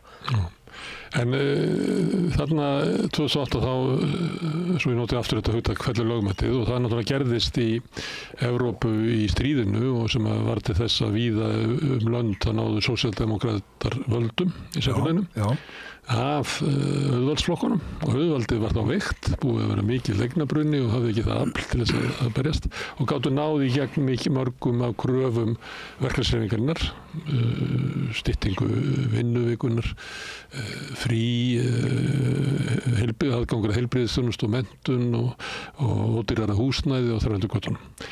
Í hruninu 2008 þá fellur lögmæti stjórnvalda og það bara hægt að sjá það í mælingum að traust í þessu Íslandi á alþingi eða ríkisstjórn bara dunkar. En það á við eiginlega allar stofnanir samfélagsins eða langflestar fyrir utan bara landhelgisgæslu og lögreglu og eitthvað slíkt. Og það sem að dunkar líka sko traust almennings á verkalýðshreyfinguna og með flokkakerfinu sem að fellur að þá traust fólks á alþýðuflokkana. Þannig að fólki sem úti á Austurvelli að það búið að missa trú á eiginlega öllum stofnunum samfélagsins eftir stríðsárana. Já. og það er engin valkostur, það er engin viti, það er engin áttaviti og þá komu upp svona alls konar hlutir eins og til dæmis þetta sem var enda komið áður að til að mynda stjórnmálaflokkar eru af hinu illa persónukjör en ekki flokkar við þurfum að skipuleggja hreyfingun öðruvísi, við þurfum að hafa flatan strúktúr og enga formann og enga stjórnir og jari og eitthvað þvílíkt skilur og þetta er ákveðin bylgja sem að gekk sér auðvitað til húðar og hátoppurinn á henni er svona fyrirbæri eins og Podemos sem að bara endaði auðvitað inn í bara björgum auðvarsins á Spáni, hvað sem var, þannig að við sjáum hvert það fór, skilur mig. Það er nú leifar að þeim flokki eru inn í svona endurskipulögðu til vinstri við sósíaldemókratana. Og það er kannski óvíst hvað verður Já, en Syriza heldur menn að væri líka til vinstri við eitthvað, hvað gerði svo þegar að reyndi á, sko, þú veist, hvar voru þeir þá? Já, en búsáttarbyltingin, hún hefur svona einkenni, kannski ekki bylting, frekar, það er leiðilegt að segja það, uppþótt eða mótmæli, sem eru þau, við viljum ekki þetta sem er. En hópurinn er ekkert sammála hvað það kom í staðinn. Og þá verður svona glundróð ástand, við erum svona á svona núllpunkti.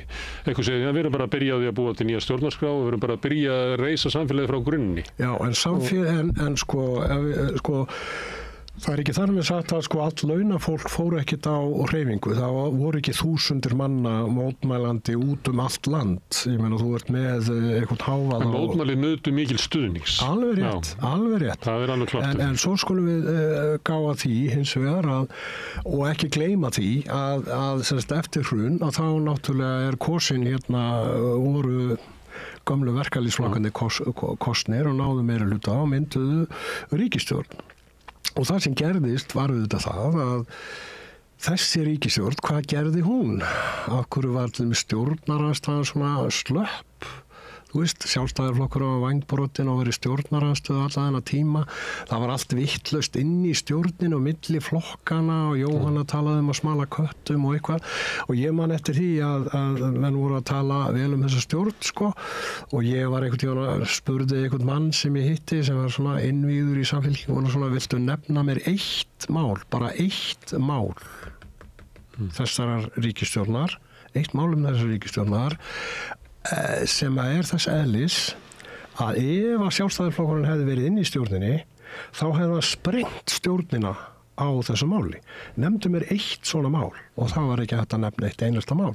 En það fylgdi þessi ríkisstjórn bara stefnu Alþjóðagjaldeyrissjóðsins algjörlega út í hörgul sem að þýði það að við erum hér í innviðaskuld og ýmsu og akkur að hafði Alþjóðagjaldeyrissjóðinu svona mikla trú á Íslandi og svo frá það var að því að hann sá það, ég menna, heyrðu, þeir eiga svo mikið eignum sem þeir geta selt, við getum alveg treyst þeim, það er á eftir að selja Landsvirkjun og það á eftir að selja allar hafnirnar og það er að selja flugvöllin, alþjóðaflugvöllin þarna og svo er alls konar vassréttindi sem þið geta selt. En Alþjóðagjaldeyrissjóðurinn gekk ekki eins langt gagnvart Íslandi og til dæmis gagnvart Grikklandi. Nei, alveg rétt. Meðal annars út af því að hér höfðu sko hann meira þess að fjælst á það sem hann hafði aldrei fallist á áður að hækka skatta á fjármagn, setja á auðlegðarskatt af því að það var nýbúið að leggja eignarskatt og hækka fjármagnstekjuskatt og hækka tekjuskatt fyrirtækja.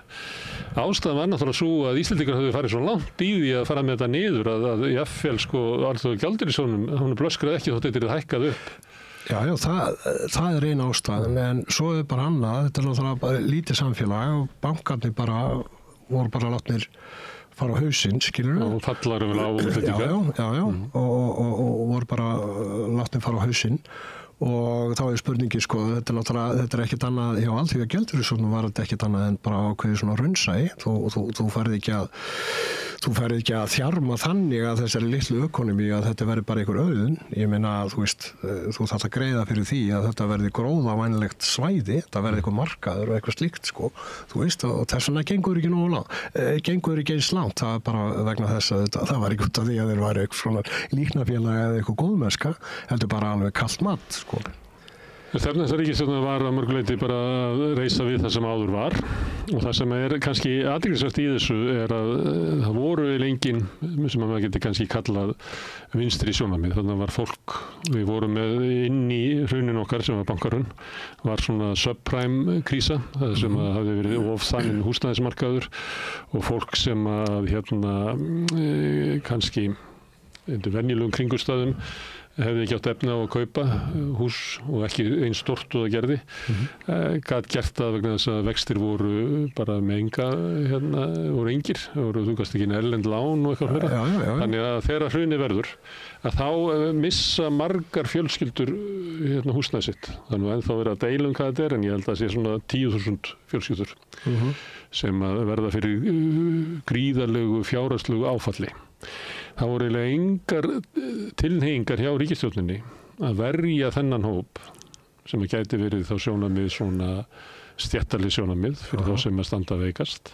Né þann sem að í eftirleik hrunsins, það sem að fólki misti húsnæði sitt og fór yfir á leigumarkað sem að ofstandist bara strax 2010-2011 skust upp húsnæði. Það var engin tilneiging, þannig að það voru engin svona stjættarleg sjónarmið í því hvernig hún brást við hruninu. Absolutt engin, nákvæmlega engin.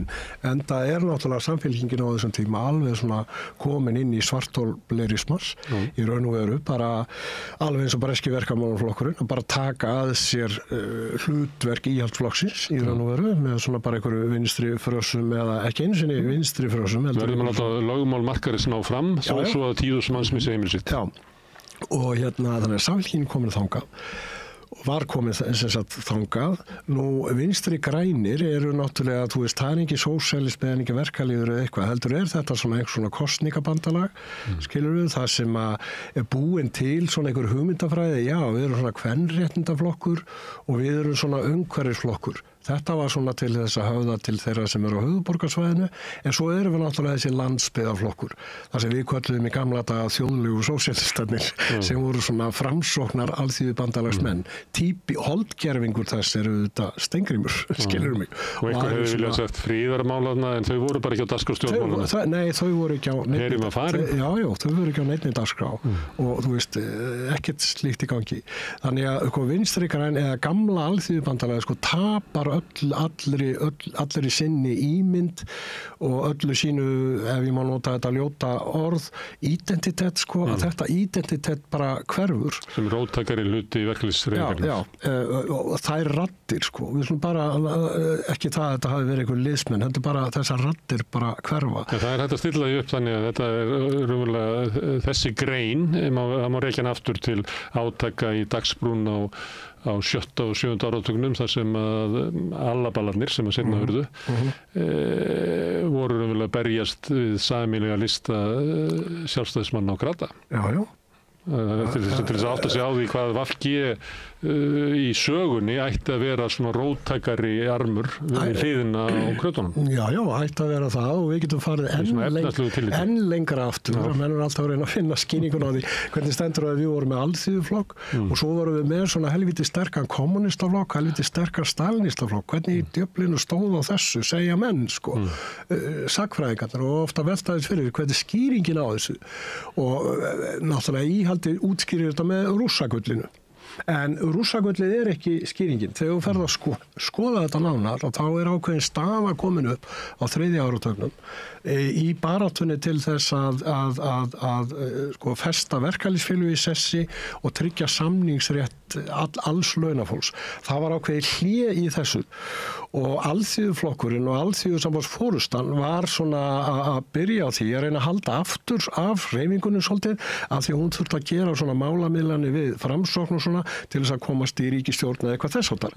Ungu kommunistarnir á þessum tíma höfðu töluvert verkalýðsfylgi og voru tengdir verkalýðnum og í raun og veru vex kommunistaflokkurinn langt umfram í raun og veru það sem hann átt að gera vegna þess að hann tekur að sér þeir taka að sér þessir ungu menn að ljúka þessu verkefni út allt land, að unionisera eða setja fólki í verkalýðsfélögin og tryggja samningsréttin. Þetta skýringin á því, en engin hugmyndafræði, þetta skýringin á því hvers svona stalinistaflokkurinn verður svona sterkur á Íslandi og hvers vegna honum sýnd þessi mikla hollusta í gegnum þykkt og þund, sem sagt kommunistaflokkurinn, sósíalistaflokkurinn og Alþýðubandalagið seinna. Það liggur í þessum arfi og við getum sagt það að leiðtogarnir þarna, ég meina þeir áttu þetta fylgi skilið, þú getur orðað þess svo, af því að þeir leystu þarna ákveði verkefni stéttabaráttunar, skilur, en þetta var ekki þannig að eins og bara helmingu verkalýðsstéttarinnar á Íslandi væri svona stalinísk eða eitthvað þess áttar, það var náttúrulega ekki það. Og svo megum við auðvitað ekki gleyma menningarframlaginu sem að með hjálp rússaguldsins og allt það, skilur, að þá var menningarframlagið býsna stórt að þessari hreyfingu og það getum við til dæmis lært af henni ef þú ætlar að byggja upp flokka, þá er þetta ekki bara að byggja upp eitthvað liðsafla sem safnar atkvæðum og svo framvegis, heldur ertu líka að búa til menningarlegt umhverfi. Það er að búa til heim fyrir verkalýð til að ganga inn í, því hann getur ekki lifað í heimi auðvöldsins. Þú ert með öll áhuga leikfélögin, þú ert með alla kórana, þú ert með íþróttafélög, þú ert með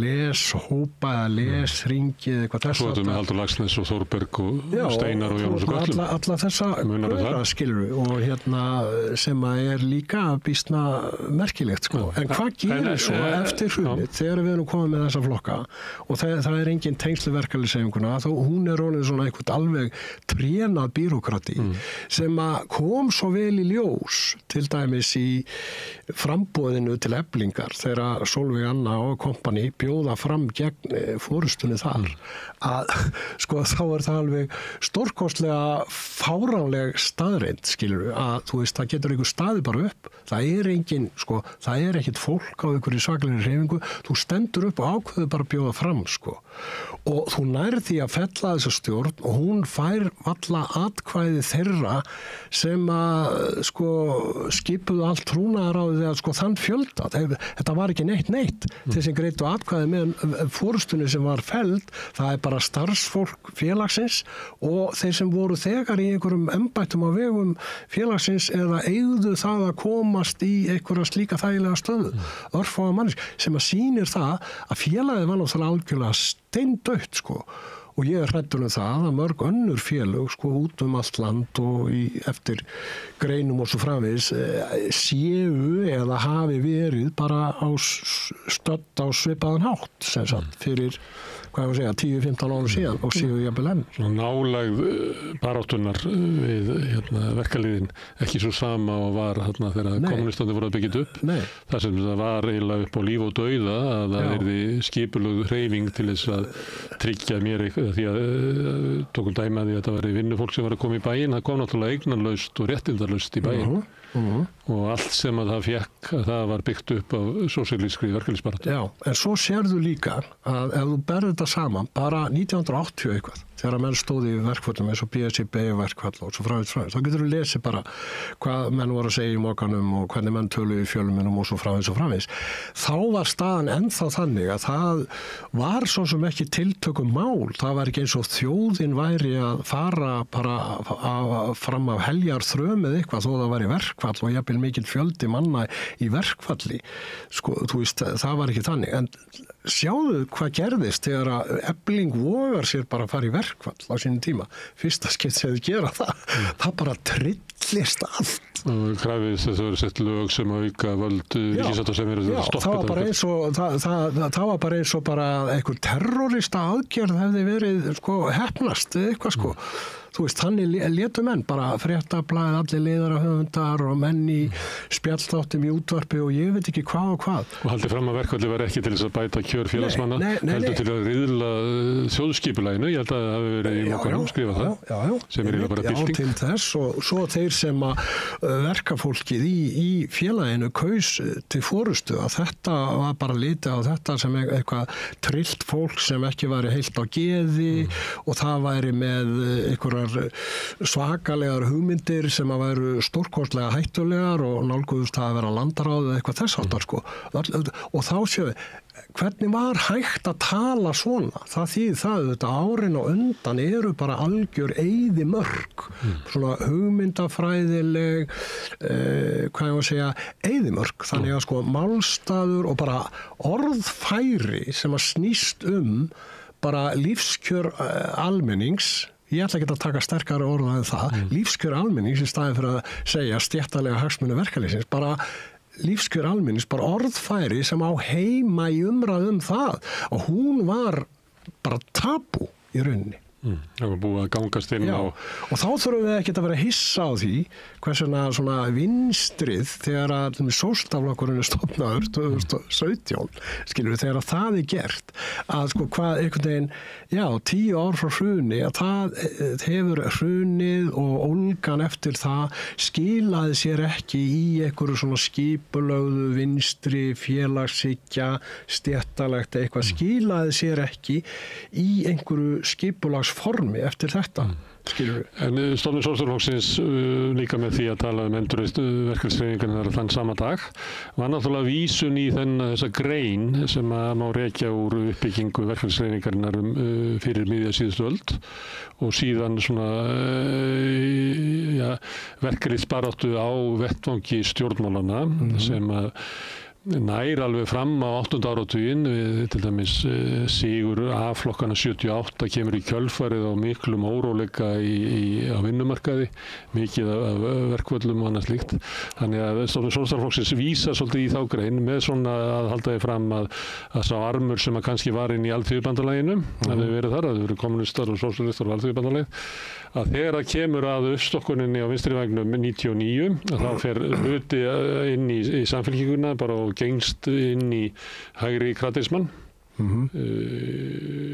En hinn hlutinn, hann fer inn í og er raunverulega ekki með nægt afl til þess að koma fram sem svona sósíalískur flokkur, heldur birtist eins og þú ert að segja sem kosningabandalag feminista, friðarsinna, umhverfissinna og svo jafnaðarmanna eða ég veit ekki hvernig félagshyggju fólks það var þeir líklega orða það og þá er það að því að sá grunnur sem að var í flokknum var þá frekar það sem að var kallað framsóknarkommar eins og Steingrímur Jóð frekar heldur en Ögmundur Jónasson sem að kannski kemur innan úr róttækari hluti af verkalýðshreyfingarinnar sem að þá var sem að þá hafði eiginlega fundið sér farveg meðal opinberra starfsmanna af því að það var bara styttra sig að þeir fengu verkfallsréttinn og þeir voru bara á því tímaskeiði uppbyggingar verkalýðshreyfingar sem að gat af sér bara meiri róttækni og meira starf og hvassari orðræðu. Já, ég held að þetta sé alveg rétt greiningjaður og þess vegna er þetta líka þannig þegar við fyrir að hugsa að sko Ögmundur er svona ljóti andarungin allan tíman. Hann rúmast alla í VG. Já, hann er það og leið og eru bara komin í ríkisstjórn og eitthvað sko þá bara sverfi bara til stáls og honum er ekkert líft þarna vegna þess að það eru bara einhver önnur sjónarmið sem eru ofan og allt það sem að sýnir kannski. Þegar að loksins verður vinstristjórn á Íslandi 2009 að þá er allt vinstri dögt úr þessu báðum flokkum. Akkúrat. Það skal enginn undra að þessi flokkar hafi gert annað heldur en að taka bara við. Þar sem þeir réttlæti sig við að ef að sjálfstæða, þú nefndir að ef eitthvað sem að sjálfstæðarflokkurinn hefði stigið frá borði, er eitthvað svona það róttækabreitingar að hann hefði ekki látið sig hafa það í samningu við annars flokks að það má líka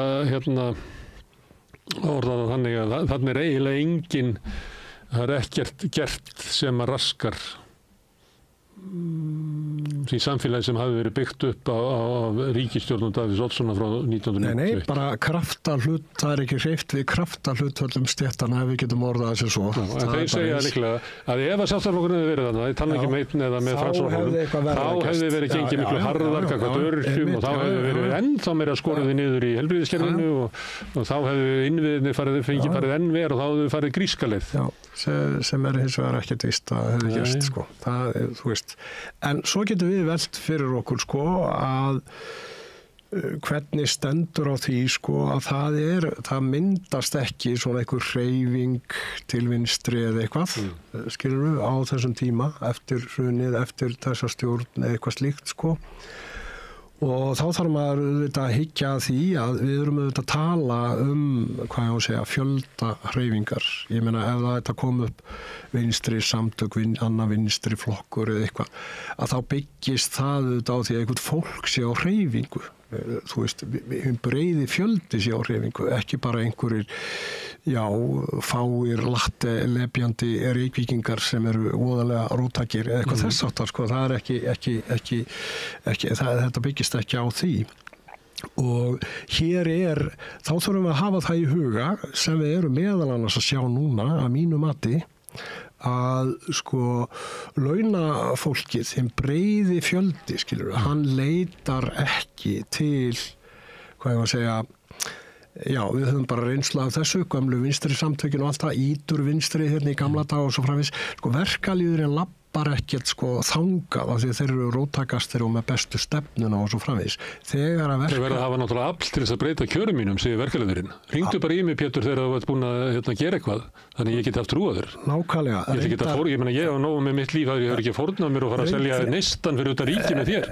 Akkurat. Mér vantar kjötfars í kvöld. Já, og þetta var það sem að Ted gamli Grant, trotskíist í Bretlandi, var að reyna að segja mönnum þegar þeir voru eftir síðari heimsstyrjöldina, þá heldur menn bara að það var að koma að kreppa eins og eftir fyrri heimsstyrjöldina, voru lengi átt að segja á því að það var bara þensla að fara í gang og Ted Grant var fyrstur átt að segja á því, byrju, það er engin krísa, hvaða vitleys er þetta? Ég menn það er aukin atvinna og það hafa skapast meiri fjárfestingamöguleika fyrir kapitalið og svo framvegis og þá er það að menn fara út í það, alltaf að fara að stofna svona litla klíku til þess að undibúa einmitt það var að koma einhver svakaleg krísa og bara einhvern byltingar ástand og menn eruðu að vera með skipulega og tilbúinir til að grípa inn í það. Það sem Ted Grant sagði, hann var það, heyrðu, þetta gerist ekki svona. Þegar að verkalýðurinn fer á hreyfingu, þá gerir hann hvað? Hann sækir inn í sín hefðbundnu samtök, hann sækir inn í samtökin sem hann á. Verkalýðsfélögin sín, verkalýðsflokkin sín fyrir að kjósa hann og svo framvegis. Hversu afbakað sem þetta er. En hann raunverulega í dagsins sá að verkalýðurinn upplifir ekki að neyja þessi samtök. Nei, akkurat. Og þá hann er bara gestur og fundi í verkalýðsfélaginu sínu þar sem að fórustan upp á sviði með eitthvað pródúsur og fund og tiltekið erindi. Hvernig stendur á því að verkalýðurinn, hluti hans, býtur á þetta agna kjósa jafnvel popúlista, hvernig stendur á því og þá sérðu það, þá sjáum við það í hend okkar. Það sem útskýrir þetta eru þetta heimilisleysi launafólksins, skilur við. Þá ekki lengur verkalýðssamtökin, þetta eru einhverja bírakuratísk apparat. Flokkarnir þeirra eru í bullandi stéttasamvinnu og taka þátt í útvistun og einkavæðingu og niðurskurði og núna að kaupa vopn og annað í þessum túr. Og sko það er ekki hægt að bæta einhver lífskjör og svo framvegis en þú getur fundið sko 70, þú getur fundið marga milljarðar til að kaupa vopn fyrir og þá spyr miðflokkurinn ekki hvernig það ætli að fjármagna þetta. En ef þú ætlar að bæta kjör öryrkja þá ertu alltaf spurður að því hvernig þú ætlar að fjármagna þetta. Skilur við? Ok, þannig að skýringin á því hversuna fullt af launafólki eða verkafólki fyrir að styðja sko populíska flokka að það er náttúrulega aðal skýringin er vanmáttur verkalýðssamtakana og hvernig þau eru orðin, skilur við. Hversu varanleg þessi stuðningur er og hversu hollusta þessara kjósenda eða þessa fólks við Nigel Farage og Trump og svo framvegis það, við eigum eftir að sjá það. Ég meina, Trump þarf að skila vörunum, hann þarf að standa við loforðin og hann er ekki farin að gera neitt af því ennþá, sko. Það er enginn farin að finna fyrir því. Nei. Þannig að það er spurning hvað verður það? Það er líka nýverið byrt kosningarannsóknin sem nú ágætis rannsókn á svona hegðun kjósenda og ýmsu öðru að það eru 50% kjósenda sem að skiptu flokk á Íslandi. Þannig að í einu populíska ástandi að þá er náttúrulega kjósendurnir bara hlaupa eins og hausleysrænur. Já, þetta er alveg svakalega mikill fjöldi af kjósendum. Þetta held ég og sért ekki að finna í öðrum löndum. En ég held að samt að tilnýgin geti verið sko svipuð. það sé meira svona flögt á milli valkosta. Eins og að þú nefndir sko Nigel Farage og Boris Johnson og Corbyn náði 40% hann á tímabili, Boris Johnson fór yfir það, Nigel Farage núna með meira fylgi heldur en íhaldsmenn. Það er augljóslega rosaleg svona sveifla. Starmer sko getur mynda ríkisstjórn, hann fekk ekkert meira fylgi hann er ekki með kjörþátt. Nei, en hann fekk ekkert meira fylgi heldur en Corbyn fekk á sín tíma. Miklu minna sko. Fyrri kosningarna 2017 eða ekki, hjá Corbyn, þá fór hann yfir 40 og svo galt hann afróð í seinni kosningunum sem eru ýmsar ástæður fyrir því. En þá vorum við komin að spurningunum það sko, hvað eiga ítur vinstri? Má ég spyrja því ég nefndi Corbyn, að það kom hann í kringum hans kjör og það var verkamannaflokkurinn ákvað að gera hann að formanni sem bendi nú til eitthvað svona endurmats innan verkamannaflokks sem við erum að yfirgefa nýfrjálshyggjuna, Tony Blair og Gordon Brown og þeim sem eftirfylgdu. Nú ætlum við að velja Corbyn sem nú alltaf staðið á sínu sko undan 40-50 ár. Þannig þetta er ekki flautuþyrill. Þannig að þeir vissu nákvæmlega hvað þau voru að velja. Kannski töldu þeir að það væri betra að hafa róttakamann í fórustunni sem hægri menninni myndu halda aftur að, ég veit ekki hvort það var eitthvað svona hugsun, en líklega var það bara þrá eftir eitthvað svona endurnýjun. Hún birtist líka, þótt að sé alltaf erfitt að taka sko demokrataflokkin í umræðu vinstrið, að þá er það bara einfallega vinstrið sem er boðið upp á í Bandaríkjunum. Að þar kemur Bernie Sanders með svipað erindi og alkurat sama típan. Hann er búinn að segja það sama í 40 ár. Ég held að þú getur hlusta á sko ræður sem hann hélt fyrir 50 árum. Hann er síðan nákvæmlega sama í dag. Það er bara engin munur. Þeir ná okkur svona bylgju og það virðist vera að vinstri síðan ná áttum einhvern veginn að leiðin út er náttúrulega að hafna nýfrjálshyggjunni, fara að tala aukna misskiptingu í samfélaginu. Við erum að laga aftur skattkerfið ef við ætlum að laga hörnun innviða og við ætlum að ná, ef við ætlum ekki að vera að missa sko velferðarkerfið, þá verðum við að bakka aftur fyrir nýfrjálshyggjuna og laga samfélagið okkar til þess tíma þegar það var svona meira og minna samkomulag í samfélaginu. Við værum á leiðinni til aukins jafnvægis. Þetta voru þeirni ríku sem að vildu það ekki. Þeir eru bara að beygja sig undir þann samfélagssáttmála. Ég næði þessu, en punkturinn er en síðan reyði þessu þessir menn tiltölulega hátt í smá stund, kannski 3-4 ár og svo kemur bara í ljós að það sem þeir voru að reyna að gera í gegnum stofnanir sínar eins og verkamannaflokkin, Corbyn gat það ekki og hann var bara hent og sama með Bernie Sanders, hann var eiginlega neyddur til þess að semja sig frá framboði vegna þess að í stofnununum sem þeir voru að reyna að breyta, þær voru bara svo langt genglar að það var ekki hægt að endurnýta. Ok, sko, Bernie Sanders náttúrulega, í fyrsta lagi náttúrulega er ekki sósíalisti, þó hann hafi verið að segja marga hlutina. Fyrirvara með að en hann er ennþá í dag, er hann sá sem er að reyna að búa til í samfylkingu gegn fasisma í Bandaríkjunum. Hann er að reyna að búa til orðræðuna sem getur verið raunverulega andstaða við Trump að meðan aðrir í demokrataflokknum eru bara ekki viljandi. Hans ferill er, þetta er bara mjög einfalt. Ég meina, hann er bara toppur á því og talsmaður þessa venjulega sem við höfum séð í demokrataflokknum bara í áratugi sem bara eins langt aftur eins og lengra aftur en elstu menn muna og það er náttúrulega það eins og menn segja eins og sagt hefur verið demokrataflokkin. Demokrataflokkurinn er kirkjugarður allara framsækina hreyfinga í Bandaríkjunum. Það er alltaf leiddar inn í demokrataflokkin. Það er bara spurning hvaða leiðtogi sem að rís upp og reynir að fá fólk til þess að kjósa mig eða eitthvað stendur fyrir það og Bernie Sanders stendur bara fyrir það. Okay? Og þetta er bara hinn armurinn af þessum eina stjórnmálaflokki sem er í Bandaríkjunum. Þetta held ég sé ekki sambarlegt. Ef við tókum Corbyn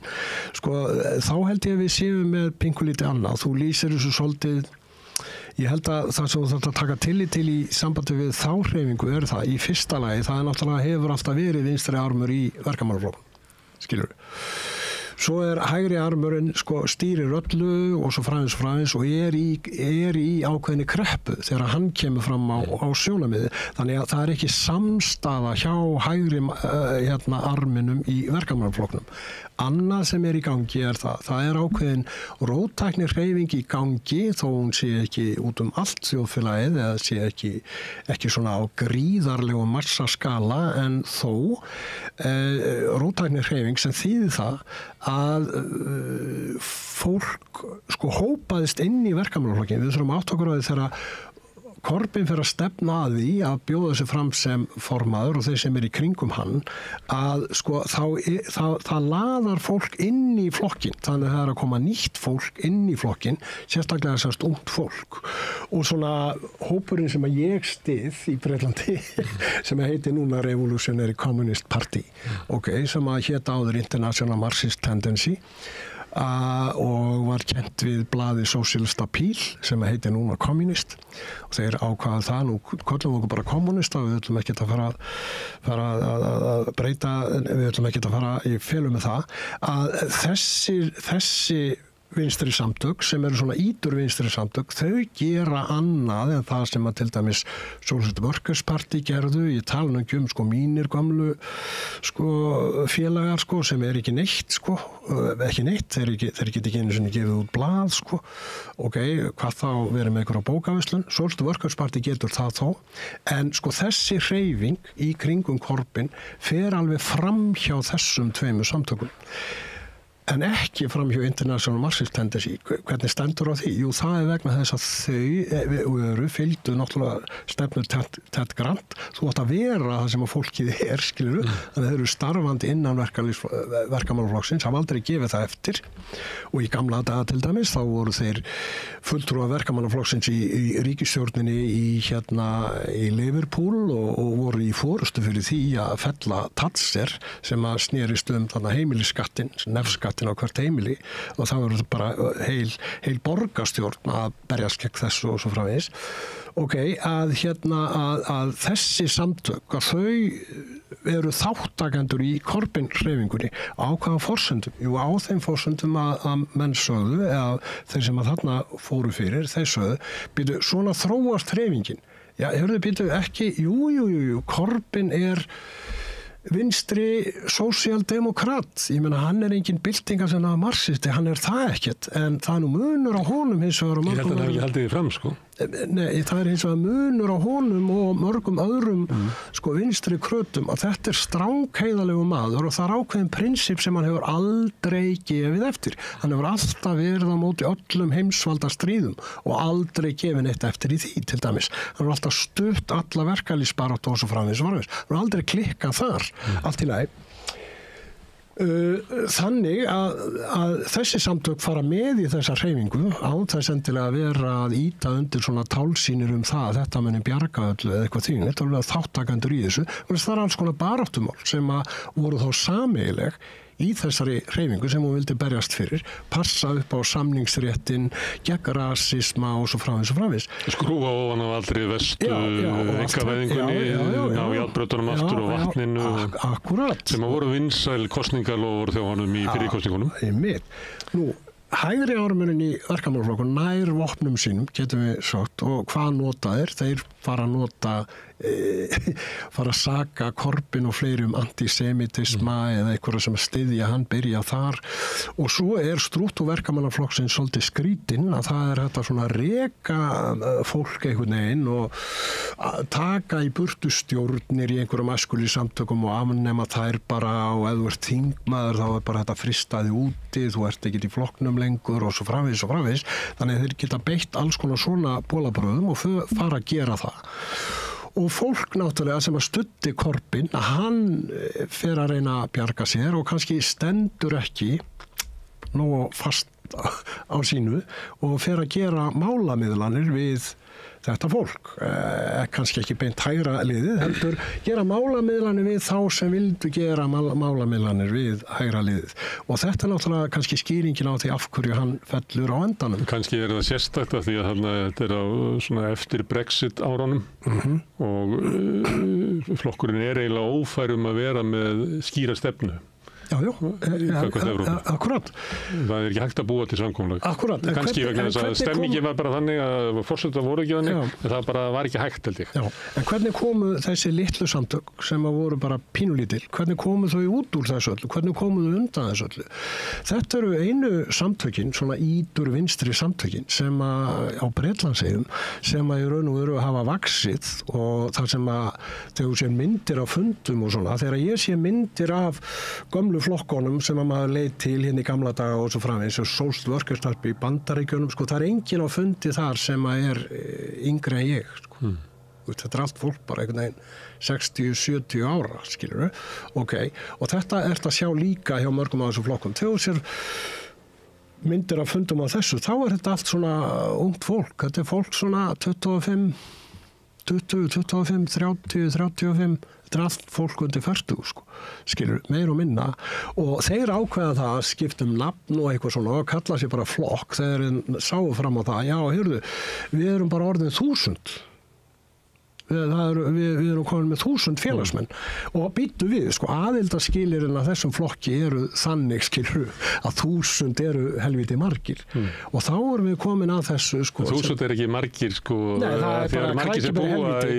Nei, það bara krækiberi helviti. Það svona svipað og bara, það þetta komað fyrir á einum sófa, talandi sófakoma á Íslandi. Alveg hárrétt. Já, svo förum til Bandaríkjanna og tekur Democratic Socialist of America, það eru 30.000 manns, það þýðir það samanbæri við Ísland, það eru bara eins og það var 30 manna flokkur hér. Já, við þurfum að hafa þessi stærðarhlutvöld alveg á hreinu.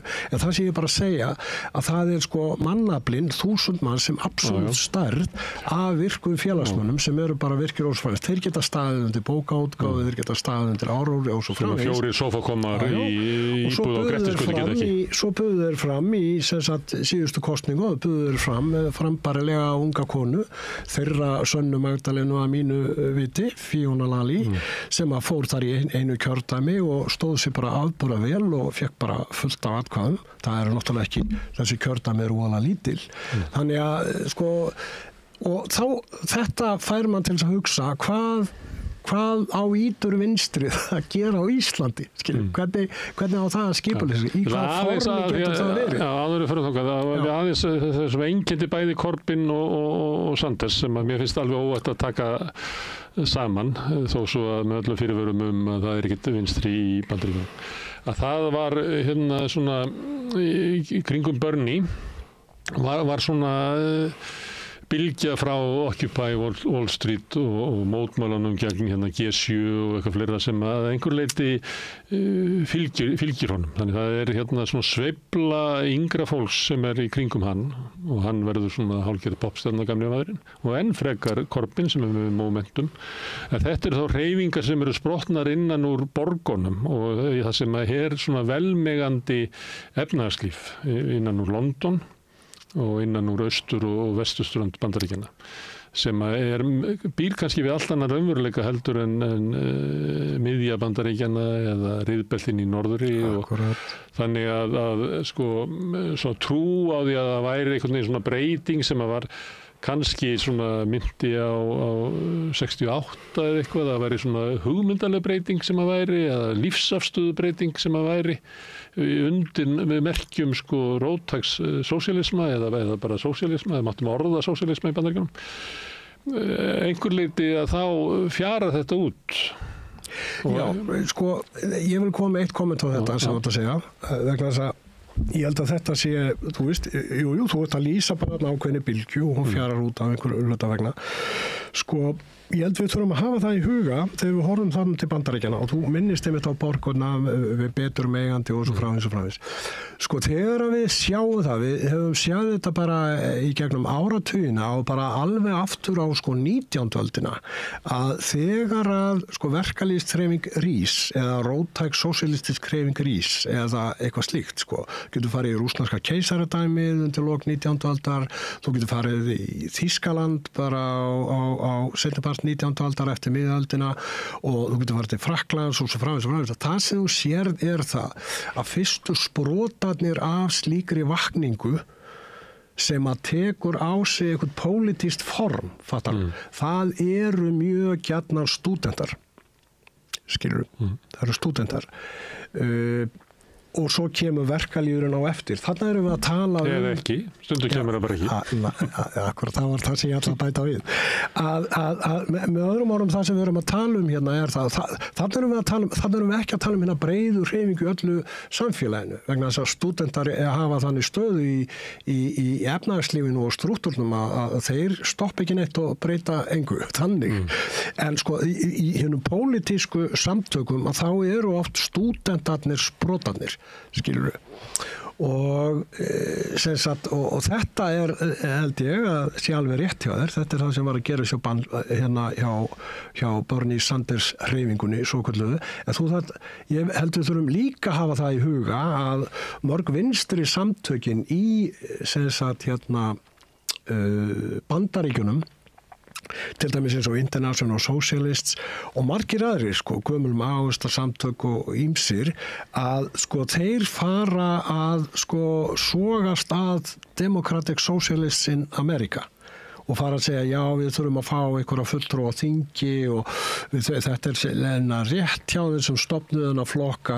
Við myndum aldrei ná árangri sósíalista nema einhvern veginn að við kæmum fulltrúum okkar á þing og það ekki hægt að gera það nema í gegnum demokrataflokkin og þaðan getum við síðan byggt upp einhverja hreyfingu ef við höfum fulltrúa í slíkum lykilstöðum. Þetta svona hugmyndafræðin á bak við þetta og ég held að áður en að Sanders kemur upp og þá þessi bylgja út af frustrasjónum vinstri-hreyfingarinnar að hún í vanmætti sínum fer að sækja þarna inn í Democratic Socialists of America og þeir eru komnir með blaðið sitt þarna Jakobín og hitt og þetta og alls konar starfsemi, þú veist, vinstri-kratíska starfsemi og búin að safna þessari fullta liði og ég held að þetta hafi verið svona fótgönguliðar sem að hafi hjálpað mjög til að, forma þessa hreyfingu á svo miklu leyti sem hún var formuð sem að hópaðist til stuðnings Bernie Sanders, En þegar að hann gefur frá sér framboðið og já, nú styðjum við bara Hillary Clinton og svo framvegis og það getur ímyndaði demoraliseringuna sem átti sér stað í þessari hreyfingu.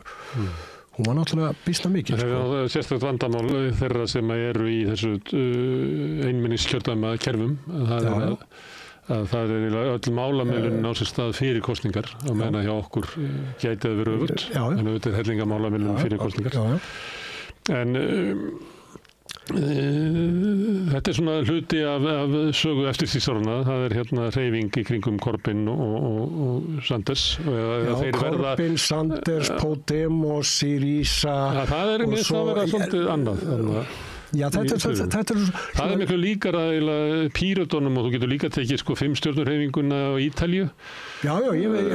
Það er ekkert að þessum hreyfingum vísar til svona uppbyggingu, vísaði ekki til sögunar uppbyggingu verkefnishreyfingarinnar. Nei, eru einmitt að yfirgjána. Það eru aðrir hópar sem eiga að bera þetta uppi heldur en verkefni. Kannski Syriza er náttúrulega tengd inn í alls konar verkefnisflokkar og kommunistaflokkar þar, en Podemos og 5 stjörnurhreyfingin bara, þó að hún hafi sérumverulega vinstra aflið á tímabili á Ítalíu, að þá er hún eiginlega valla hægt að skilgreina sem vinstri flokk eða Podemos. Það er bara, maður getur skilgreina sem vinstri flokk vegna þess að hún er ekki hægri flokkur. Ok, það sem ég átti eins og að við með því að líka þessu öllu saman er bara það að það er þessi trend að fólk sem til vinstri og eru mögulegir stuðningsmenn einhvers konar raunverulegs sósíaldaflokks eða raunverulegs, stéttabarátuflokks, að þetta fólk hefur enga valkosti og þessi hreyfing er heimilislaus og þannig að hún sækir í svona valkosti sem í raun og veru ber dauðan í sér. Það er að segja að þessir valkostir báru ekki með sér einhvers konar uppbyggingu á pólitísku afli til framtíðar, skilur við, og gat þess að ekki alveg lifað af, og það er það sem ég var að benda á, ekki það að þetta væri svona hugmyndalega eitthvað mjög líkt, Í Frakklandi höfum við svona soldið aðra sögu, það er Mélenchon sem á svona rætur í svona bara klassísku stjórnmálum 20. aldarinnar, sósíalista og kommunista og þar er náttúrulega annars konar tengsl við verkalýðshreyfinguna og það er verið að tjasla og ég held að hann hafi reynt það og fólk í kringum hann að nota þetta tækifæri til þess þess að sko róttakari hlutin var meira ráðandi í einhver svona bandalagi vinstrimanna og það leiddi til kostningabandalag sem að margir höfðu ágæti svona væntingar til en ég held að sé nú svona að fjara út og kannski eru bara fransk stjórnmál þannig að við skulum ekki eyða of miklu tími í það. Það varðandi þessar bylgjur sem að ég að tengja Sandes og Corbyn, að einhver leiti var lærdómurinn af því að þær skiluðu ekki einhvern veginn á þá veru að þetta til dæmis í kringum Corbyn, það var þetta momentum og hvað var momentum? Það voru bara stúdentar og ungt fólk í borginni frá London og svona sem að komu sko með grænt hár og ætlaði að fara að segja sko verkalýðnum í norðurhéruðunum á hverju að þau ættu að fylgja sér í einhverju svona vókstefnu eitthvað svona nýtt samfélag sem að verkalýður bara nefndi ekki að hlusta og hann kaus bara Boris Johnson. Ég ekki að segja þetta sé svona en þetta var svolítið notað og þá fáum við svona enn eina tegundina flokkun sem til dæmis Sara Wagenknecht sem að klífu sig út úr Der Linke í Þýskalandi og segir það að við verðum bara að horfast á að kjósendur okkar sem þá ófaglæri verkalýður það er aflið í samfélaginu ég meina Marx segir það er það sem að mun breyta samfélaginu og við erum að missa það yfir til hægri og þetta fólk íhaldsamt í svona persónulegum málum, það er á móti útlendingum og það er á móti raunverulega svona réttindum samkynhneigðra í tala við, sérstaklega trans og öðru slíku, þannig að við skulum bara taka upp þeirra sjónarmið, við verum að tala svolítið í anda þess sem þú varst að segja á það sem að almenningur og hann í einhverju svona populískri byltingu, við verum að fara þangað og vera þar því að þarna fólkið sem að mun Já, spurningin hvað hún hefði gert í München til dæmis 1924-5 í rúrkrísunni hefði hún ekki þá sagt byrju atvinnuleysingjarnir, þeir eru bara hópast í nasistana, við verum bara elta þá þangað. Það voru mennin í nasistaflokknum sem voru andkapitalískir eins og Ernst Röhm sem var hvetja til annara byltingar, hann var andkapitalisti en hann var ekki mannúðar sinni. Nei. En sko, ég held að það sé mikill munur á því að fara það sem fólkið og hins vegar það að fara að elta sko, þarna séru þessa konu þarna í Linke, hún fór nú ekki vel út úr þessari stefnu sinni að sko, þarna hún að laga sig í raun og veru bara að hverju hún að laga sig að, hún að laga sig óbeint bara að hægri flokkunum auðvitað, populísku flokkunum. Og kannski svona umræðin í samfélaginu, hún náttúrulega fékk svolítið svona sess þegar hún mætir með þetta og við höfum kannski sér dæmið eins og Íslandi að þegar það kemur ykkur vinstramegin og tekur undir með hægrinu og við lifum í sko pressu sem meira og minna drifin áfram að hægrinu og auðfólkinu að þú færð allt í einu sko svolítið svona frí rætt inn á stjórnmálasviðið því að taka undir sjónarmið hægrisins. Borgaraflin átta sig alveg á því þegar þau sjá liðhlaupana og átta þau sig mjög vel á því og lyfta liðhlaupunum og standa með þeim sko. En forvitnilega spurningin okkar til dæmis hér á Íslandi er svo að við erum til dæmis það eru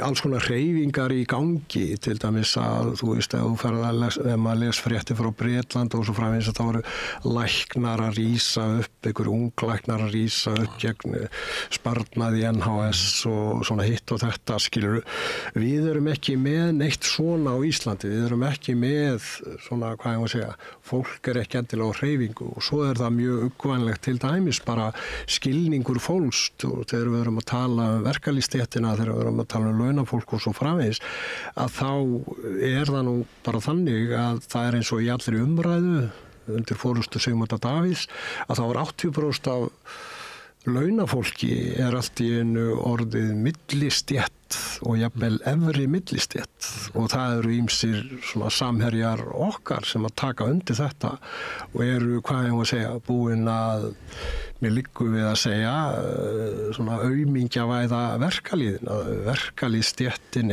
bara þeir sem eru á allra lægstu töxtum etc. og eitthvað svona gömul hugmyndum það að verkafólki, það eru þessi skítu sem eru með sorgarrendur og eitthvað svoleiðis. Sem stéttagreining bara Trump og Vance. Akkurat, þetta stéttagreining þeirra og þarna eru menn ekkert að horfa, En þetta hefur haft mikil áhrif vegna þess að þar sérðu sveiflu á milli sem að hópar fara allt innu sem að kusu vanalega verkamannaflokkin eða demokrataflokkin allt innu sveiflast yfir til Trump eða Boris Johnson og þá vilja menn draga stóra ályktanir af því og segja að ef við ætlum ekki að láta þetta bara gerast ef við ætlum að missa sko verkaliðin úr riðbeltunum sem kannski sá hópur sem við ættum helst að þjóna og ef hann treystir okkur ekki þá verðum við bara að endur meta okkar erindi og tala eins og Boris Johnson og Trump í tilteknum málum í vonum að við getum bara náð völdum í byltingunni seinna mér og beintin inn á einhverja sósíalíska arma. Og sumuleitt þetta svona.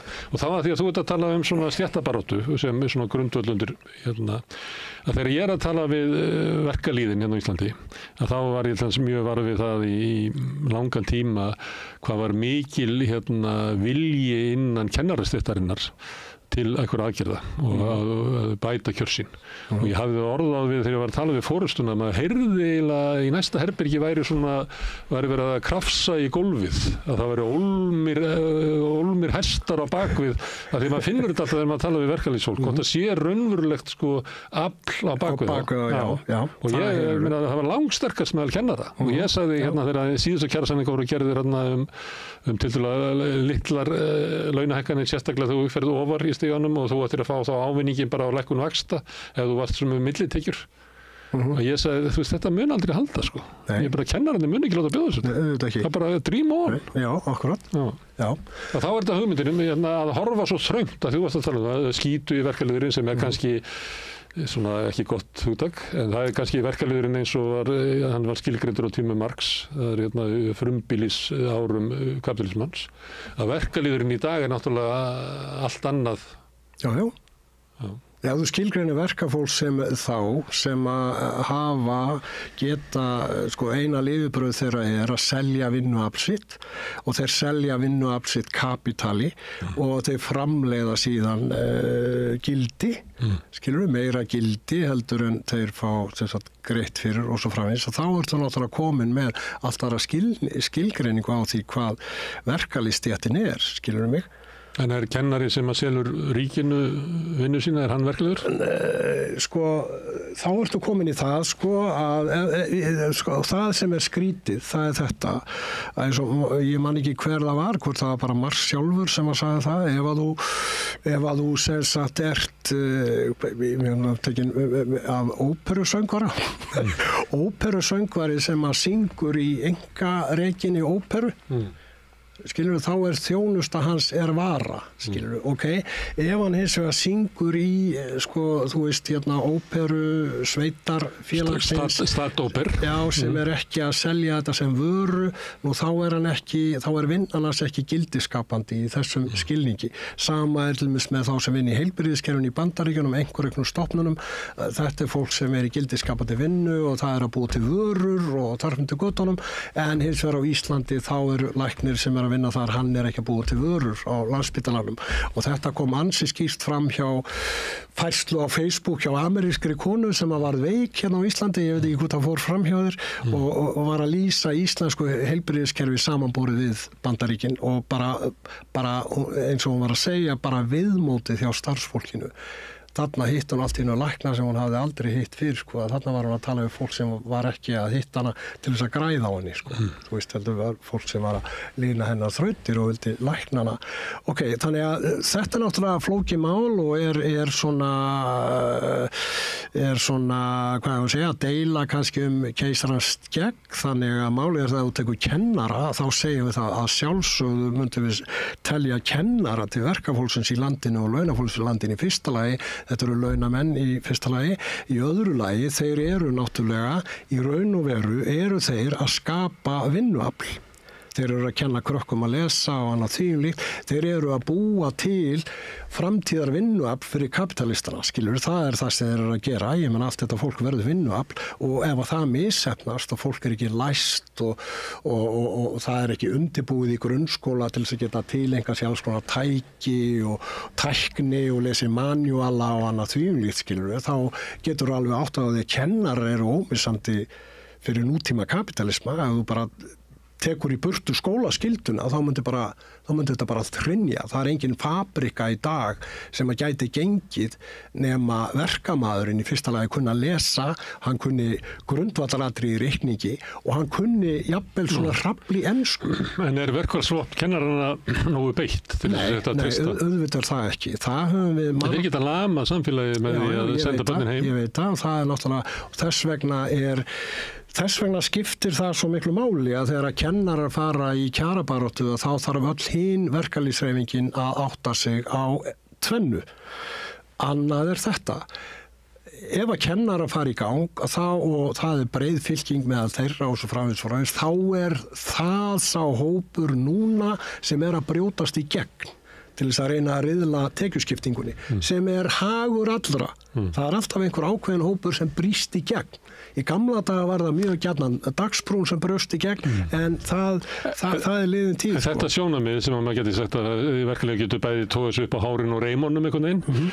Þetta nýtur ekki alltaf vinsælda.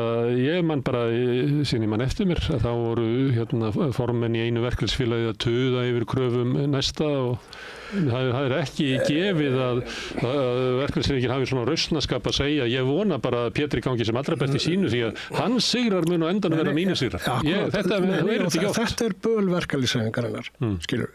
Og hitt sem að menn þurfa átt að segja á, öll hinn verkalýðshreyfingin þarf að átt að segja á, það auðvitað það að ef að kennararnir býða ósigur, þá hefur verkalýðshreyfingin í heild beðið ósigur. Þá bara, já, ok, fjöldabarátta, það þýðir ekkert að vera í henni, akkur ef að fara í hana og svo framvegis. Þess vegna er hinn verkalýðshreyfingin að styðja kennara og efla sína félagsmenn í því að vera umburðarlyndir og þolinmóðir, þó að börnið þeirra komist ekki í skólan út af einhverju verkföllum og svo framvegis. Og býðum við, fjandskapur kannski við kennara eða einhverja stétt, einhvern hóp, launafólks sem að brjótast í gegn eða eitthvað því, hvort sem að það nú flugvirkjar eða kennara eða ljósmæður eða whoever, trésmiður eða vélsmiður eða eitthvað. Allt nema flugumferðarstjórar. Já, þetta byggist allt. Maður man svo vel eftir þessari umræðu, þú veist að þetta var kallað höfrungahlaup seinna. Ok, þetta byggist á ákveðinni kenningu sem svolítið varasum og kenningin felst í því, skilurðu, að í efnahagslífinu þá sé bara svona ákveðin launakaka. Það bara svona til ákveðin launakaka. Það sem sagt eitthvað sem afgangur frá okkur kapitalistunum sem við getum borgað í laun. Það svona bara ákveðin kaka og það ekki hægt að taka meira af henni en í kökunni. Þannig ef þú tekur mikið þá fæ ég minna. Já. Nákvæmlega þetta. Þetta áróður atvinnurekanda. Þetta bara stefna þess að... Síðan já, nákvæmlega. Og svo hitt að segja, já, verðbólga stafar af launahækkun. Og þegar verkalýðsforingi farin að saka aðra hópa í verkalýðshreyfingunni eitthvað svona svik við eitthvað samning eða eitthvað sátt við ríkisstjórnina eitthvað þvíumlíkt það að halda aftur af verðbólgu eitthvað þvíumlíku með því að já, þið fenguðu herri launahækkanir, þá hafið þið tekið á launakökunni eitthvað sem að við fáum þá ekki, þið eru að taka eitthvað frá öðrum og þið eru að hækka launin sem að kyndir undir verðbólguna. Þetta kenning, hagkenning atvinnurekanda, fyrst og fremst. Og þetta stór hættulegu málflutningur, en hann ekki nýr. Svona talaði Gvendur Jaki þegar hann þurfti að verja sig. Svona talar í raun og veru bírókrat í verkalýðshreyfingunni. Fulltrúi skrifstofuvaldsins sem að þarf að halda stuðningi sinna félagsmanna. Vegna þess að kjara ávinningur einhver annara hópa ógnar honum. Þeim verkalýðsforingja. Af því að þá geta félagsmennir hans sagt við hann, heyrðu, býtu, hinn að fá meira en við og eitthvað slíkt, skilurðu. Og þetta ógnar þeirri stöðu að hans samningur var þá ekki nógu góður eitthvað svona. Þetta náttúrulega rugl hugmyndir, auðvitað þetta ekkert svona. En þetta kannski það sem verkalýðsforingjarnir í gamla daga svolítið óttuðust og allt það. Þess vegna var þeim hálf illa við BSRB og þeim var mein illa við BHM og jafnvel ófælærðu félögin, þeim var illa og verkamannasambandið, þeim var illa við iðnaðarmannafélögin og þetta var allt einhvern veginn svona og þegar maður var svona á þingum með þessum mönnum í verkamannasambandsþingi eða eitthvað slíku, þá fann maður þennan anda Þá geti ég talaði núna innan úr verkalínum, innsta kjarna hans.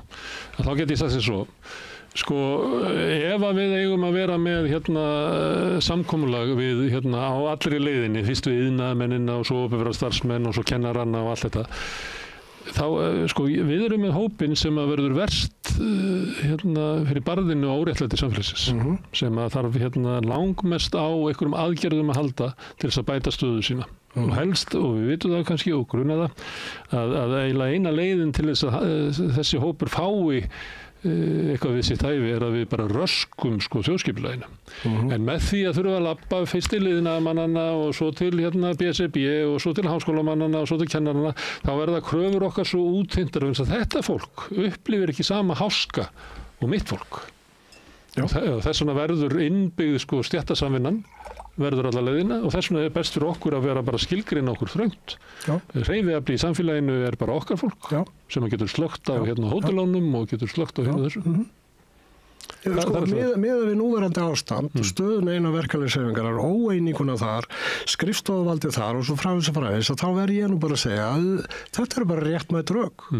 Ef þú setur því í spor þessara foringja og allt það, skilur þá eru bara réttmætt rök. En takt eftir því, þetta eru rök sem byggjast á óbreyttri það sem við getum kallað markaðsstöðu, þú veist. Þessi hópur stendur... Það sem þú segir að það gæti verið betri kostur fyrir þennan hóp að gera samstöðu með breiðari hóp, til dæmis að ná fram afgerandi breytingu í húsnæðismálum sem að þú gerir ekki innan úr þröngu hópnum, heldur verður helst að ná einhverju samkomuna allt upp í kennara og BHM jáfnvel. Þarna hittir þú naglan á höfuðið. Sko málið það sem getur breytt þessu ástandi, það að segja það að félögin sem eru fulltrúar, þeir sem fara vest út úr þessu, skilur mig, að við þurfum að átta okkur á því einmitt að kjara, tökum bara til dæmis leiga orðin svo algeng og svo framvegis að ég menna að þú getur ekki breytt neinu á leigumarkaðanum en eitt tvílít nema með einhvers konar stjórnvaldsaðgerðum. Þú semur það ekki við SA, skilur við. Og þess vegna það að þú þarft að ná breiðri samstöðu í allir í verkalýðshreyfingunni til að breyta þessari stöðu, gera eitthvað fyrir leigjendur. Og þetta er stór hluti af félagsmönnum í þessum, félögum ófaglærs verkafólks sem fer vest úti. Þannig að þarna þarftu eitthvað. Sama að segja bara húsnæðismál, hvort að fólk vil eiga húsnæði, komast inn í húsnæði, bara leigu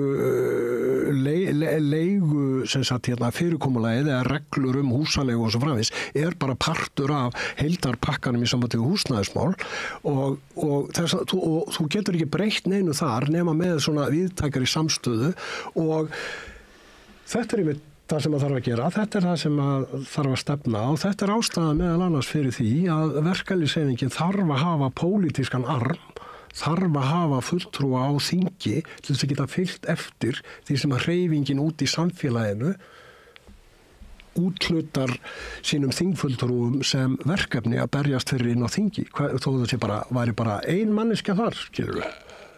En þú segir inn í borgarstjórn og sveitarstjórnum. Þú segir breiða samstöðu innan verkalýðshreyfingarinnar og að sú verkalýðshreyfing þurfi pólitískan arm, þá ertu að tala gríðarlegan fjöldaflokk. Þú getur ekki verið með annars verið krafist breiðara samstöðu í verkalýðshreyfingunni, svo kemur þú bara með eitthvað svona örmjóa grein sem á að vera pólitíski armur. Já, nei, það gengur ekki upp, augljóslega. Og þá áttum við okkur á því að þetta er allt háðsóldið þungum öflum í samfélaginu. Eins og ég hef alltaf sagt og sagði alltaf í gamla daga þegar maður var að fást við svona einhverja hvað, þá var hann í Alþýðubandalagið og eitthvað svona alls konar stælar, skilur, akkur viljið ekki bjóða fram í dagsbrún og eitthvað þínlít og þá var ég stundum að segja ég fer ekki að bjóða fram í dagsbrún, ég geti unnið þessar kosningar orðið formaða dagsbrúnar þess vegna, skilur það gæti gerst. En býtu ég verð bara orðin eins og hver annar skrifstofumæður eftir 2-3-4 ár, skilur vegna þess að ef þú býður fram í þetta, þá þarf það að vera fulltrúa einhverjar hreyfingar. Býtu af hverju til dæmis Ögmundur Jónasson, af hverju hann eitt svona glæsilegasti verkalýðsforingi sem við höfum átt? Það er vegna þess að hann reis á öldur hreyfingar, hann varð til hreyfingin bjóðan til, skilur við, alveg eins og það Gvendur Jaki sem að, hann þróaðist eins og hann þróaðist, en akkur var hann þar sem hann var þegar hann var upp á sitt besta, það var af því að það var hreyfing sem bjóðan til, skilur við mig, og eins og ég hef alltaf sagt, einhverjir hópar, íturvinstri flokkar eða whatever, einhverjir marxistar eða whoever, sko, geta ekki haga sem eins og maður geti kveikt og slögt á stéttabaráttunni. Þess vegna það algjörlega mistráðið þegar menn horfa til dæmis á litla sósítaflokkinn og svona sem á við mikil veikinda að stríða núna þessar mundir og allt það, að fara að horfa til þess á síðustu kosningar og vera fyrir ólegum vonbrigðum með þær og eitthvað slíkt, sko, eins og það að árangurinn hafi ekki orðið meiri, að það hafi eitthvað með innviði flokksins að gera. Þannig er fólk bara ímynda sér það að kjörfylgi byggist bara á því hvað þú góður að tala eða hvað heyrist hátt í gjallarhorninu þínu. Sko, ég meistar að tala í gjallarhorn, skilurðu? En þetta ekki með góða kosningasögu? Nei, akkurat, og akkur ekki. Það var vegna þess að það voru ekki þær hræringar í samfélaginu sem skila sér í kjörfylgi til þeirra sem eru lengst til vinstri. Og markmiðið að byggja upp stéttabaráttuna, frekar heldur en hópana og flokkana. Og svo bara spurningin, sko, hvernig þú gerir þessa hluti, sko. Og ég held að, þú veist að það önnur umræða, sko. Hörðu Pétur, því að tala um sitt mælskur með gjallarhorn. Við erum að stefna því núna helgina að fara út í svona söfnunarþátt. Við ætlum að setja met í lengd samfélags þjóðmálaþátts. Þannig að ég vona að setja í bænum helgina, kannski fæ ég þið í spjall hvort við getum ekki slátrað eins og einni nóttu þegar við varum að setja met í marathon málþófi til varnar fullveldis samstöðunar. Ég verði í sambandi. Já. Takk fyrir að koma núna og tala við vinstrið, það var mjög gaman að tala við eins og vanlega. Takk. En við ætlum að halda hérna áfram við Rauðaborðið, við erum alltaf að skilja heiminn. Næsti kafli eftir augnablik. Þarftu að tala um borgarfulltrúa.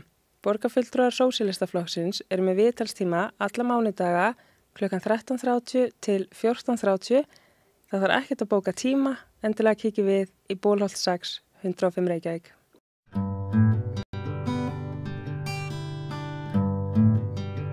Herðu, við ætlum að tala skólamál og svona mál sem er búið að vera mikið í umræðu. Ég bara í nokkur ár samræmd próf og hvort að skólinn eigi að hafa fleiri próf eða færri. Og hann er komin hingað Jón Torfi Jónasson, prófessor. Ertu emeritus? Já, fyrrverandi. Heitir það að vera fyrrverandi prófessor? Já, alveg eins. Sumir kalla sig emeritus. Jú. Skólamaður, myndur þú segja það? Já, það má segja það. Já. Herðu, þú skrifaðir grein daginn próf. Já, sko. Líklega þessu tilefni að þetta er svona umræða sem að hún bara slaknar ekki?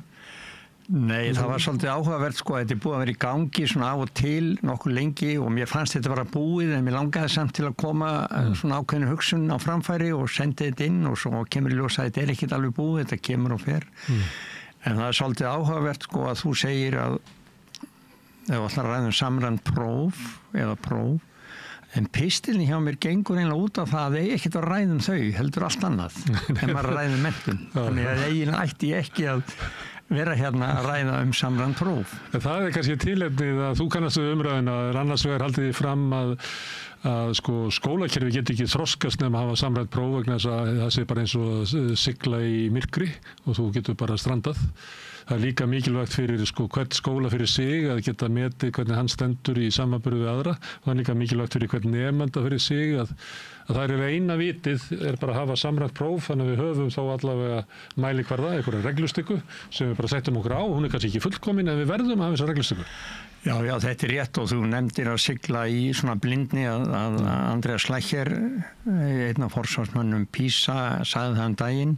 Hann vildi að við værum að sigla svona stefnulaust en þá getur maður svarað því að vill maður endilega hafa skýra stefnu en vita ekkert hver hún er. Það er að segja, vita ekkert hvort það er þess virði að stefna á þennan stað. Þetta er eilíkt vandamál í samfélaginu. Við gerum það sem er mælanlegt.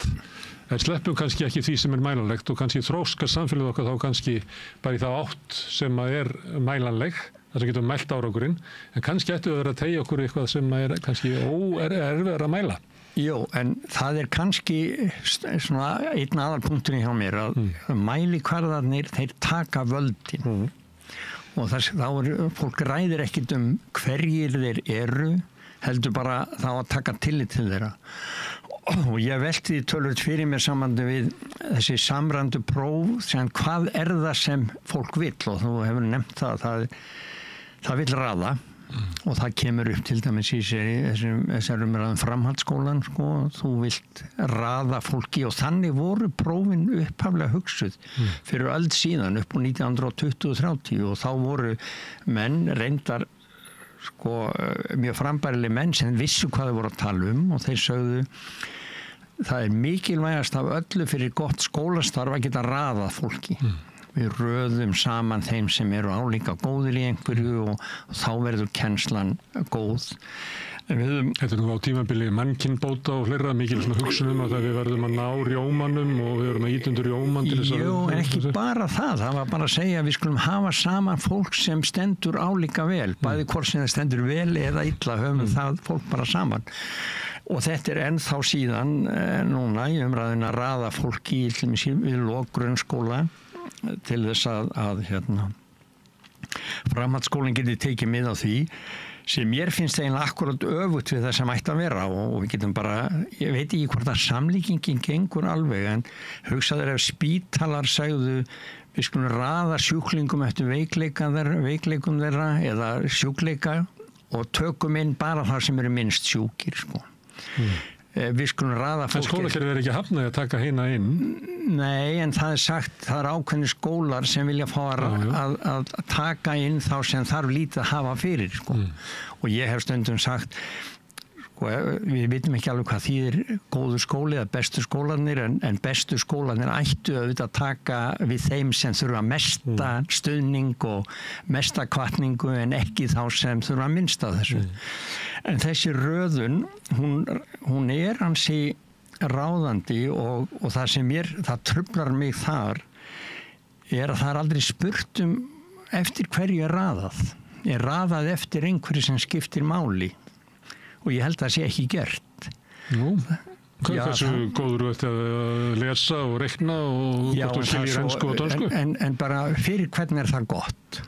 Ég meina, hvað það sem skiptir máli í nútíma samfélagi og það einmitt það sem ég finnst að ég að ræða frekar en samræmdum prófin, það að segja hvað snýst menntun og hvað það sem skiptir mestu máli að lyfta upp og við getum komið að því á eftir því að menn spyrja mig þá eftir hverju viltu raða og hvað snýst menntunin og ég held því fram að það sem einn galli með umræðan samræmd próf að þau taka þessu umræðu alveg yfir og hún snýst bara þessa tiltekna mælikvarða. Og svo segir þú líka, menn vilja fá stöðuna og þá spyr ég, hvaða stöðu gefa þessi próf? Stöðu á hverju? Einhverjum mannlegheitum, vellíðan fólks, krafti, eljusemi, frumkvæði, sköpunargáfu. Hvaða stöðu það sem við teljum mikilvægasta? Og þetta ekkert rætt. Ég ætla ekki að segja að ég hafi svari við því, en þetta ekkert rætt. Stöðuna á hverju, eftir hverju að raða, hvaða staða það sem skiptir máli. Það ekkert samkomulag í samfélaginu það hvað við ættum helst að mæla. Nei. Við ættum enda bara í langdregnu rifrildi það. En það sem að satt eftir frá gamla skólakerfinu var að við erum að meta hvað góður í að lesa, hvort það hefur eitthvað lestarskilning, hvort þú kunnir að reikna og hvort þú talir ensku og dönsku. Já, sko. Fyrsta lagi það ekki ljóst að þetta séu atriði sem skiptir mestu máli. Ég held að séu fjölmargt annað sem skiptir meira máli og við getum aðeins rætt það og eftir ef við höfum tíma til þess. En það annað vandamál, það annars vegar hvaða mælikvarðar eru nefndir eins og danskan og enskan og stærðfræðin og íslenskan. Hitt erum við að mæla það sem mestu skiptir í sambandi við til dæmis íslenskuna. Erum að mæla þau tök á íslenskun skiptir máli.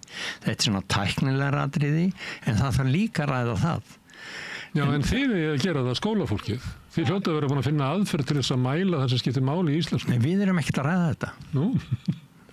Jó, en það alveg rétt hjá við eigum að vera að ræða það, en þessi umræða ekki uppi hjá okkur. Hún ætti að vera það. Þannig að við erum ekki að ræða, við bara spyrjum, við leggjum fyrir prófin og þetta sama gildur PISA-prófin og það ekkert verið að spyrja, það bara spurt hvernig komum við út, en það ekki spurt hvort að þau sé að mæla það sem við teljum skipta mestu máli, við ættum auðvitað að ræða. Það kannski út af svona temmilegri, eðlilegri leti að sagt, ég meina ef það samkomlega út alla Evrópu að gera þessi próf svona, þá hlýtur nú að vera eitthvað vit í þessari mælingu. Já, og við höfum nú rætt það áður reyndar einhvern tíman það, en það ekki verið að ræða það. Sko PISA-prófin, og ég vil helst ekki fara langt út í að ræða það og ég hafna því áður hjá þér að PISA-prófin, þau eru til dæmis ekki tengd íslensku námskráni eða námskrán einstakra landa. Heldur eru aðilar sem búa til próf og ég ætla ekki að fara að gagnrýna þessi próf, en við ræðum það ekki hvort að þau séu að mæla þá þætti sem við viljum leggja mest áherslu á í íslensku menntakerfi. Og ég geti farið út í svolítla umræðu við þig, veit ég hvort þú vilt gera það, en bara skoða lögin skólana, leikskólan, grunnskólan og framhaldsskólan og spyrja hvaða markmið eru sett í lögunum það hvað skólinn eigi að gera. Ég er með það hérna, ég geti lesið upp lögin, þau segja ekkert þessa þætti sem eru mældir í þessum prófum og þá spyr ég, hversun það þá ekki rætt? Hvort við viljum helst mæla það eða skoða það sem lögin segja eða það sem OECD segir. Sko, ert að vísa í það sem stendur í lögunum að sé verið að svona rækta upp getu fólks til þess að lifa í lýðræðislegu samfélagi og þarframdökutunum. En þá geti ykkur, af því að þú mátt ekki taka það eins og ég sé að segja þetta alls saman, ég að safna saman andmælum. Þá myndi ykkur segja, já, þetta bara eitthvað svona fróða sem hann í formála ykkur lögum og það vonlaust, þetta bara eitthvað svona óskikja. Það vonlaust að fara að setja eitthvað mælikvarða á það, hvort að þú hefði þroskast til þess að taka þátt í lýðræðislegu samfélagi í skólagönguðinni. Já, og þá viljum við bara mæla eitthvað sem við ráðum við að mæla. Þetta nú bara eins og leitund í ljósinu, þegar menn spyrjum við ekkert hvort að hluturinn sem við erum að leita að þið sé þar. Já, hún nákvæmlega þannig og ég að gaggrýna það. Og ég segi, við skulum bara skoða lögin, sko það sagt að við eigum að læra að lifa í lýðræðisþjóðfélagi. Eitt af því sem við eigum að gera í lýðræðisþjóðfélagi þó að fara eftir lýðræðislega settum lögum. Og við getum bara lesið þau, eins og þú bara segir, að stöðla alhliða þroska allra nemenda og þáttöku þeirri lýðræðisþjóðfélagi sem sífelldri þróun, þá segir þú, heyrðu, þetta svo erfitt, ég ætla að gera eitthvað sem ég ræði við. Það áttu ekki að fá að gera í lýðræðisþjóðfélagi, þú áttu að fara eftir þessum reglum og lögum og Má ég skjóta inn þá einum andmælum. Þó svo að við sem ekki búin að finna upp mælistikuna til að mæla þetta, þá ekki þar með sagt að við höfum að hætta að mæla hitt. Nei, og þess vegna hinn punkturinn hjá mér. Annar punkturinn þessi, ræðum hvað við ættum að mæla. Og ég fellst alveg á það að við segjum vegna þess að svo margt sem við viljum mæla en kunnum ekki, að við skulum mæla það sem við ráðum við, þá starffræðina og íslenskuna og jafnvel enskuna.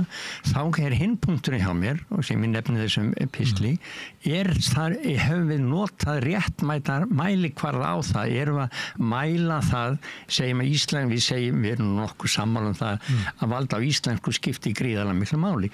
Erum við þá að mæla það valda á íslensku með þessum prófum sem mestu máli skiptir? Til dæmis erum við að leggja nægilega áherslu á að mæla skilning, við mælum lestur en þar sem skilningurinn skiptir mestu máli og eins í starffræðinni, hvort við erum að mæla það vald á starffræði sem skiptir mestu máli til að nota hana við ólíkar aðstæður. Þetta tæknilegri umræða heldur en hitt, en við ráðum þó betur við en ekki einu sinni þetta rætt. En ertu að segja að prófin sem við höfum séu ekki að mæla það? Ég held ekki, en við skulum bara gera rætt það. En akkur ætti það ekki að vera þannig? Að þeir vera að mæla lestur, að þeir vera að lesa, ég minnst alltaf vera að tala um lestrarskilning? Já, það vera að tala um lestrarskilning en ekki skilning, en hvað það? En þá viljum við vita að það sé verið að ræða þann skilning og bæði skilningin og beitingu tungumálsins og samskiptin og samtalið sem við eigum að, til dæmis eitt af því sem talaður að skipti máli að kunna hlusta. Er það mælt? Kunna tjá sig? Er það mælt? þar að segja, verið að mæla örugglega þá hluti sem skipta máli. Vandi minn sá að ég vil ekki verja ómiklum tíma í þetta, en ég viðurkenna þetta þarf umræðu, að því ég vil verja miklu meiri tíma í að skoða alla þá þætti sem við teljum skipta máli í nútíma samfélagi, og ég get farið onni það með þér hvað það sem ég tel að ég gera, en ég viðurkenna að það erfitt að mæla það, og það eina ástæðan fyrir því sem við ítöðum sem til hliðar, en við eigum ekki að gera það. Það freyst þetta sljótaði inn að þeir sem hafa talað hvað harðast fyrir að halda prófum og að auka þau jafnvel, að í svona, maður hefur ekki endilega trú að þeir séu góðir í að hlusta. Nei. Allavega heyra þeir ekki hvað þeir skólafólkið að segja. Jó, nei, en þegar þú ert með þín andmeili og ég vil hlusta á það, þetta tölver til í þeim. Ég að safna bara gagnrýni saman. En ég held samt að þið standist ekki mjög gagnrýna skoðun, en þau þurfa að koma upp og við þurfum líka að hlusta á þessi rök. Svo annað sem kemur upp, og þú nefndir það nokkuð beint, og það að segja menn vilja ákveðin standard, menn vilja ná ákveðin stöðu og það sé að gera vel, og þá enn eitt sem kemur upp, að því ég hef nú verið að gagnrýna það, því séu kannski ekki að mæla það, en eitt af því sem menn vilja, þau eiga að vera leiðbeinandi þá. Þau eiga, ef við stöndum ekki nægilega vel, að þá eigum við að bæta okkur. Vandinn að þessi próf segja ekkert það hvernig við ættum að bæta okkur. Það að segja þau eru ekki leiðbeinandi, og það líka mjög veikt í prófunum. Það sem miðstöð menntunar og skólaþjónustu að gera með sínum prófum, matsferlinum, kemst einna næst því sem ég veit til þess að gera akkurat það. Það að segja að búa til próf sem eru leiðbeinandi fyrir kennara og skóla til umbóta. Ef ég má taka svona dæmi að eitt próf það bara gott fljótur að hlaupa 100 metrana, og það kemur bara, þú veist, 9 sekundur og 63 sekundurbrot. En ef ég myndi mæla hversu fljótur þú varst að komast upp úr, hvað heitir það sem spyrna sér frá, og hversu fljótur þú varst á fyrstu metrónum og seinni metrónum, þá gæti ég fengið leiðbeinandi niðurstöðum það hvernig ég ætti að æfa þig upp til þess að verða fljótari. Er það meira þannig að það þurfa að mæla bara fleiri þætti til þess að út úr ekki bara einhver endalega niðurstöð? Í grófum dráttum það. En þá líka þetta að það geta verið fleiri en ein leið til þess að ná þeim árangri, og mér finnst þú nefna réttilega, ef að þú nærð ekki þessum loka árangri, þá gæti verið að við suma að þá sé aðra að flýta þér í startinu, en kannski aðrir ættu hjá öðrum ættu að leggja meira áherslu á lokasprettin. Þannig að það að ef ég ætla að sjá til þess að þú sért fljótari, þá segir, og ég veit hvað þú ert fljótur í heildina, þá segir það mér ekki hvort ég leggja áherslu á því fyrra eða seinna. Og eitt af því sem, og ég man eftir að vera að tala menn sem voru í svona heimsmeta kapplaupi, og þá var ekki það sem vantaði meiri æfing, heldur að slaka á.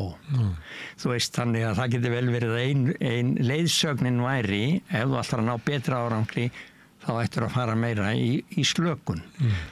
Og punkturinn þessi, þegar þú farir niðurstöðu, þá segir hún út af fyrir sig ekki hvað þú átt að gera, og síðan myndi einn þjálfari segja, mér finnst þú að gera þetta, og einhver annar myndi segja eitthvað annað, og hvoru tveggja getur verið mjög skynsamlegt. Þannig ertu byrjað að halda því fram að þeir sem hafa verið ákafastir í þessum prófmælingum séu bara með of einfalda heimsmynd og einfalda manngildi. Já, það í raun og veru má segja það sé það sem ég En á móti segja þeir, og þú mátt ekki halda að ég segja halda þessu öllu fram, ég bara tímað til aðmælin.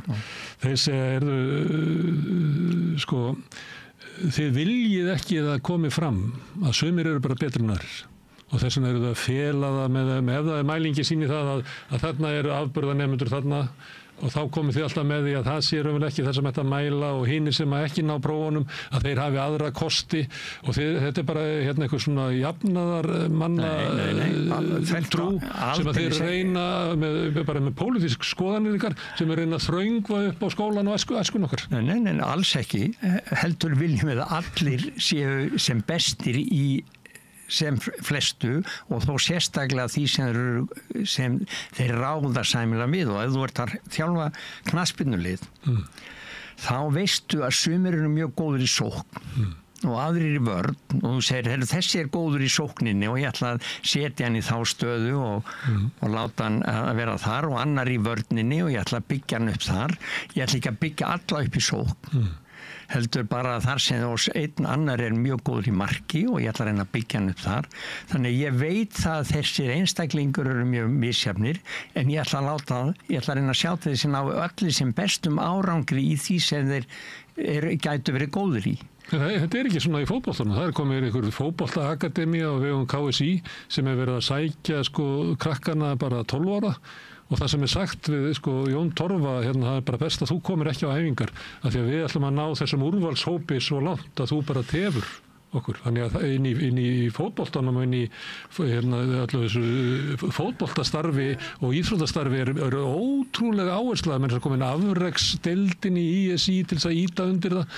Við með eitthvað svona hugmyndur að við verðum að íta undir þá allra sterkustu til þess að við sem íþróttaþjóður lyftust. Jú, en þarna ég kannski ræði ekki alveg við þessa umræðu vegna sem ég myndi segja, já, það getur vel verið en ég hef náttúrulega, ég ætlum ekki að fara út í svona persónulega sögur en ég menna það var sagt við mig þegar ég var í menntaskóla og fór í söngtíma og þá var sagt, þú þarft ekki að koma meir og til allra hamingju var það ekki úrslitaatriði til þess að ná stúdentsprófum en þá valdi ég bara að segja við þessa sem að væri ekki kannski tennis henta þeir betur eða kannski píanónám eða eitthvað þvínlíkt þannig að ég hef ekkert við það aðtuga þá sé ekki allir sem eigi erindi inn í fótboltaakademíuna og það sé ekkert óheðalegt við það að segja, kannski ættir þú að vera einhvers annars þar, en ég teki eftir í hvað þú gætir verið, gætir notið þín, ekki endilega vera góður í en notið þín í bara einhver allt öðru og það er það sem ég vil að skólakerfið fá að gera, en ekki að segja, ég ætla að nota 100 metra mælinguna á alla af því að hún skipti öllu máli eins og við gerum með því að nota einhvern einn mælikvarða. Það er það sem ég er að kvart yfir. En ég hef ekkert gera enga athugasemd við það þó sumum sé lyft upp í fótbolta og öðrum í fimleikum og öðrum í tónlist og öðrum í starffræði. Nema fótboltið sé bara drottnandi þáttur í menningu okkar og krakkarnir sem fá ekki að fara þar inni upplifðu sig bara utangátta og það að fara í tennis í eiginlega og fara bara í Tórstabekk. Já, en ef við erum bara með einn kvarða, það er það sem við höfum verið með og við erum með þannig stöðu eða vorum með, við erum losnaði sem kerfið og við erum með kerfi sem ræður alveg við það að lyfta öllum. Erum við með það? Já, sem gæti gert það og þess vegna þessi próf sem eru þessi einsleitu próf, þau trufla það því að ef þú kemur bara inn í skóla, flesta skóla bæði grunnskóla, framhaldsskóla að þá finnur bara fullt af fólki, opna fólkin sem vill lyfta öllum nemendum en svo er einhver sem segir, já við ætlum bara að nota eitt kvarða og það er hann sem ræður ferðinni. Það gerir starfið ekkit auðveldar, það gerir það eiginlega mjög erfitt því að þetta fólk sem ég er að tala hefur metnað, það vil gera kröfur og eitt af því sem við kannski er erfitt í þessari umræðu allri er að við fellum niður þessi hefðbundnu samræmdu próf þá vitum við kannski ekki alveg hvernig við eigum að gera stífar kröfur og hvað eiga þær að vera. Fagmaðurinn hefur alveg burði til þess og hann segir bara við þennan nemanda ætla ég að gera þessa kröfur, við henn nemandan verði að gera aðra kröfur en þá kemur auðvitað spurningin þegar nemandi segir ég vil ekki standast neina kröfur og þá segja menn ef við hefðum nú samræmdu prófin þá væri nú betra verkfæri í höndunum. Auka svipu. Já, þá er það svipa, það er eina svipan og það er það sem menn eru stundum að kalla eftir og þegar einhver segir ætlar að taka alla svipur frá okkur og þá segi ég já en viðurkenni að það er ekkit einfalt að skapa stemningu og metnað hjá öllum En það gera samræðuprófin heldur ekki eða PISA-prófin. Þannig að þau eru ekkit lausn á því heldur. En þetta eitt af því sem... Það stór og dramatísk aðgerð til þess að mæta kannski tiltölulega smáum vanda. Já. Því að það eru flestir sem að hafa eitthvað svona drift inn í hópnum og vilja standa og það er auðvitað áskorun kennarans að finna leiðina til þess að hvetja hvern og einn, því að þú auðvitað vilt mér með kerfi sem gerir kröfur, hefur metnað, vill lyfta öllum og það eru ótrúlega, ég held bara langflestir sem eru næmir fyrir því að standast kröfur eitthvað sem þeir vilja ná tökum á. Já. En núna geti ég sagt að þín kynslóð skólafólks hafði draum þennan skóla sem hún að lýsa. Raunveruleikin er bara annar. Ég geti verið að kenna bara segjum í 9. bekk í grunnskóla og þarinn eru margir með greiningar. Það eru komið meiri vandamál sem að ég á einhvern veginn að sinna sem kennari á þess að fá neitt stuðning heldur en var þegar þið voru að sjá fyrir ykkur þessa draumsýn. Það eru fólk sem í bekknum sem skilur illa íslensku og stundum og sumum ég bara velta fyrir hvort það skilur nokkuð af því sem ég er að segja. Þannig að það að ég eigi að vera að meta hvernig einstaklingur í sig og finna leiðir sem hvata og lyfta honum upp á mjög fjölbreytilegan hátt bara því miður. Ég bara ég döðþreyttur heim eftir þetta á hverju einasta kvöldi og ég veit að það mun fara fyrir mér eins og öðrum sem hafa verið að kenna með mér að ég bara gefst upp á endanum fyrir þau og ég mæti bara og reyna að gera bara skikkanlegt eitthvað en ég get ekki, ég bara hef ekki resursana til þess að gera þetta sem að þú ert að fara fram á að ég geri. Nei, en það er þrennt í þessu. Fyrsta lagi hef ég ekki öll svörin. Ég veit bara að samræðuprófin er ekki svarið.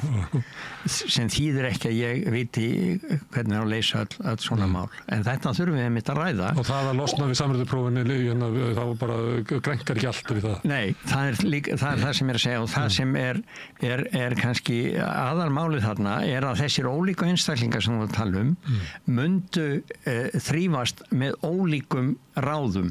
Það er að segja að það eru ólíka leiðir sem á að fara fyrir þá og sumir sem ekki hafa náð tökum á tungumálinu, þeim er ekki greiði gerður með því að leggja bara fyrir þau fleiri og fleiri samræðupróf í íslensku.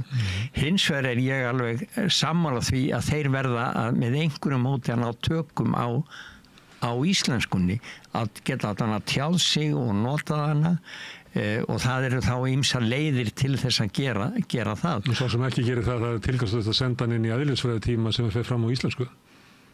Það er bara engin leið á hann á það er tilgangslaust en sennilega því nefnið eðlisfræði það er sennilega betri kostur heldur en flest af því að eðlisfræðin er kannski ekki eins bundin tungumálunu og þá getur það einmitt verið að segja, gott að segja, heyrðu þetta er nemandi sem myndi spjara sig vel í eðlisfræði þó hann spjara sig ekki í ýmsum öðrum greinum sem reyna meira á tungumálið. Við finnum kannski eðlisfræði bók á rúmensku fyrir hann. Já, til dæmis og það skiptir sennilega er meiri hluti íbúa heimsins meira en er tvítýndur eða meira og það er ekkit óeðlilegt að gera ráð fyrir því en aðalatrið finnum ekki einhverja eina lausn fyrir alla en við erum kannski með eitt markmið fyrir alla og markmið að búa til eða laða fram sterka einstaklinga og þeir geta styrkur þeirra felst ekki í einhverju einu heldur mörgum, ólíkum hlutum. En þá segja ég aftur sem kennarinn sem ég þóttist vera áðan, ef að þetta er skólastefnan, þá er hún bara vanfjármögnuð því að ef þetta væri skólastefnan þá væri við kannski 2 kennarar inn í með bekkinn. Því að ég kemst ekki yfir þetta Nei, en og því að þú ert að segja margir það er alltaf ég sem kennarinn sem þarf að beina nemendunum hinga og þanga, ég þarf að vera verkstjórinn í þroska og lærdómi 25 einstaklingar. Jú, en þar kemur að einu vandamáli sem ég ætla að koma líka og það er þetta, ef þú ert með mjög stífa námskrá sem segir að það verði þó og þú eigir að taka tillit til hversu eins en það verður samt að læra þetta og þetta og þetta þá er það sem að hluta til gerði lífið erfitt vegna þess að þú segir ég ræð ekki við með þessa ólíku einstaklinga að ná þessu sama marki fyrir þá alla að koma öllum 100 metrana undir 10 sekúndur. Já, sem nákvæmlega heldur segður ég ætla þessi að þarf að komast á þessum hraða 10 en aðrir þurfa að ná betri sko tökum á piano hérna færni sinni. Þannig ef þér er sagt að þú megir fara að ná ólíkum markmiðum, ólíka einstaklinga, þá verður verkið hugsanlega viðráðanlegra en ekki hérna erfiðara. Og það sko, ég hef ímyndað mér að hluti vandans sé sá að við erum með of einsleitar kröfur inn í kerfinu og hérna margir kennarar, eða kannski flestir kennarar, þurfa að ná þessum einsleitu kröfum fyrir mjög ólíka einstaklinga og það gerir málið erfitt. Þannig ef þú ert með, við tökum nú íkt dæmi með 25 einstaklingar sem allir hafa mjög ólíka hæfileika og þú getur fundið leiðir til þess að lyfta hverjum öllum bara á hans forsendum, já, þá kannski verður verkið auðveldara þó að virðist það ekki fyrstu. Ef að kennari myndir losna við hérna þessa mælikvarða sem þannig að vera að heimta kennarunum að gera hvort tveggja og það er eiginlega vonast. Já. Nákvæmlega. En skólakerfið okkar er hérna mótað af hérna sögunni og hérna einkunnum og það við erum með svona elítuskóla sem að hafa árum saman sópað til sín, alltaf hefur ekki sagt í rjómanum, þar sem eru með hérna þá sem að standa sér best í námi og geta þar leiðandi kannski verið með nemendur sem að skara fram úr hérna í ýmsum hérna hlutum í háskólanám og eftir og þar með skapast hérna vilji hjá foreldrunum að ég vil koma barninu mínu inn í þennan skóla, bæði til þess að hann fái hærri einkunnir og meiri brautargengi inn í háskólana, líka hann kynnist fólki af svipuðum toga sem að styrkir hann þegar hann kemur út í atvinnulífið og annað slíkt. Já. Það er náttúrulega eitt af því sem sagt er að sé einkenni þessar svoköldu góðu skóla og það er ekki síður háskólastiginu, er það netið sem skapast sem er örugglega verðmætt sko. Og síðan orðsporið sko, það menn halda að þú sért ofsalega góður af því að þú kemur frá þessum skóla, en þessi skólar þurfa ekki að hafa fyrir þessum nemendum sem þeir eru búin að velja úr eiginlega á þeim grundvelli að það þurfa ekki að hafa fyrir þeim. Þeir geta hvað sem og þess vegna halda sumir að mjög góði skólar séu svo góðir af því að séu svo góð kennsla og hún kann að vera ágæt. En þeir eru góðir af því að þeir fá að velja til sín fólki. Það er það sem gerir þá fyrst og fremst góða.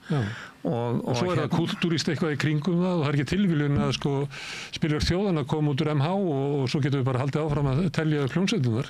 Það er út af tengslanetti og öðru slíku. Já, og menningunni sem er það sko. Og það er kannski, sko menningin í skólanum er kannski það sem er verðmætast og ég er að rifjast alltaf upp fyrir mér þegar sko kvennaskólinn á sínum tíma og er sennilega mjög góður ennþá en hafði það orð á sér að vera besti skólinn.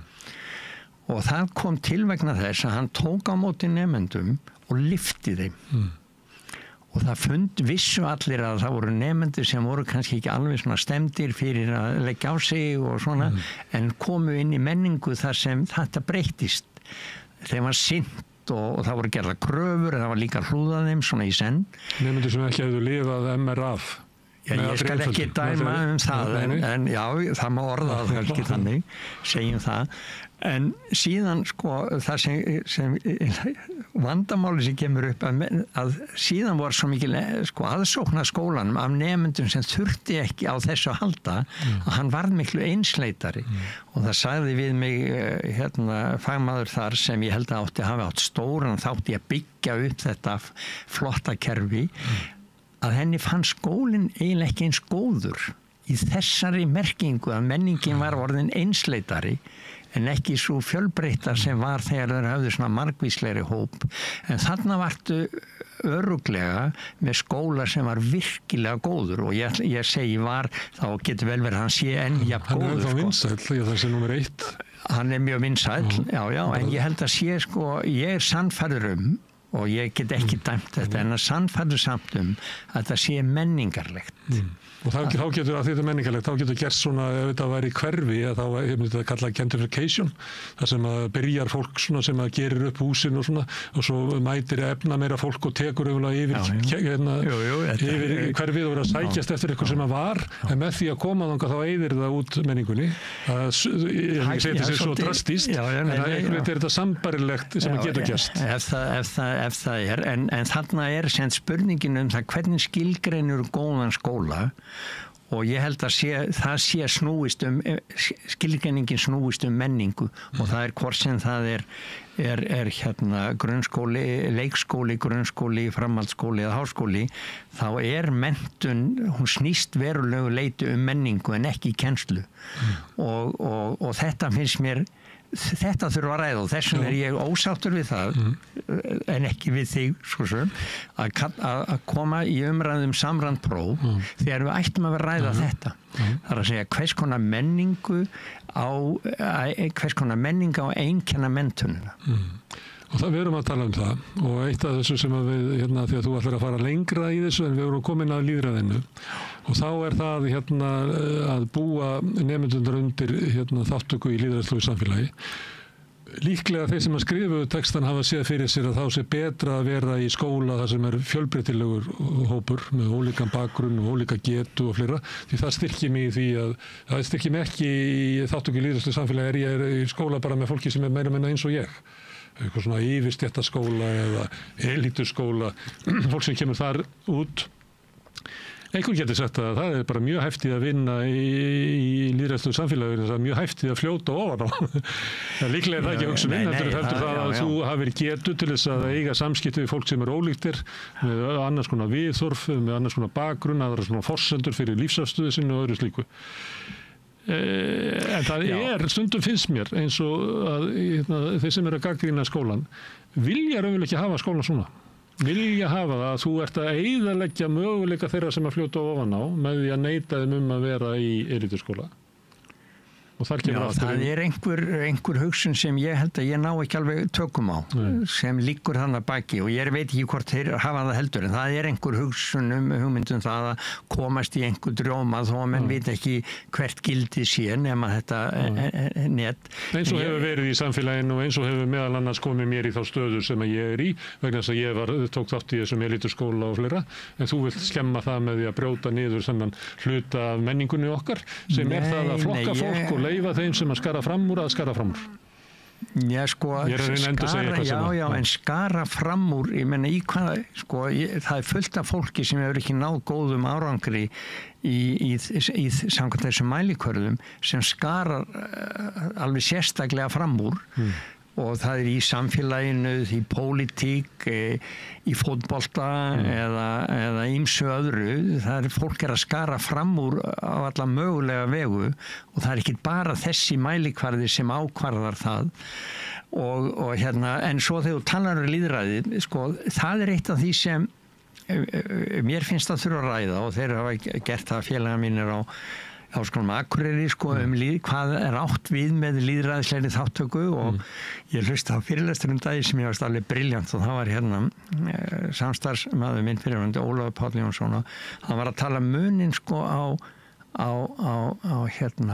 þegnum og borgurum og þegar við erum að tala að gera fólk svona þátttakendur í lýðræðisþjóðfélagi þá viljum við ekki bara gera það á þegnum við viljum gera það á borgurum því að borgarinn er þáttakandi, hann er ekki bara hann er, sko, hefur frumkvæði og er virkur í því samfélagi sem hann er inn í hann er ekki bara tannjólað mótorvélina og það er kannski það sem við viljum gera að við viljum gera alla borgurum í samfélaginu sem þeir búa í og mér fannst þessi greinamunur kannski ekki flókin, mér fannst hann frábær og að það er það sem við viljum gera, sjá til þess að allir verði borgarar í samfélaginu og ekki bara skólasamfélaginu heldur samfélaginu sem þeir alltaf taka þátt í og þá þarftu að þá þarf skólinn að beina sjónum sínum að því að tryggja það að allir hafi sterka sjálfsmynd, fái viðurkenningu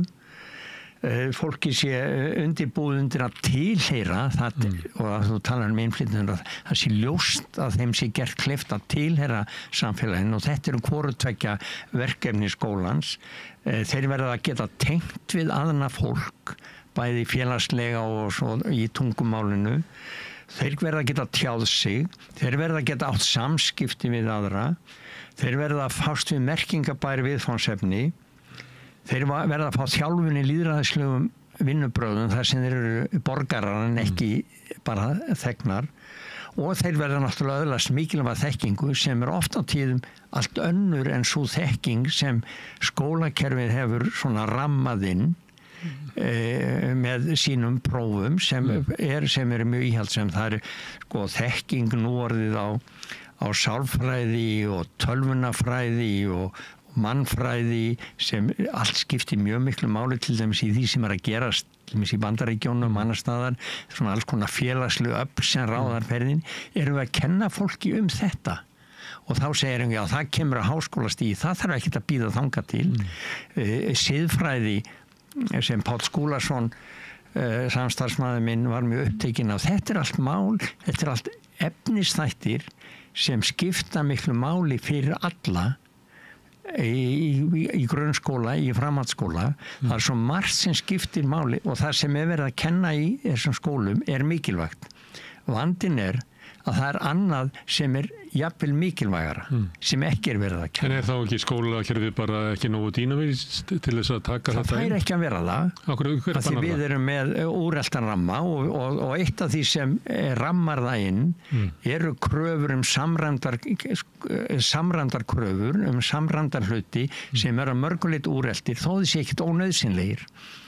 Og þess vegna ætti þetta að vera miklu meiri dýnamík, og ég held og ég nefni það nú í þessum pistli sem þú nefndir í upphafi að kannski þjónar það samfélaginu best að vera ekki með samræmingu, hið gagnstæða, vera með fjölbreytni, leifum ólíkum blómum að dafna. Og það er kannski erfitt, en akkur er það endilega verra heldur en að vera með samræmingu þar sem einhverjir koma sér saman það allir skulu læra eitthvað. En við eigum að koma okkur saman það, held ég, að allir skulu læra góða og merkilega hluti. Það þurfi ekki bara alltaf að vera sami hluturinn.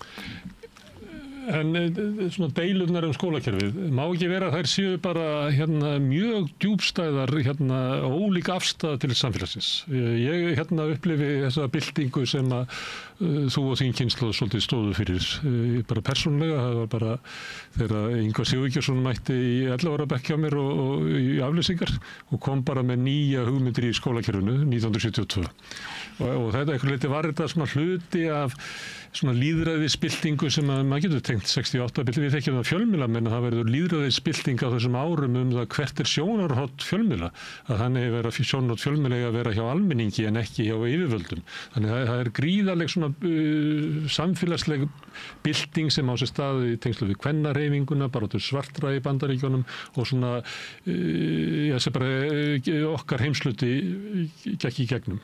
Og það er skólakerfið sem að þú ert að tala fyrir, sem allir eru allir hafa það er ekki hierarkía. Þetta verður við að passa okkur á því að vera ekki að beygja fólk undir eitthvað. En síðan eru aðrir hópar í samfélaginu sem eru ósammála þessu. Þeir eru bara ósammála því að það sé gott samfélag sem allir eru borgarar og allir láta í sér heyra. Það er bara þannig, Jón, að bara sumir eru bara skara fram úr og eru betri og okkur farnast betur á því að vera undir leiðsögn fárra. Því þannig ekki bara þeir sem eru valdamiklir og auðugir, það er bara betra og betra skólakerfi okkar þjónast líku. Má ekki vera að deilurnar í skólakerfið séu bara ótrúlega djúpstæð menningarleg ólík afstæð til samfélagsins. Já, en ég sennilega er það nú bara eins og í öllum málum, en ég er ekki að segja að það megi ekki einhverju skara fram úr. Ég held að sé bara aðalatriði sé að sem flestir skari fram úr en á ólíkum sviðum. Þannig að ég vil einmitt gera mikla kröfur til allra en ekki sömu kröfuna til allra. Vegna þess að lítur á mikil verðmæti í öllum. Ef við hættum kúgun, hvort sem að gagnvart konum eða minnihluta gefum öllum færi, að þá munu viðkomandi stórgræða því og samfélagi allt græði. Þetta ekki sjónarmið sem eru endilega ríkjandi. Nei, jú, ég held að sko, málið að eina sem ég að gera að tala fyrir að sem flestir geti blómstra af því það hagstætt fyrir samfélagið og að þú nefndir konur það var bara haft ég samtal við kollega fyrir í dag sem var að tala samskipti við heilbrigðiskerfið og var að hrósa því og hvaða væri faglegt og fengi góða úrlausn og svo framvegis og það voru allt konur og þá hugsaði ég hvaða kraftar voru leystir úr læðingi fyrir svona 50 árum þegar það byrjaði að það var verið að gefa konum að þær tóku sömu tækifærin og kallar höfðu hvílík auðæfi voru leyst úr læðingi með því og það það sem ég að tala ekki bara konur og karlar heldur alla og þetta ekki ég ekki að tala fyrir það skuli allir vera eins heldur þvert á móti það skuli allir fá að vera ólíkir og það skuli vera að gera kröfur til allra og það skuli allir vera hvattir til þess að ná sem bestum árangri þar sem þeir geta best og það eina sem ég að tala ég ekki að gera neina athugasemd við það að einhverjir skari fram úr í píanóleik eins og við eigum eða í tónlist eða í fótbolta eða í starffræði eða íslensku eða neinu ég vil bara að við opnum sem flesta möguleika til þess að allir geti eða sem flestir geti blómstra til þess að sem flestir geti blómstra þá verðum við að búa til skóla sem að ítir undir það sem flestir blómstri en við erum ekki í því að grípa afreksfólkið á réttum tíma og íta undir það eins og eru kannski andmælendur þessa skólakerfis Já, mér finnst alltaf að grípa þá sem geta skara fram úr hvenar sem og ef einhver, þú talar knattspyrnu akademíu hvar sem hún KSÍ hvar sem hún akkur má ekki finna út einhverju sem eru góðir í fótbolta eða í fimleikum eða í tónlist eða píanóleik og samkennd eða einhverju af þessu sem verið skólinn á íta undir Já samkennd með þá samkendin felst í að lyfta fólki upp öllum. Þannig að það ekkert í þessu hjá mér en að þvert á móti sem krefst einhvers jafnaðar það raun og veru jöfnuður í að nema það að allir fá tækifæri til að blómstra og við séum með kerfi sem hvetur alla til þess lyftir öllum og finnur út að ef þú getur ekki blómstrað í starffræði eða einhverjum öðrum greinum að þá eigir ekkert að fá að blómstra þegar það kemur í ljós að þú hefur það er fullt af tækifærum fyrir þig þú ætlar að vera afburða smiður eða kokkur eða tónlistarmaður eða hvað sem íþróttamaður í hverju og þú ert bara að fá að tækifæri til þess og við eigum að reyna að rækta það þannig að sá mannauður eins og ég nefni nú Jón Sigurðsson sagði engin kraftur mistist þar sem við virkjum alla krafta sem við höfum og við getum alveg við höfum forsendur til þess í okkar kerfi að gera það þannig að samræmingin er ekki lausnin, heldur hún tefur fyrir þessu. Ég var eiginlega bara að reyna átta mig á því af hverju svona mikil hít í umræðinu skólamál og var að varpa því upp hvort það gæti verið þarna væri einfallega svo afgerandi munur á því bara hvernig samfélagið og mannfélagið virkar. Jú, það má vera og mér finnst hitin ekki vera nógu mikil en ég vildi að það sé meiri alvöru umræða og átök þessi sjónarmið og ég finn það oft þegar ég ræði við fólk að það ákveðin veikleikar í mínum málflutningi og ég hef gott að ég heyra þá og mér finnst þú svolítið svona brýna mig í því efni. Ég er að reyna að rifja upp hvað svona gagnrýnendur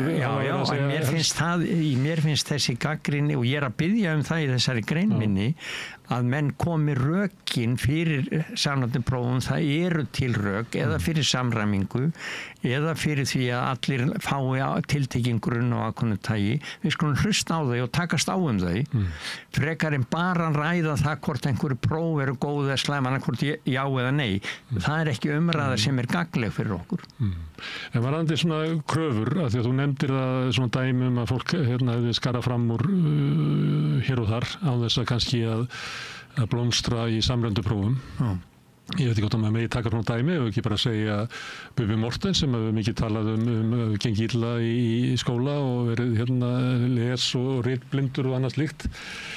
Sko, ef að ekki hefði verið þessi krafa sem að skara fram úr og svona þú útilokun sem að fólst í því að þú getur endað í tossabekk og öðru slíku, þá hefði Bubbi ekki harnað svo mikið að hann náði að fara í gegnum allt saman og verða það sá sem hann sem nú kannski svona toppurinn af svona self-made man sem við höfum á Íslandi, sem hefur orðið bara, hann næstu hluti af skjaldarmerkinu, hann svo stór í íslenskri menningu. Það var einmitt það sem að hertan, þannig að sá sem að væri haldaði fram að við ættum að hafa prófun og öðru slíku, hann getur líka bent á þá sem að kerfið hafnaði, að það sé líka gott fyrir það. Já, en sko, þá verður að fara út í bara einhverja mikla tölfræði, hver margir sem sko ekki, sem var hafnað af kerfinu, sko lippuðis niður.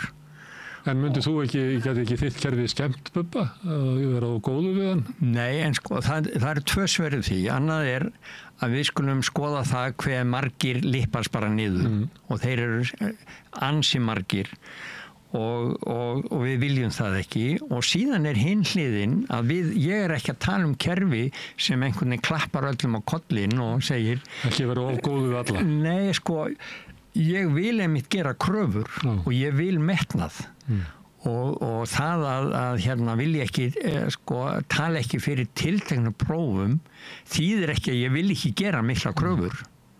Ég held að hafi allir gott af því að sé gera til þeirra kröfur, en það verður að gera kröfur til einhver sem hægt að þeir geta svarað og það er aldrei kunst að finna út hvað það ætti að vera.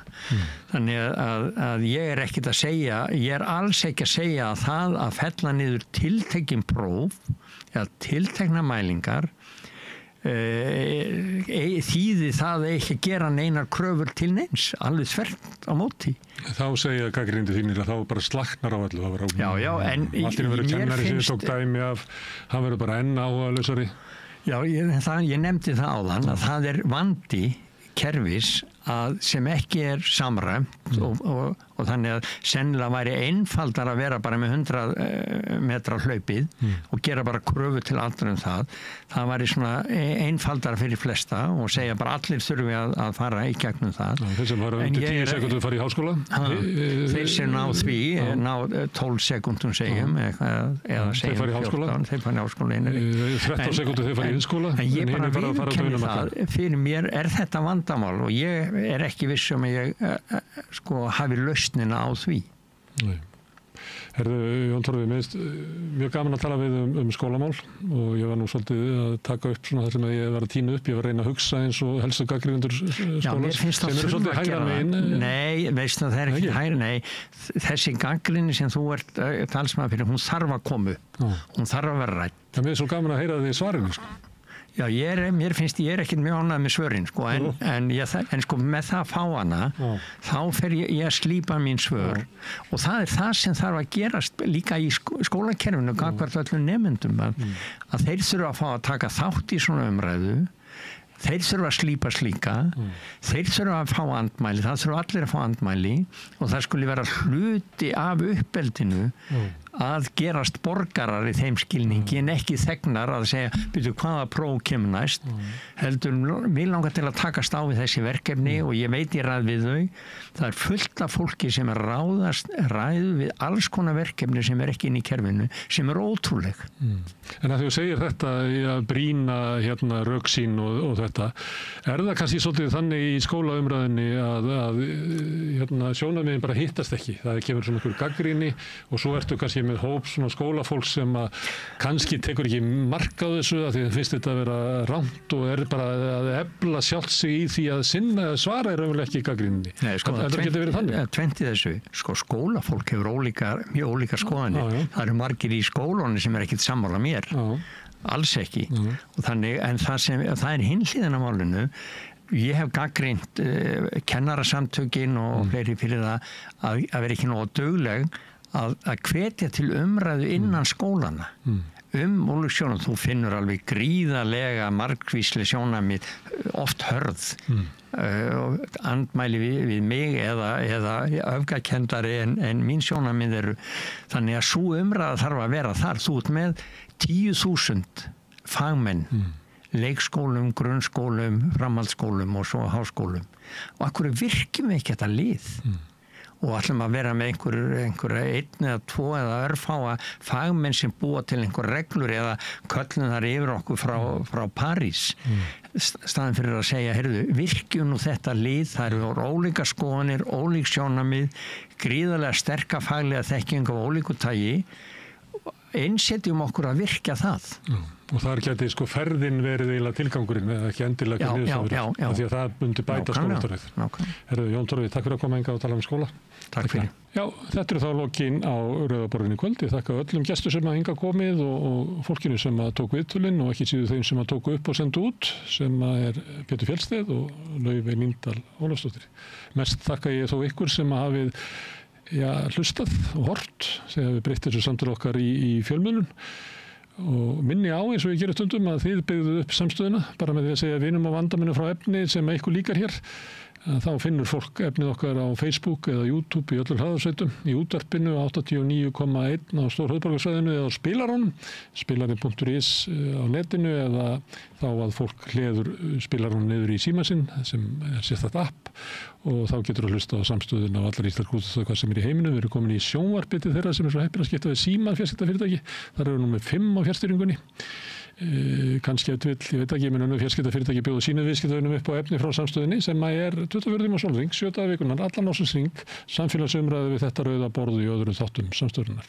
En það er ekki bara að þið hafið byggt upp samstöðuna með góðri afspurn, með því að láta fólk vita af efnin okkar, heldur hafa mörg ykkar gengið til liðs við okkur með því að gerast áskrifundur. Það kostar 750 krónur á mánuði sem að mér er sagt að sé lágt verð með þetta efni sem við búum hérna til. Þið megi borga meiri þið viljið og því sem er kjósið geti látið áskriftina renna sem félagsgjöldin í Alþýðufélagi, það er mitt Alþýðufélagi sem á og rekur samstöðuna. Ef þú vilt slást við þennan hóp þá getur þú farið inn á samstöð.is, það er hnappur sem ástendur áskrift og framhaldið þetta að liggja í augum uppi eins og sagt er. En þetta er orðið gott hjá okkur í bili, ég segi góða nótt og svo sjáumst við aftur á morgun klukkan 8 þegar Rauða borðið hefst og með öflugri samfélagsumræðu. Takk fyrir í bili. Segðu það á Samstöðinni. Samstöðin er í eigu hlustenda, áhorfenda og lesenda. Sláist í hópinn og gerist áskrifendur.